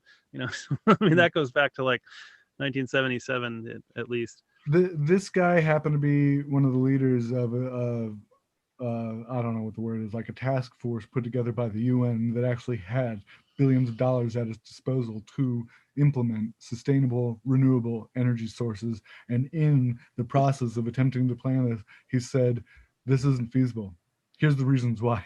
We cannot go forward with renewable energy, whether it's solar, whether it's wind. And he lists just exactly how they're not, that it just won't work. Well, you know what? The market has spoken. Penny a kilowatt hour. Coal is done. Natural gas is done. I mean, I'm sorry. It's like, who's going to beat a penny a kilowatt hour? And that's all because of like widespread solar rollout. Nuclear is better. Nuclear is better. Yeah, better look it up. Better Google it. Watch those videos. Become a believer. Change your mind. I'm waiting. Well, how old are the videos? Were they like 5-year-old? I mean, I'm talking like current market conditions. Okay. Well, look, we won't need a market when we've got piratical control. All right, it's walk. We have a market. I'm sorry, we already have a market, and the market is speaking. Yeah. Well, the people at the market, at the tip of a sword, will build the nuclear power plants that will give us free electricity with the minimum deaths per terawatt hour, and then they can go back to their business in the markets after.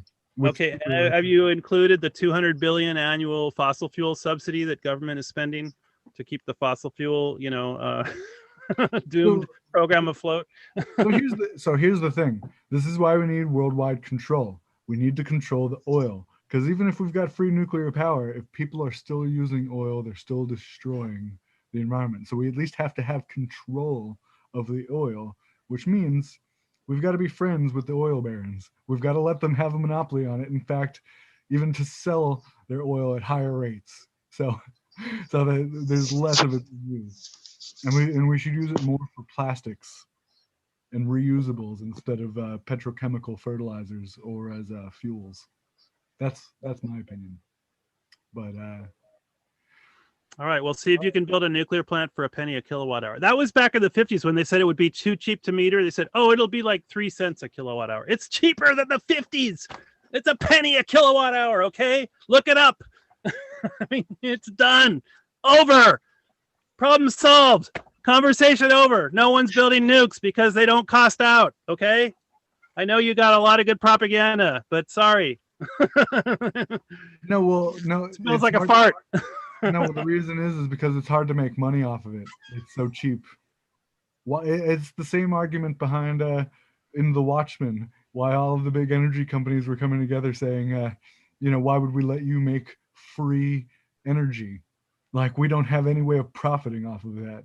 So that's exactly right. That's why they shut Tesla down, because he was going to create this ionosphere ground energy potential energy, which you can still do. You can actually measure usable energy between the ground and the ionosphere. It's like 100 volts per 1,000 feet. You can measure it on any tower, and you can go down 1,000 feet and get all the geothermal you want. How hard is it to dig 1,000-foot geothermal well? Come on. Would you rather have radioactive food chains? I don't think so. Nikola Tesla was a genius in many ways, but he also was a little bit kooky. He was very imaginative. Well, he didn't understand bioelectric effects, and you wouldn't want all that. Tesla, Tesla, you're talking about the Tesla? Nikola Tesla, yeah. He had a way of basically making free energy everywhere, except he was going to distribute energy using the ionosphere Earth potential corridor. Yeah. Which might have just played havoc with our bioelectric charge, fields because for living things. You need to make the current strong enough that it would probably electrocute people, possibly. He didn't have a realistic way of implementing it on a global scale. He played with the idea. Perfect illustration between theory and practice not lining up, you know. Yeah, it sounded good, and he had a lot of interesting ideas. You know, some of them worked and some of them didn't. His earthquake machine works. So No, but I just got off a Zoom call yesterday with a guy that's been in the energy sector for 20 years, mostly in nuclear, and he said, "Dude, penny a kilowatt hour." You know, like, no, like it's like game over for anything, you know, but solar right now. but solar and wind can't provide base load. Yes, they can, because you've got high view power that liquefies air and creates 3 days worth of baseline. You've got molten salt reactors. I mean, there's all these great perovskite, you know, batteries. I mean, battery technology. You got like the saltwater batteries. I mean, there's huge battery storage technology getting really cheap right now. Okay, well, we don't have mass scale cheap batteries. Yeah, we It's do. like- Look at High View Power in the UK. Their stock is going through the roof. Well, it's the reason why we don't have electric airplanes yet, and it's the big. We do problem. have electric airplanes. They're good for our commuter hops, and they work. Yeah, they're rolling them out. They've got prototypes flying, and the commercials roll out in a year. Well, there's a big prototype between and they're being assembled, and we're all going to have one next year. You know, so I'm just until they come out in mass scale and I see them everywhere. Nuclear power, I know, is achievable. It's something that we don't need to experiment with anymore. We can have hundreds of years of fucking clean energy. Anyway. Yeah, but you know what? Even if it's practical, the public optics are really bad. People look at Chernobyl, people look at Fukushima, people look at 3 Mile Island. They're like, I mean, why do you think Japan just said no more nukes after Fukushima?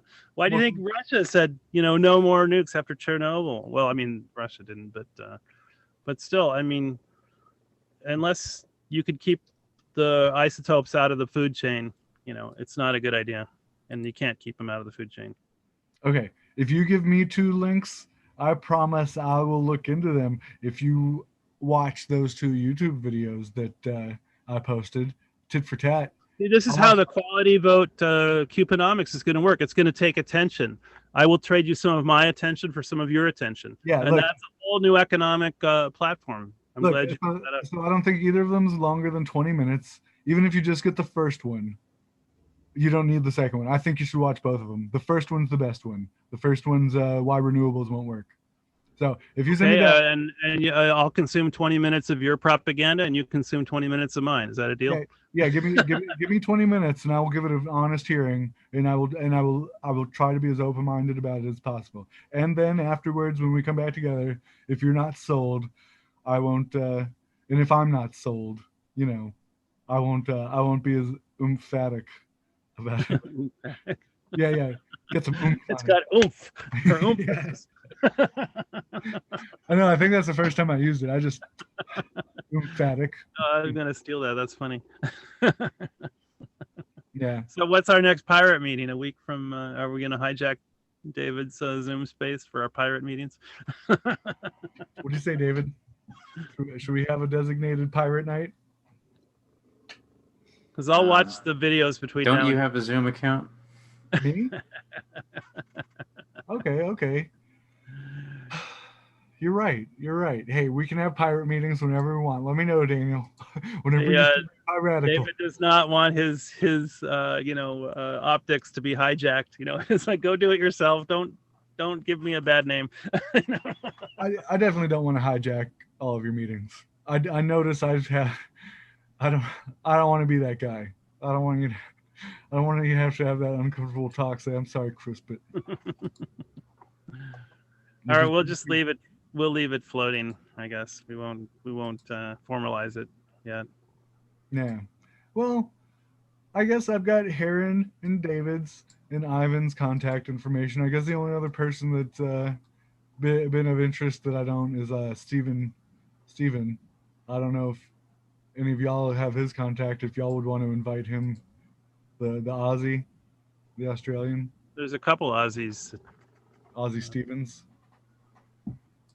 Yeah, there are a few Aussies on these philosophy chats. Aussies are pretty hip. There's some pretty hip Aussies out there. Well, I haven't gone out of my way to hang out with Remco. I don't know how much he's on board with the pirate program. So, I don't know. And by the way, he did tell me he left. Well, I asked him, and he messaged me back and was just like, he said something about, oh, David, and in a bunch of meetings over time, he said he's always been giving me these egoic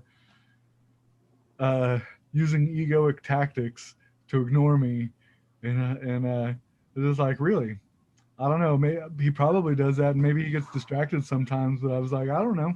I'm sure he does that to me plenty. He seems you seem to have manners enough to talk to me, even even if I'm being unpleasant. So I don't know. I told him I don't.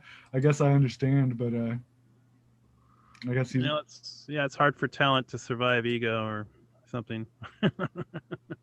Yeah, I don't really know what he was talking about, but I mean, I guess I can see what I mean. You've said yourself when someone's like, you're not interested, you're not paying attention. But I mean, I don't think you're special in that. I think all of us aren't really paying attention when someone isn't interesting.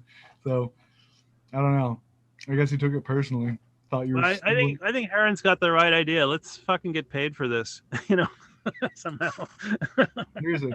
Well, hell, as I understand it, y'all are there on the ground and have met in person a handful of times. So y'all are probably much more have a foot in the door of actually making like a charge a cover charge or take membership fees or something. You know, I mean. Well, I'm gonna give you all a free listing in the life affirming Cuponomics directory, or Cuponomics. It's like a yellow page for transhumanism things. So you all got like a 1-year free membership, and then whatever, you know, we'll make a QR code for you. We'll do a logo, brochure. You know, we'll get you some traffic, make you some money, and then we'll see what happens after a year if you like it or not. Well, it's a sad fact that we'd all probably have to put up. I feel like the way it would be most egalitarian, or whatever that means, even though I'm not exactly the most egalitarian kind of guy, is if we all put forward a membership fee, so that we've all, like, as equals, like if we all put in $20, right? Then we could say, who are we going to elect as worthy of organizing this for us full time? So there's actually a pot of booty to put some skin in the game. I like that. Yeah. So once we've got some money in it, then we've got, like, all right, now we've really got to decide who's going to be the first on the payroll. You know, should it be Heron? Should it be David? You know, like, Heron's mentioned getting paid from it more than anyone else I've talked to. David, I feel like puts in a lot more work actually making these. You know, making an open forum for the possibility of weird conversations like this. I feel like he deserves getting paid, but I don't know how whatever who would be worth more to say, yeah, let's pay you. Wouldn't that be like prohibited under gambling and gaming laws? I don't think I guess so. it's like a pirate investment club or something. No, well, I think technically it's an unincorporated not-for-profit.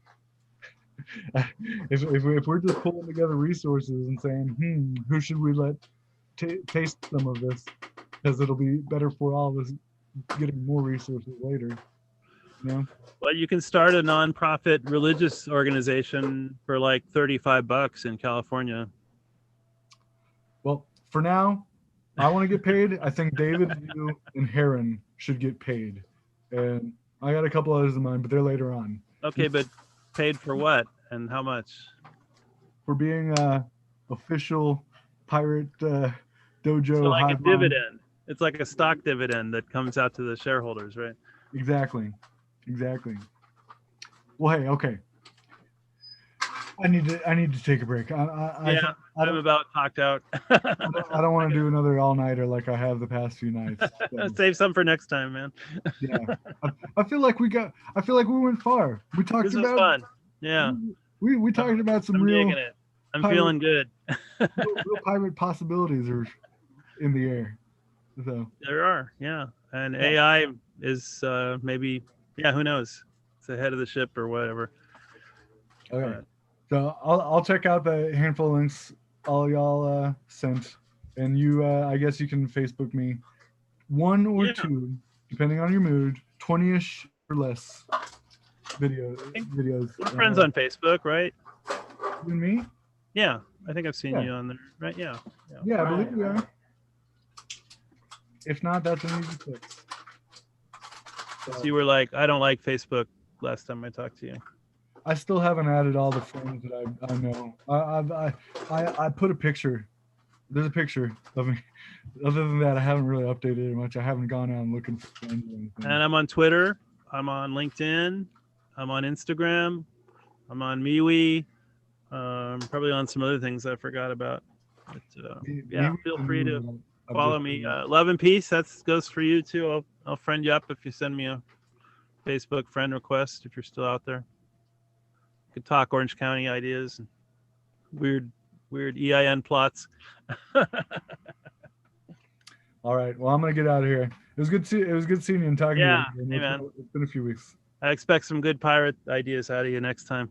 No, well, that's the thing. How I was telling David, like the more I get this stuff out there, I finally said it. I don't feel like I need to talk about it as more. I feel like it frees up the room in my mind to take up more seriously what to do, what we could do about it if we cleared the air and said, yeah, Right.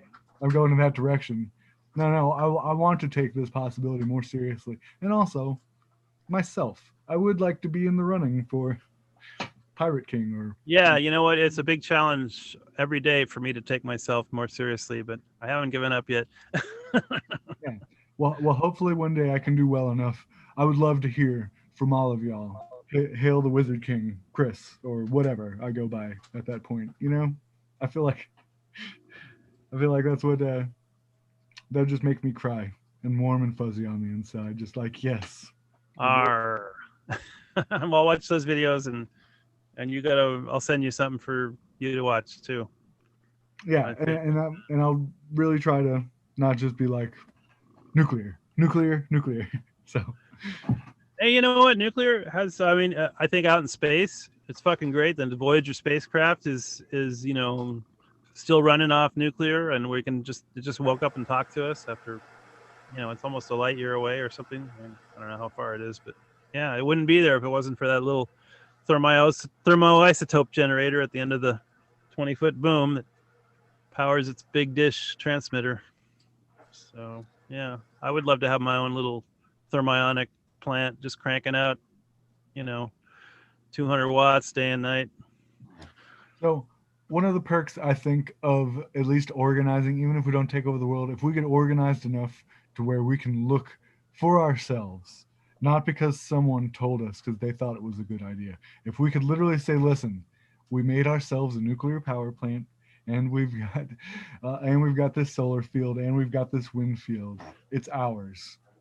Was it Yeah, worth it? that's inspiring shit. I agree. Yeah, Which one is worth it? If they're all pulling in this much and this cost this much and it destroyed that much and this and that, let's judge for ourselves. What would we like to go forward with?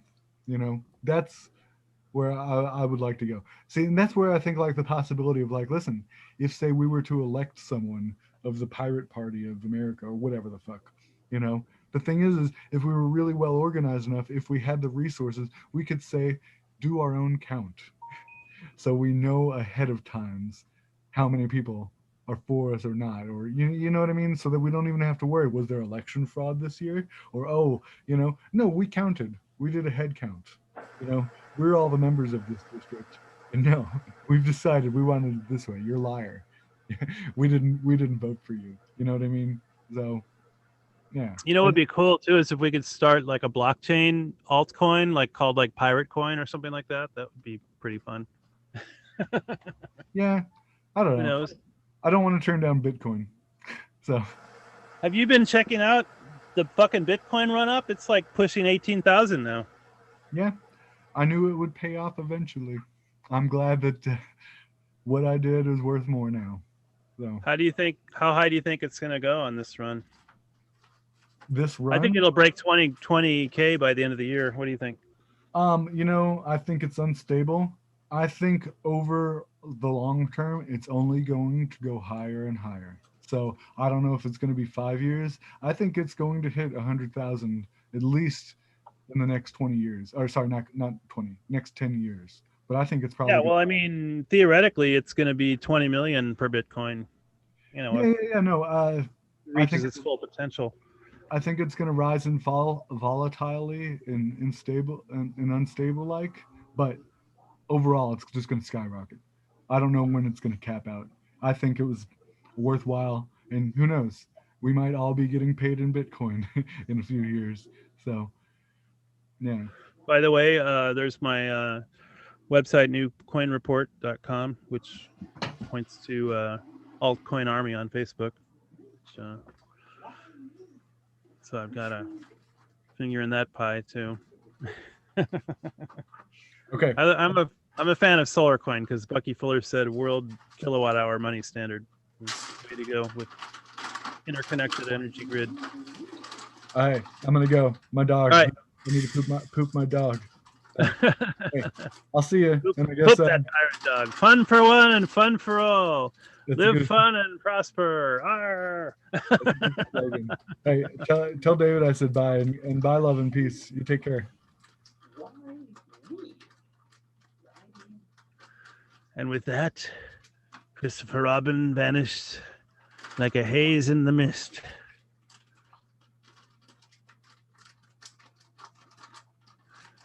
And then there were 3. Then there were 2. Love and peace left.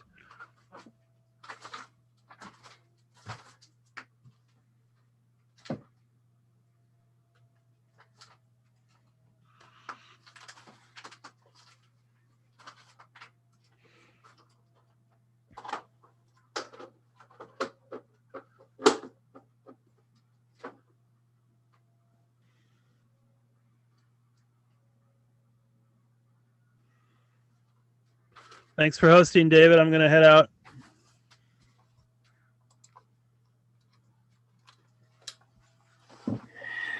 So yeah, Everybody else? that was fun. It's just us two, and I'm ready to head out. But thanks for hosting. So Yeah. Okay. Okay. Anything said that I need to pay attention to? I don't know. What's Ether doing these days? I haven't checked. Hmm. Okay, I guess I'll end. Yeah. So when's our next pizza run? Yeah, I don't know. Yeah, we'll play it by ear. Okay. All right. All right. Bye.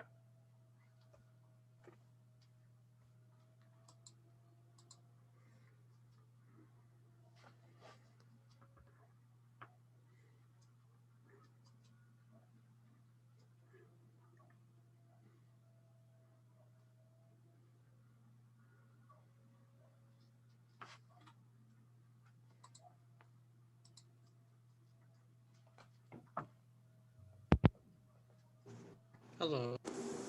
Hello. Where's everyone? Well, you just missed everybody by about 2 seconds, but I'm glad you're here. Tony, welcome. Cool.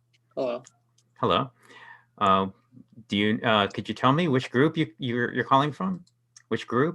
Which meetup group? There you are. Oh, I was just trying to look for whichever philosophy group was open around this time. Okay. Could you tell me which region you're from? Los Angeles. Los Angeles. Okay, I see. That's great. Thanks. Can you hear me well? I can hear you just fine. That's great. Okay. That's great. Let me hold on. Just let me check on this. We are on the 18th. I got the wrong one.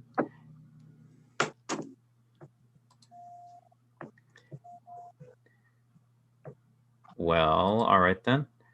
Hold on. Well, I don't see you. Okay, but that's okay. That's cool. No problem at all. Oh, hold on. Let's see what happens. Wow. Okay, now I see you. But you joined Texas. If you're in Me? Los Angeles, why did you join Texas? I don't know. I don't know how Meetup works. But I see you now.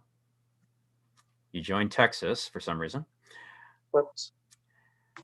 but I see you. There you are. I see you.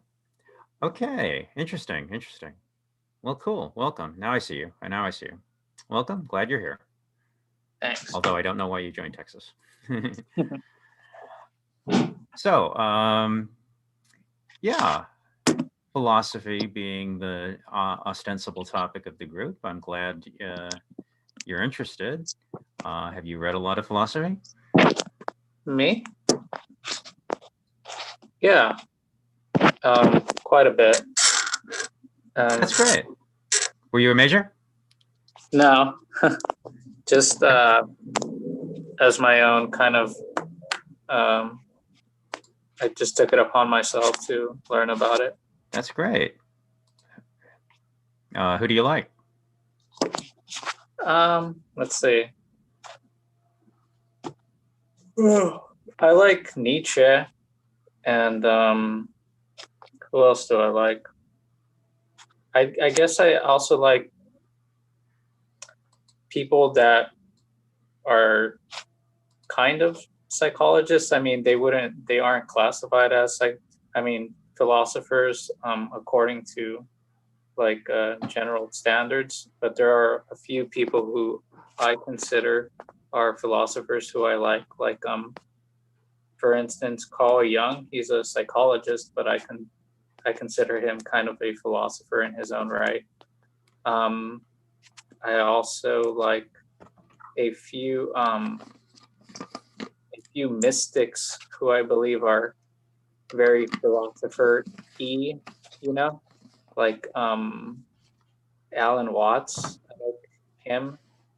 And there's this mystic called Manly P. Hall, who I also like, who is somewhat of a philosopher in his own right as well.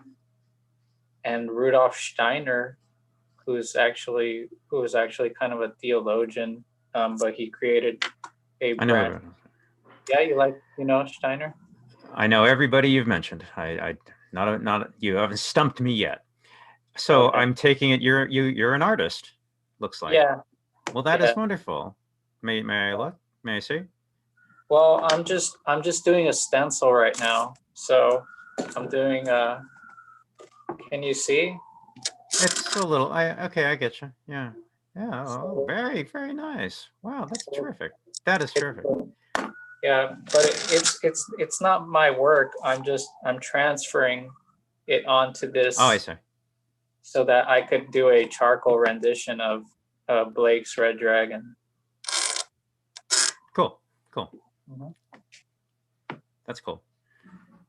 Now, I've been a comics reader my whole life, and I like artists. I've been around artists my whole life. We do a Cool. comics reading group Friday nights, actually. Yeah. Mhm. Yeah. Yeah, that's great. As I say, philosophy is one of the best things to read about and study about and learn about. And we certainly have a lot of philosophy meetings around, and they're all on the calendar. And you can certainly partake if you would like. Yeah, I was a major. I certainly was. I took as many classes as I could, and I've been reading philosophy my entire life. I don't think there's anything more interesting. I don't think there's anything more fun. Certainly, I tend to gravitate. I mean, I've spent a long period of time reading the people you've mentioned, Alan Watts and Manly P. Hall and Steiner. Of course, I have, but these days I pay attention to the existentialists and Nietzsche, the hardcore people like that. Yeah, Cool. philosophy is really, I think, the only thing that interests me these days. Yeah, or one of the only things that interests you.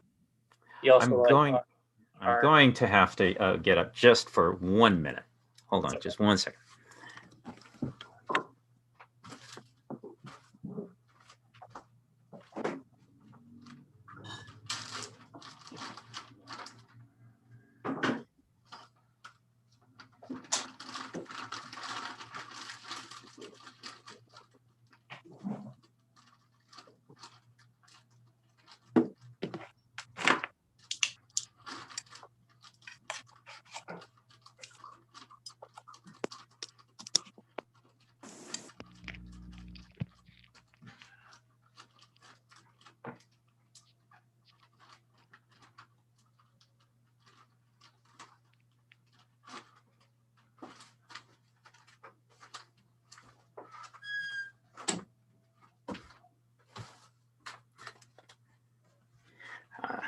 Yes. Okay. I am back. Can you hear Um, me if I put these headphones on? Well, I don't have to. You know what? If I did this, if I did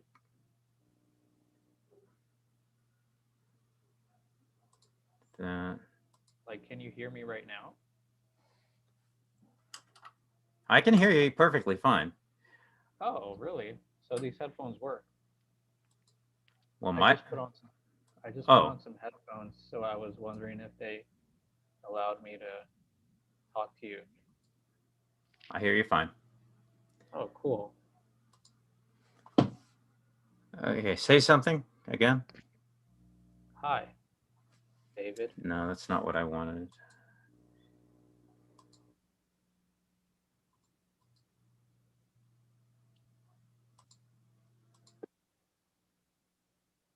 Okay, I think I got it now. So now I don't think I have to have the headphones. There we go. Much better. Cool. You can still hear me? I can hear you fine. Yes. Oh, okay. Okay. Yeah, what we do is there is a Monday night.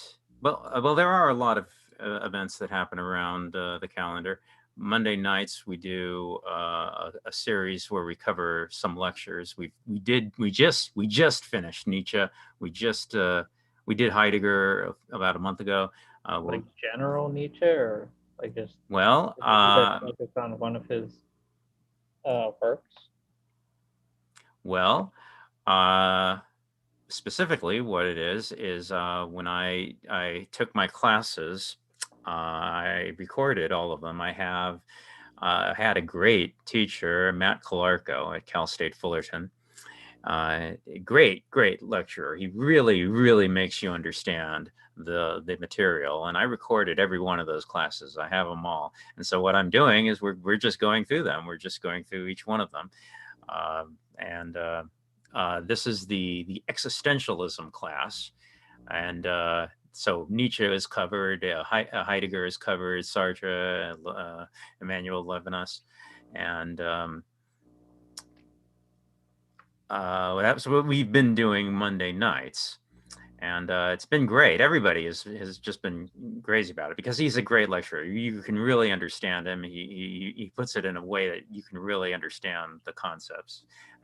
That's my highest recommendation. It's so good. I'm pretty sure we're going to duplicate it. We're going to do it again when we're done because, newcomers want to start over again. So I'm sure we're going to do that. Cool. Yeah. That's great. And then we also did Monday afternoons, we take a one philosophy essay and discuss it. That's Monday, 11 a.m. And we got other things going on. And there's other groups that I advertise for, and I just post their events. I've done that too. But Okay. oh yeah. But today it's just us. Well, I started this Zoom call around 2:00, and there were about 6 people here, and you just missed okay. everybody. Oh, I see. You Yeah. just missed everybody. So it's like an open room kind of thing. People just. Yep, that's drop in it. and out? That's it exactly. Oh. Yeah, that's nice. Oh, you get to meet a lot of people then. Yeah, the reason I do so many open forums is because there's a lot of demand. A lot of demand. Just people just come in here. Yeah, it's like you have a philosophy bar at home. There are some literature groups actually.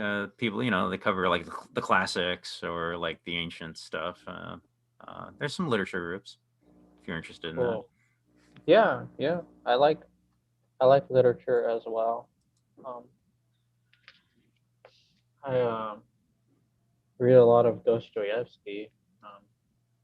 There is a Dostoevsky group ongoing. I think Sundays they're meeting. Yeah, I think Sundays. Yeah. I think I could probably get you the link on that one if you're interested. I believe it's this. They're in the Chicago area, but there's some literature groups. Yeah. Okay. Oh yeah. Yeah. Yeah, I just finished reading.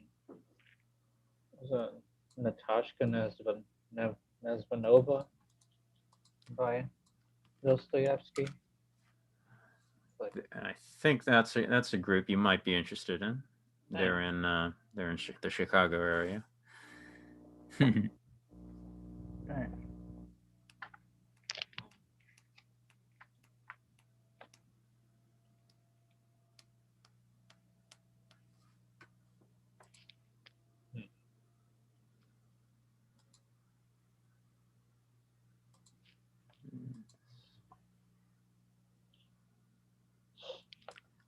I'll also give you the link to the specific Los Angeles group so that you won't have to be in the Texas group.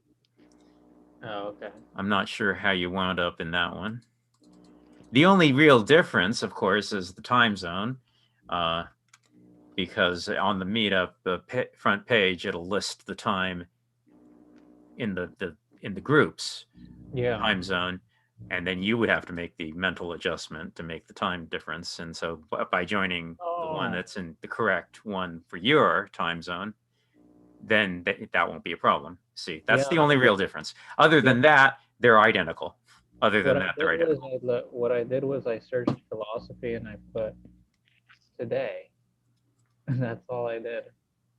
And then I clicked on whatever was quote at 5 p.m. But I must not have paid attention to the time zone. That's right. Yeah, they're identical, so it doesn't make any difference. So I would join the one that's in Los Angeles, because that would be the correct time zone for you. Where in LA are you? In like Koreatown, do you know? Oh, Koreatown. Okay, gotcha. Yeah. Mhm. I'm in Ventura County, Thousand Oaks. Oh, okay. Yeah. So you're in LA. Thousand Oaks. Kind of, pretty much. I could get to you in about 45 minutes. Yeah. If I needed to. Yeah. Mhm. I never go to LA. Why? Well, now you can't anyway. You can't leave. You can just stick to home, which is fine by me. Yeah. It's kind of been the way I've lived my life entirely anyway. So this has changed nothing for me. Yeah, permanent style. Yeah. Mm. Yeah, I do spend quite a significant amount of time alone as well. Sure. Actually, not so much anymore, since I have this damn full-time job. Yeah. But I used to spend a lot more time alone.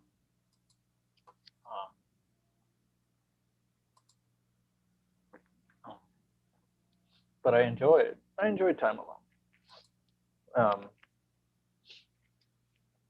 I guess part of how I got into philosophy was just doing my paintings and listening to philosophy audio. And I just went through so much books at one point when I was making all these paintings.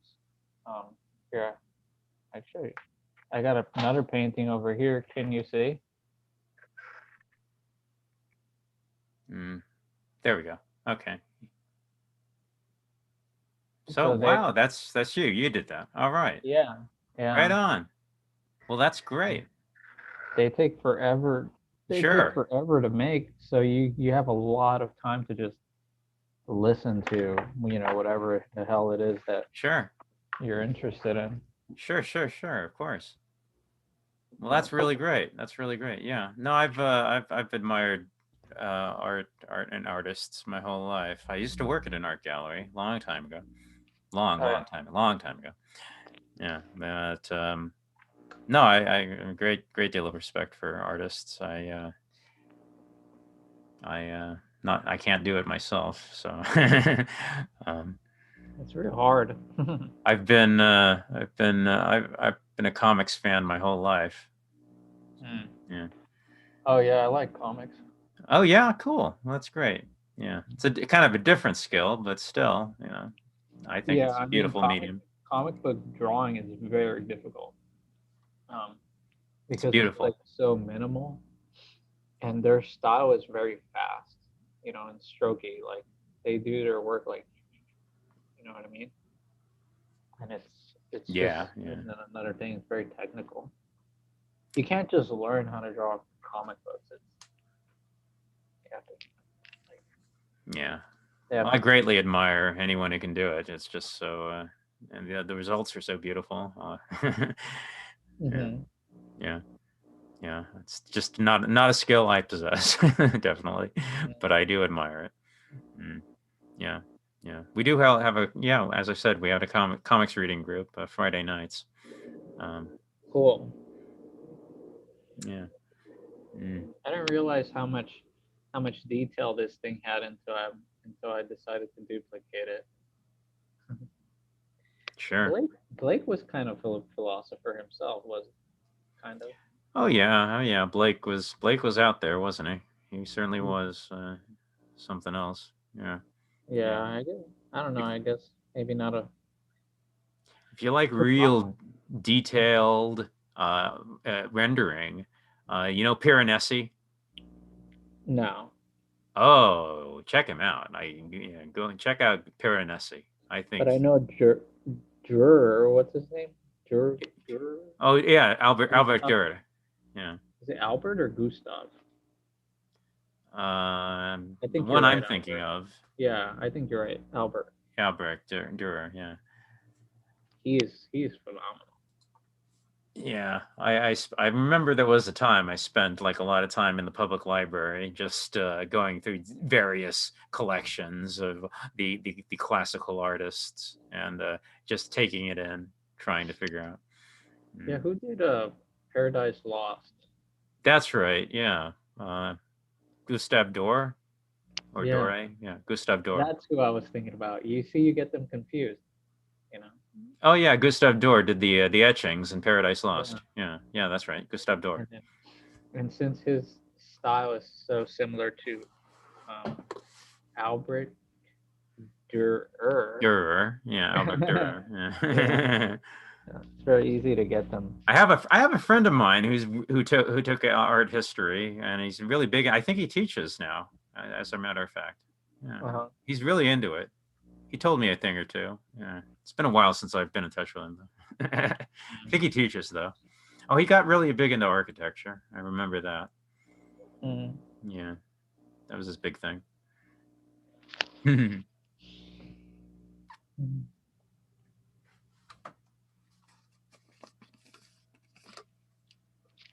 I was kind of just expecting to. Yeah, I know. It's just random. Sometime, if you were, I'm literally not kidding, Tony. I am literally not kidding. If you were 3 minutes earlier, yeah. If you were 3 minutes earlier, you would have seen me and 3 other people here. Literally 2.5 minutes. You missed them by 2.5 minutes. I'm not kidding. That's crazy. I'm not kidding. Well, the thing of it is I post the time of starting, at various groups. I mean, you're in the Texas group and you should be in the LA group, but I have, I have a New York group, I have a Florida, I have the South, I have 3 in Central Time, I have 1 in Mountain Time, and I have 2 in Pacific Time, and I'm allowed to post it in the Hawaii group. But anyway, the point is, as the night goes on, people are coming in and out. That's interesting. Because the time starting point is going to be different. Yeah, I was gonna do kind of like a hangout in the background, hit and run. I know. Communication. I get you. Yeah. No, we started at 2:00 actually. But I'm perfectly comfortable being more of a lead in the conversation as well, I guess. No, I get you. What would you like to tell me about yourself? Anything? Well, I mean, do you have any You have a question? Um, Do you think it's rude that I'm doing the drawing while? I don't know. As I said, I've been around artists my entire life. Okay, cool. I This I is enjoy what we artists. do. This is what we do. Yeah, I know exactly right. No, I have Okay. been around artists my whole life, and yeah, I get along with artists. I think I resonate with them. I understand how they think. So Yeah, our artists and intellectuals are very good conversation. yeah, yeah. We live in a you know you like Nietzsche. We live in a far too Apollonian society. We need more artists. Mm-hmm. Yeah. No, Yeah, so we the do. so the yeah the time just starts around 2 o'clock, and whoever shows up, sometimes you get people who just dominate and take over the entire. Yeah, and you just Uh, gotta listen to them rant. yeah, I mean, depends on the dynamic. It depends on the dynamic of who happens to be in at the moment. Mm. Mm. The reason I liked well, what I was doing like a lot of new age stuff, like metaphysics and Buddhism and Okay. that type of thing, meditation, and I was doing that for a long time, where that was the topic of these meetup groups, and then Okay. from there we moved on to personal growth, personal development, self-improvement, that type of thing. I did that for a lot of years, and then I moved it all entirely over into philosophy, and Okay. that's pretty much the only thing I'm really interested in these days. Well, it's very cyclical, isn't it? You know, Yeah, that might be. what captivates people's attention during certain periods, during certain cycles of Might time. be. Yeah. Yeah. I mean, it's more interesting. It's the most interesting thing it is for me to certainly read about. I Have just you? like learning about how it's possible how should we, act towards one another? How should we create a healthy society? Mm, Those are interesting questions. yeah. Yeah. And a lot of the groups that we do, yeah, you actually you'll be happy to stay in the background, because there's about like 20 or 30 different people. I Oh mean, wow. even on those, there's well, we had a record. I can tell you the record when we had somebody talk on. We had a Hannah Arendt night, and somebody spoke on Hannah Arendt. You wouldn't believe me if I told you how many people. Well, What? well, I'll just go ahead and say I think it was like 96 or some people. Wow.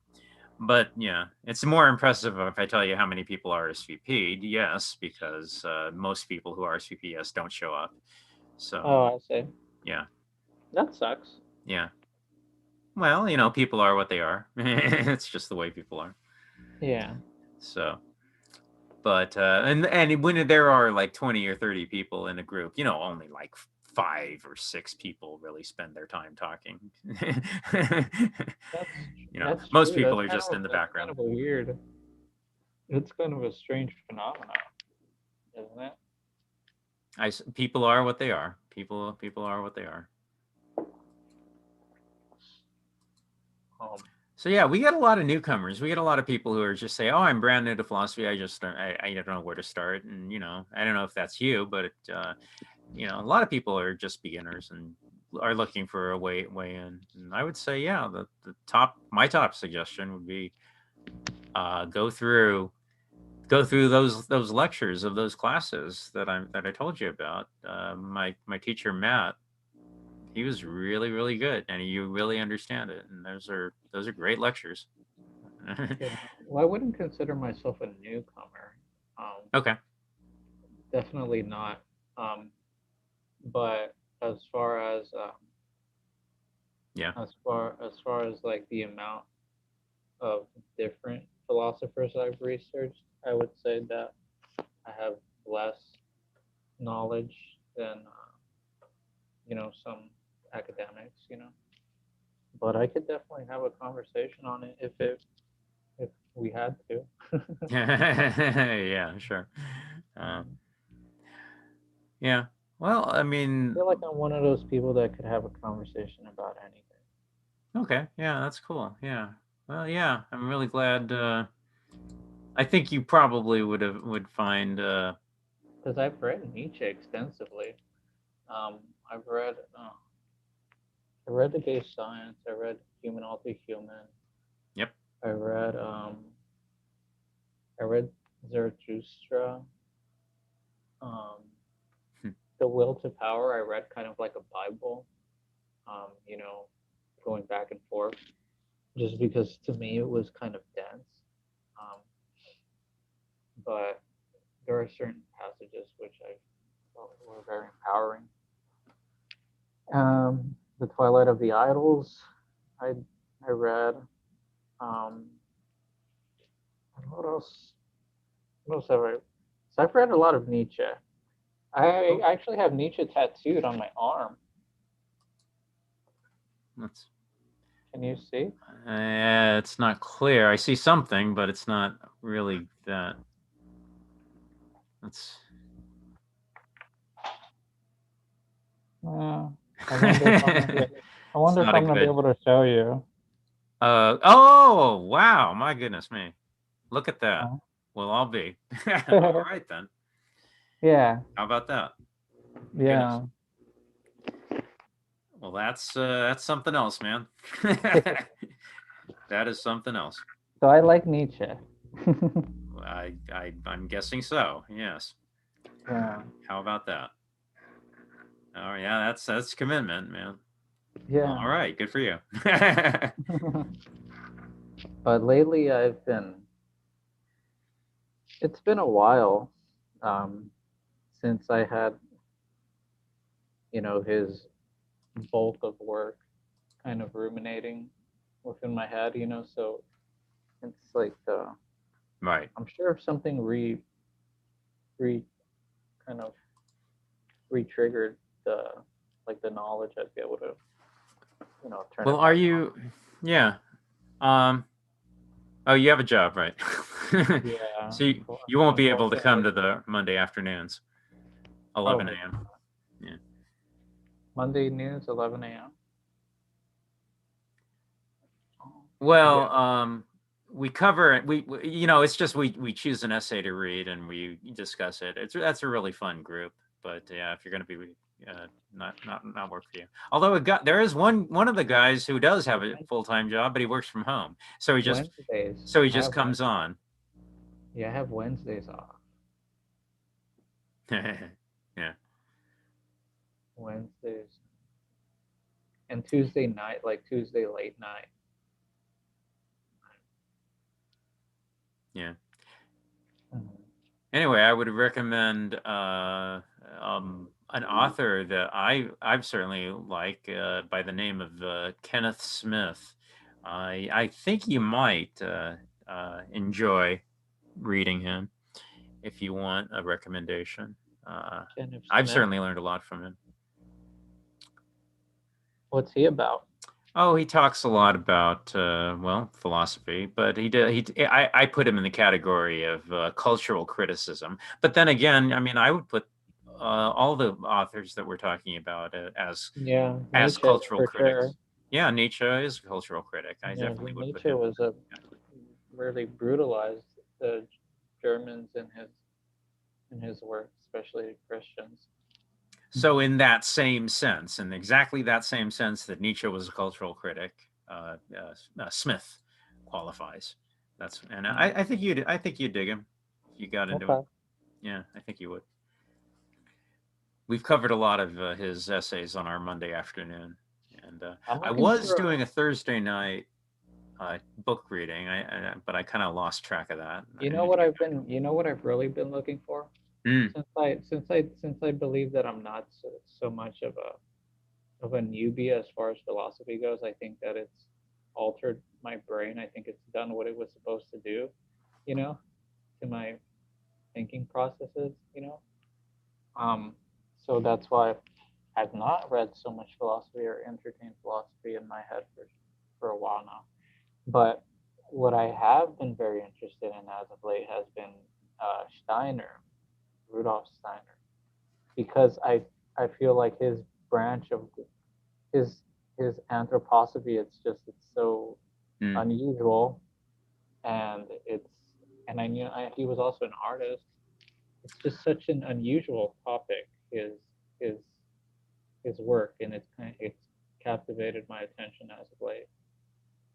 I have read my share of Steiner. Have you heard of an author named Wilbur, Ken Wilbur? No. Another guy named Ken. It's terrible to make more than one recommendation, but I'm going to go ahead and do it. I think you might check him out. I think you'd enjoy Wilbur. Maybe not, but he talks a lot. He covers a lot of the same ground as Rudolf Steiner, and I think it's kind of an interesting approach that Wilbur has. Wilbur, Wilber, Ken Wilbur, Ken, like Ken and Barbie, but Ken Wilber, Wilber. No U. Don't spell Wilbur with a U. With an oh, I spelled it with a U. There you go. Wilber, not Okay. a U. E, no U. Yeah. Wilbur. Yeah, no, I think you dig him, actually. If you dig Wow. Steiner, I think you would dig him. He takes a lot of the same topics, but it's a very interesting approach. Yeah, interesting thing. And you said you like listening. Do you know the Sounds True audio company? They did a 10 CD audio interview with Wilbur. Really? Great to listen to. Remember CDs? Yeah, but I have them all in MP3. I could send What them is to you. it called? It's called Cosmic Consciousness. I have it all in MP3. I'd be happy to send it to you. Okay, how? You've never had anybody send a file to you? No. Well, that's one thing that I'm a newcomer in. It's technology.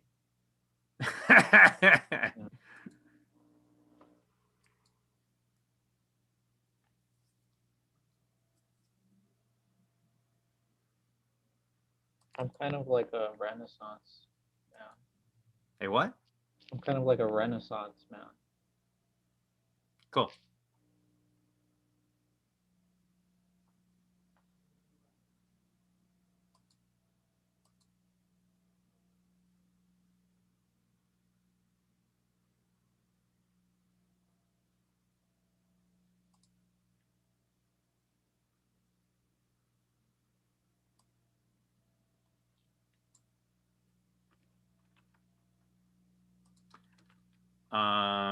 Well, I'll put it in the chat, but I'm happy to mail it to you on Meetup, the messaging system. But whatever's good for you. But it's there in the chat at the moment.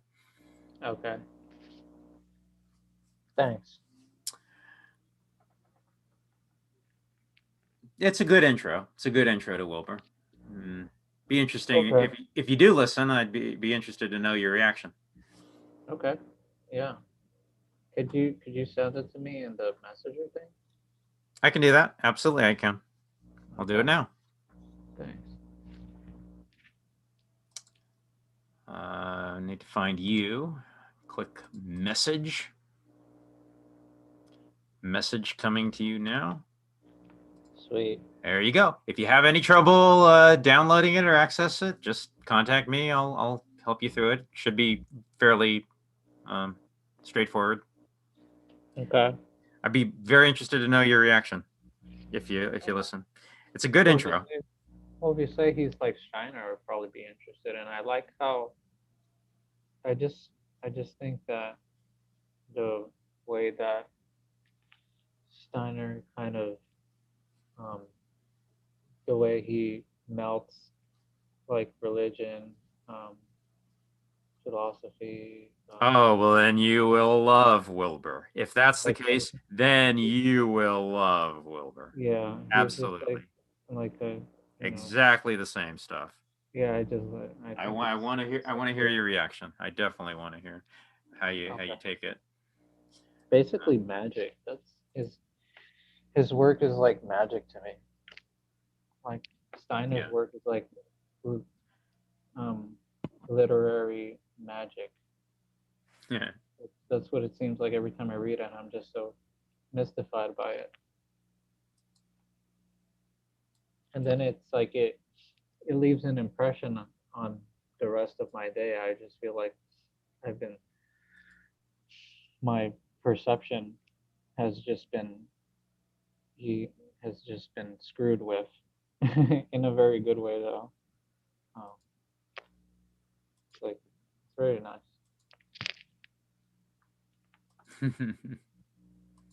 What was I reading by Steiner the other day? I was reading,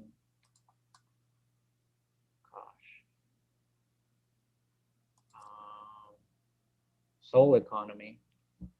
That's what I was reading. And yeah, it's a very, very interesting book, but very difficult to comprehend. He was kind of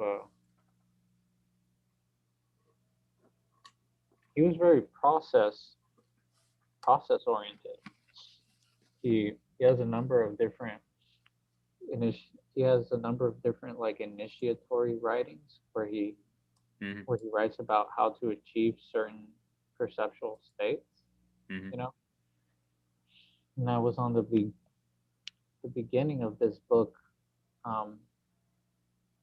reading parts of the initiation phase where he instructs the reader to contemplate reality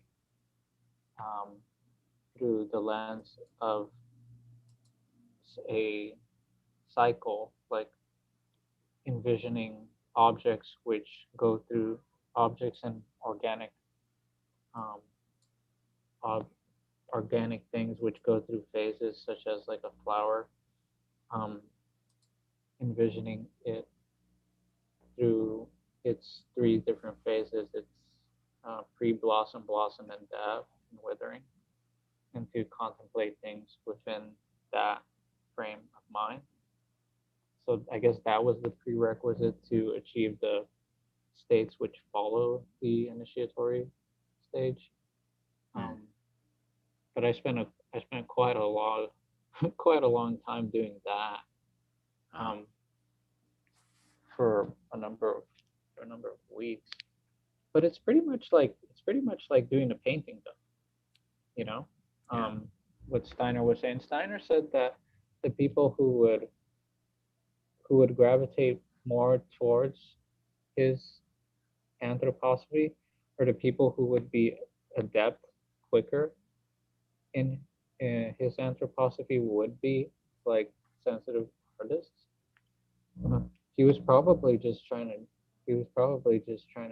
draw in a bunch of cool artists into his anthroposophy. You know, those guys, they're too clever to be completely honest. You know what I mean? Too smart and too clever to be completely honest. And there's always they're only human, you know. They're still human, you know?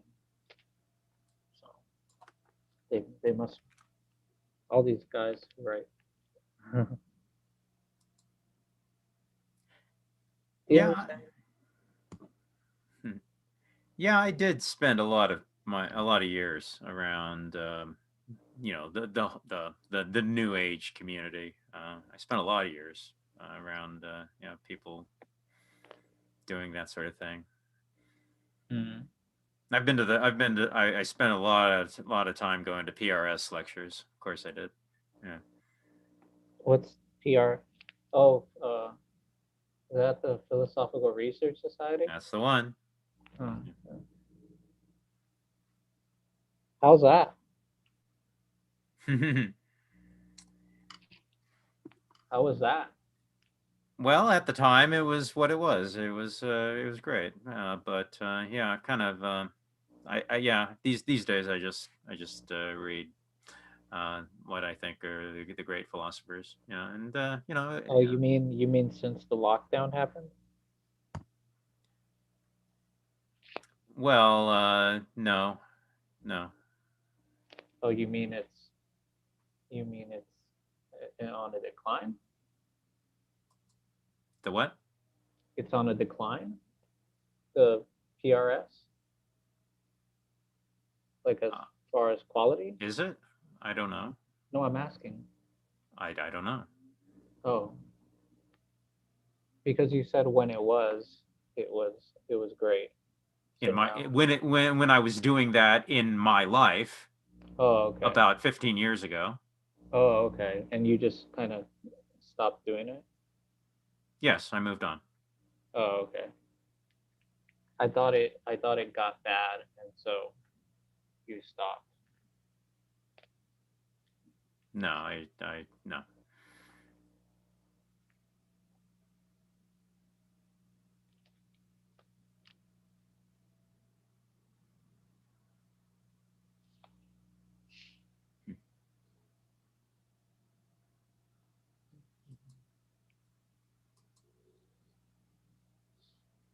Yeah, there's good stuff out there. I still admire a lot of that material. It is good life changing stuff. There's a lot of good stuff out there. There's a lot of stuff that needs to be questioned, certainly.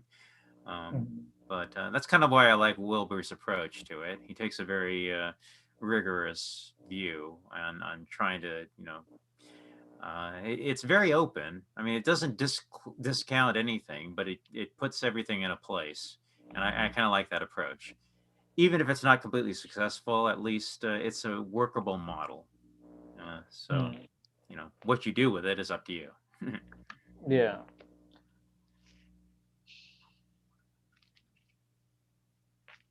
Yeah, so there's still good stuff to be had from that, and I encourage anybody to practice meditation if you want to attain a higher awareness. That's certainly Or, I wish everybody would try. I wish, yeah, it could really help a lot of people. I wish everybody would just read a book, like any book, like Yeah, at all, well, there's that too. Yeah, that'll at help. all. Yeah, read. The, Yeah, the poetry books are very easy to read. I mean, I could read a poetry book in like 15 minutes. You know what I mean? Hmm. And it would have like an effect on my interactions. You know what I mean? Sure. But I don't Yeah. you know, it's very easy to get locked into a negative train of thinking um, when considering um, people. When, you know, I don't know. There's Yeah. Well. something you feel like is so beneficial to you, and you know it would be beneficial to somebody else, but they're just not interested, you know. Hmm.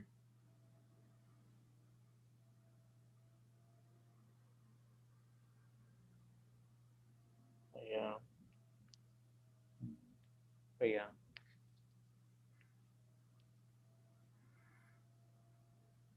Yeah, there are a lot of people who have a lot of issues in their lives, and a more measured approach would certainly help, I think.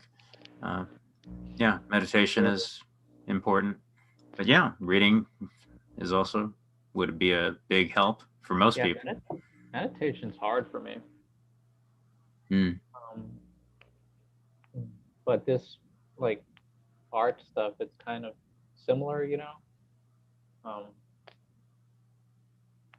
to meditation, more of like an active meditation since I'm kind of a busybody. Keeps my body entertained while my head is somewhere else. So I guess that's not the point of meditation, is it? You know, I I I I thought about I was thinking about meditation the other day. Huh. And it was, I was thinking about meditation the other way, and something brought it up, my thoughts about meditation. And I was having a particularly I was in a particularly stressful situation due to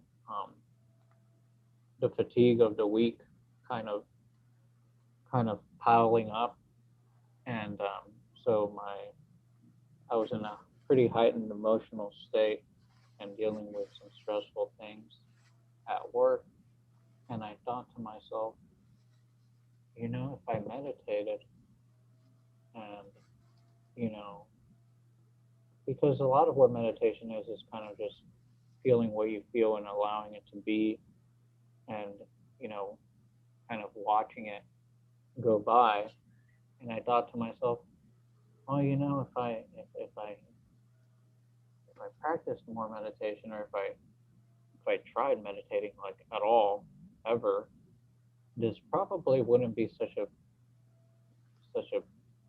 bad thing for me right now, you know, because I'd have experience with it, you know. But it's just every time I'm in kind of like an awful, inescapable emotional or psychological scenario, I think about, gosh, this would probably be a lot easier if I had meditation experience, which I have a friend who's always putting me on to meditation. It's like transcendental meditation. He does it. And you know, he's a pretty cool guy, like a calm guy, and you could tell that it's doing a lot for him. But I never really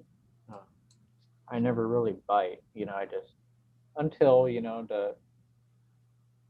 until the inevitable moment comes when meditation would be useful and I don't have its benefits. then and only then do I begin to think about it. Well, it can be a great help if you do it right. Yeah. More people should know about it.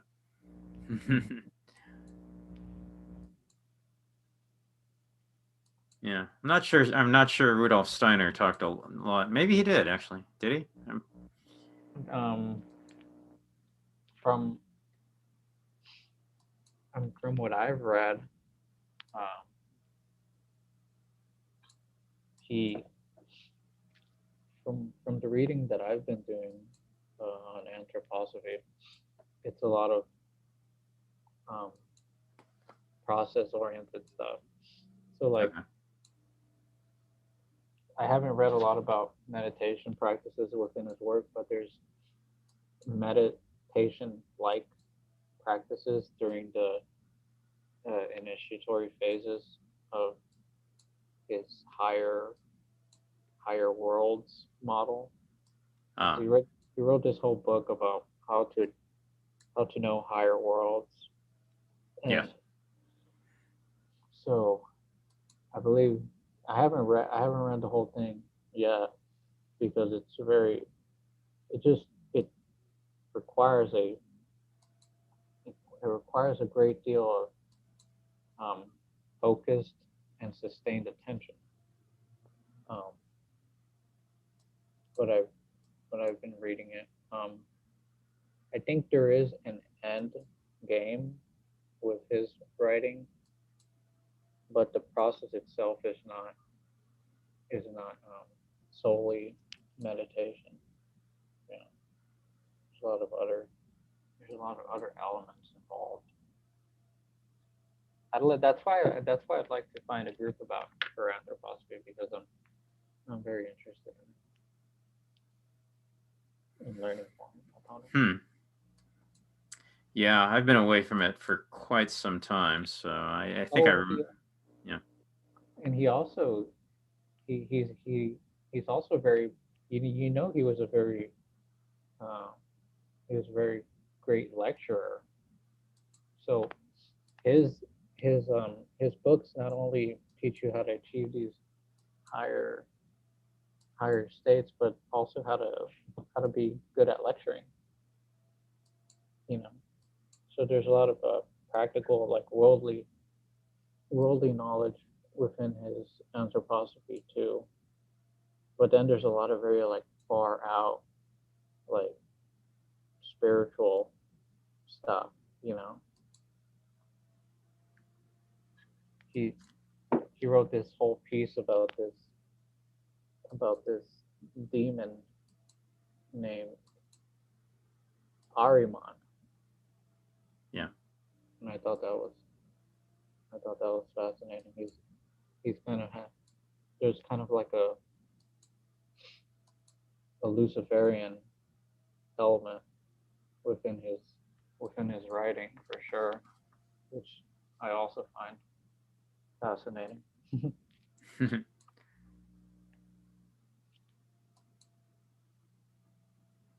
you know a lot about Steiner?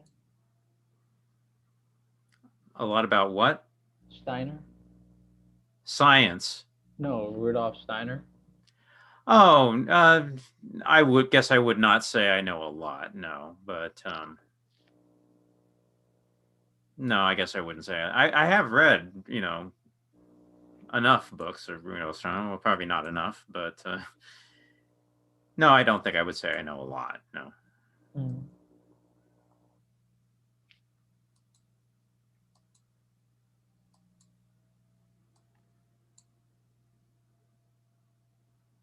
Have you read Celine? No. Celine's good. Hmm. Yeah, if you like literature, yeah, Celine's great. Yeah, it's very famous. I wouldn't mind starting a literature reading group. Actually, sometimes I talk about that with the other members. Say, yeah, I wouldn't mind that. There's a lot of classics I would love to get to someday. Yeah, I wouldn't mind. I wouldn't mind doing that, actually. Yeah, his book Journey to the End of the Night. It's like probably my favorite novel of all time. Really? Yeah, it's a great. If you pick it up, you will not put it down for a while. Yeah, I wouldn't mind that. Yeah, maybe we could do like a group reading. There is like there's stuff going on. Like I said, there's a literature group. There's a movie watching group, and there's a number of literature groups. Yeah, I wouldn't mind doing one. Yeah, maybe if you're interested, yeah, maybe we could pull one together and. Or an anthroposophy. Yeah, right. But I've been thinking about doing a movie group too, actually. movies. Yeah. Well, movies are cool too.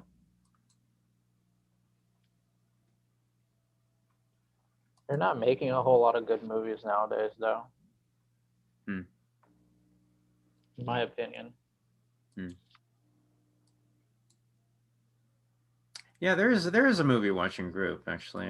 I have to. I don't know if I remember where that one is. There's a number of groups going on around the country, but I think they just did one recently. Oh wait. Oh yeah, there's more than one actually. Now that I think about it. Anyway, sometimes I do put them on the calendar. So. Mm.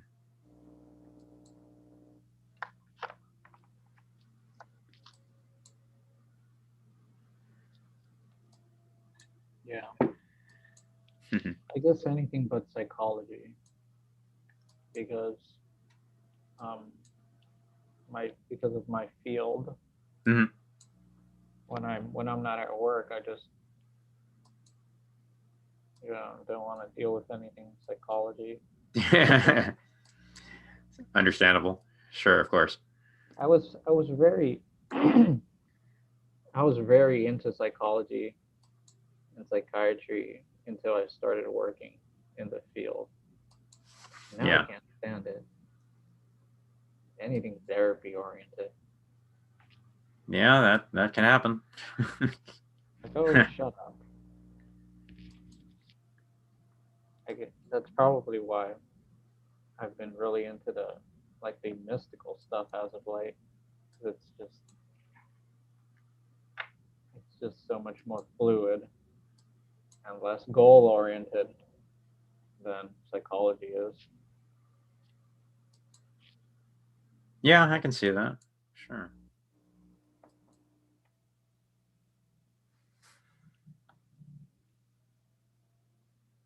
I mean, they're both people centered, but therapy is very, very people centered, you know?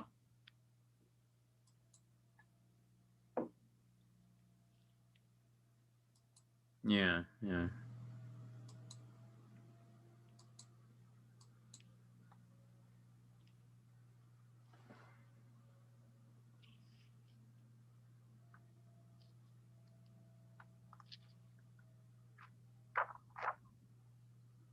Oh.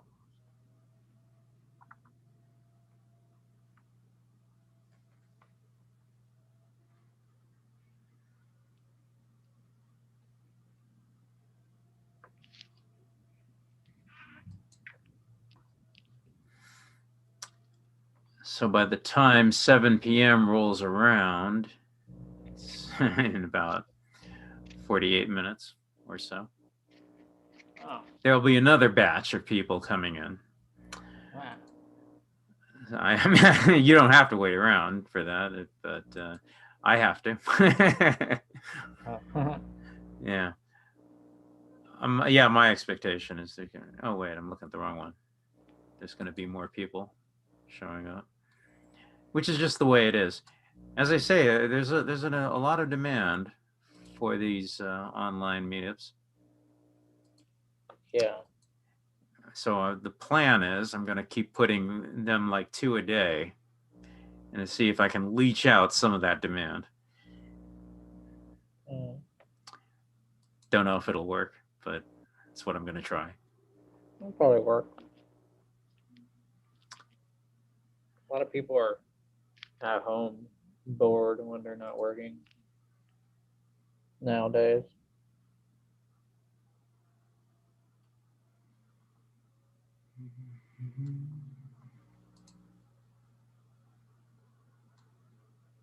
Hmm.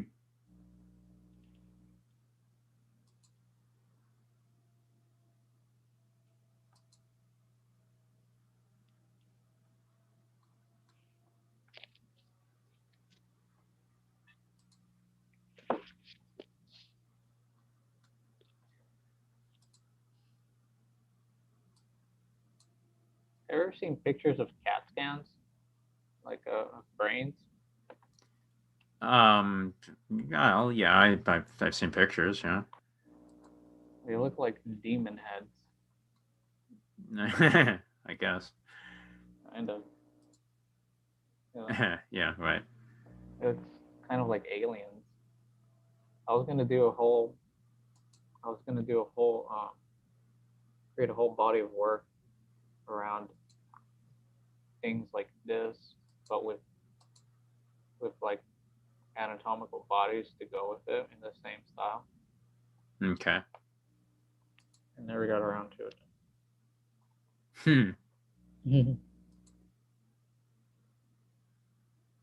There's an interesting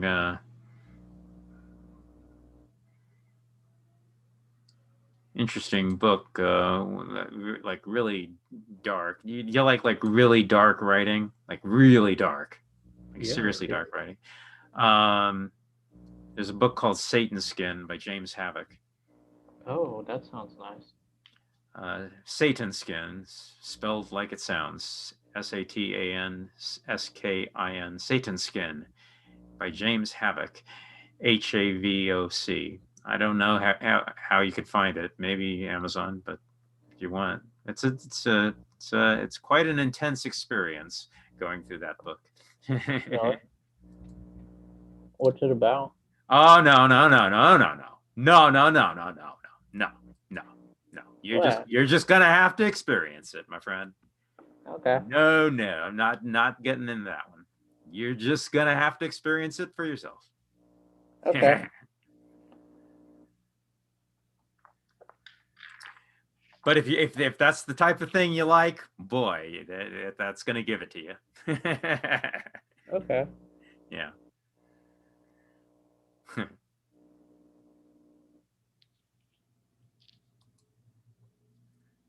Yeah, I like pretty dark stuff. Yeah.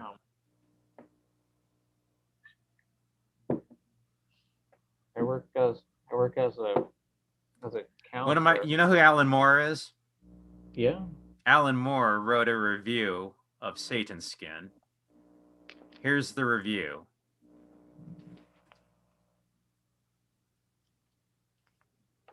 It burns. That's it. That was the review. Wow. I mean, coming from him, it must be quite. It burns. Wow. And that's actually a very accurate review. It's a Okay, very well, accurate review. Okay, well, without having to reveal the contents contained therein, what type of book is it? Is it a novel? Is it?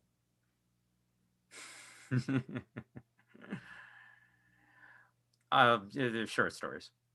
Short.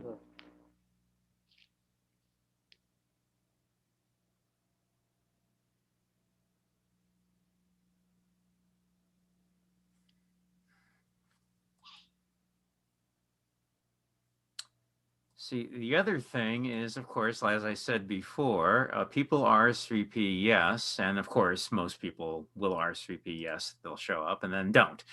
So I'm looking through the groups to see who I can expect on 7 p.m. and I don't think there's anybody left, which means I could probably end for tonight because I don't think anyone's going to show up who hasn't already.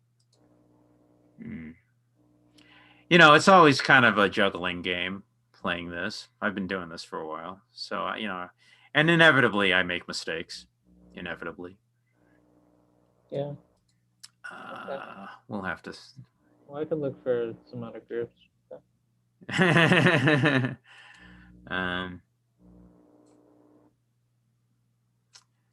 You know, I just open up the room and see what arises, see what happens, see who wants to stop by.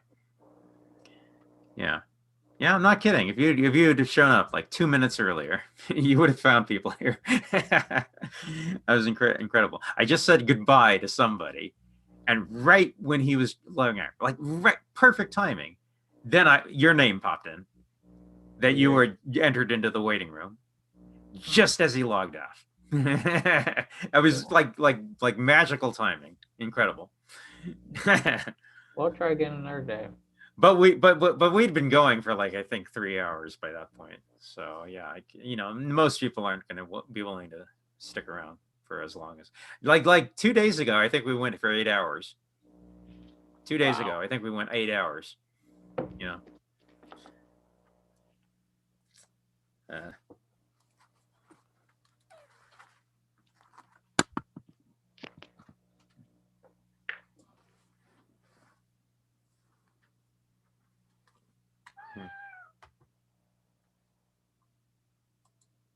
Okay.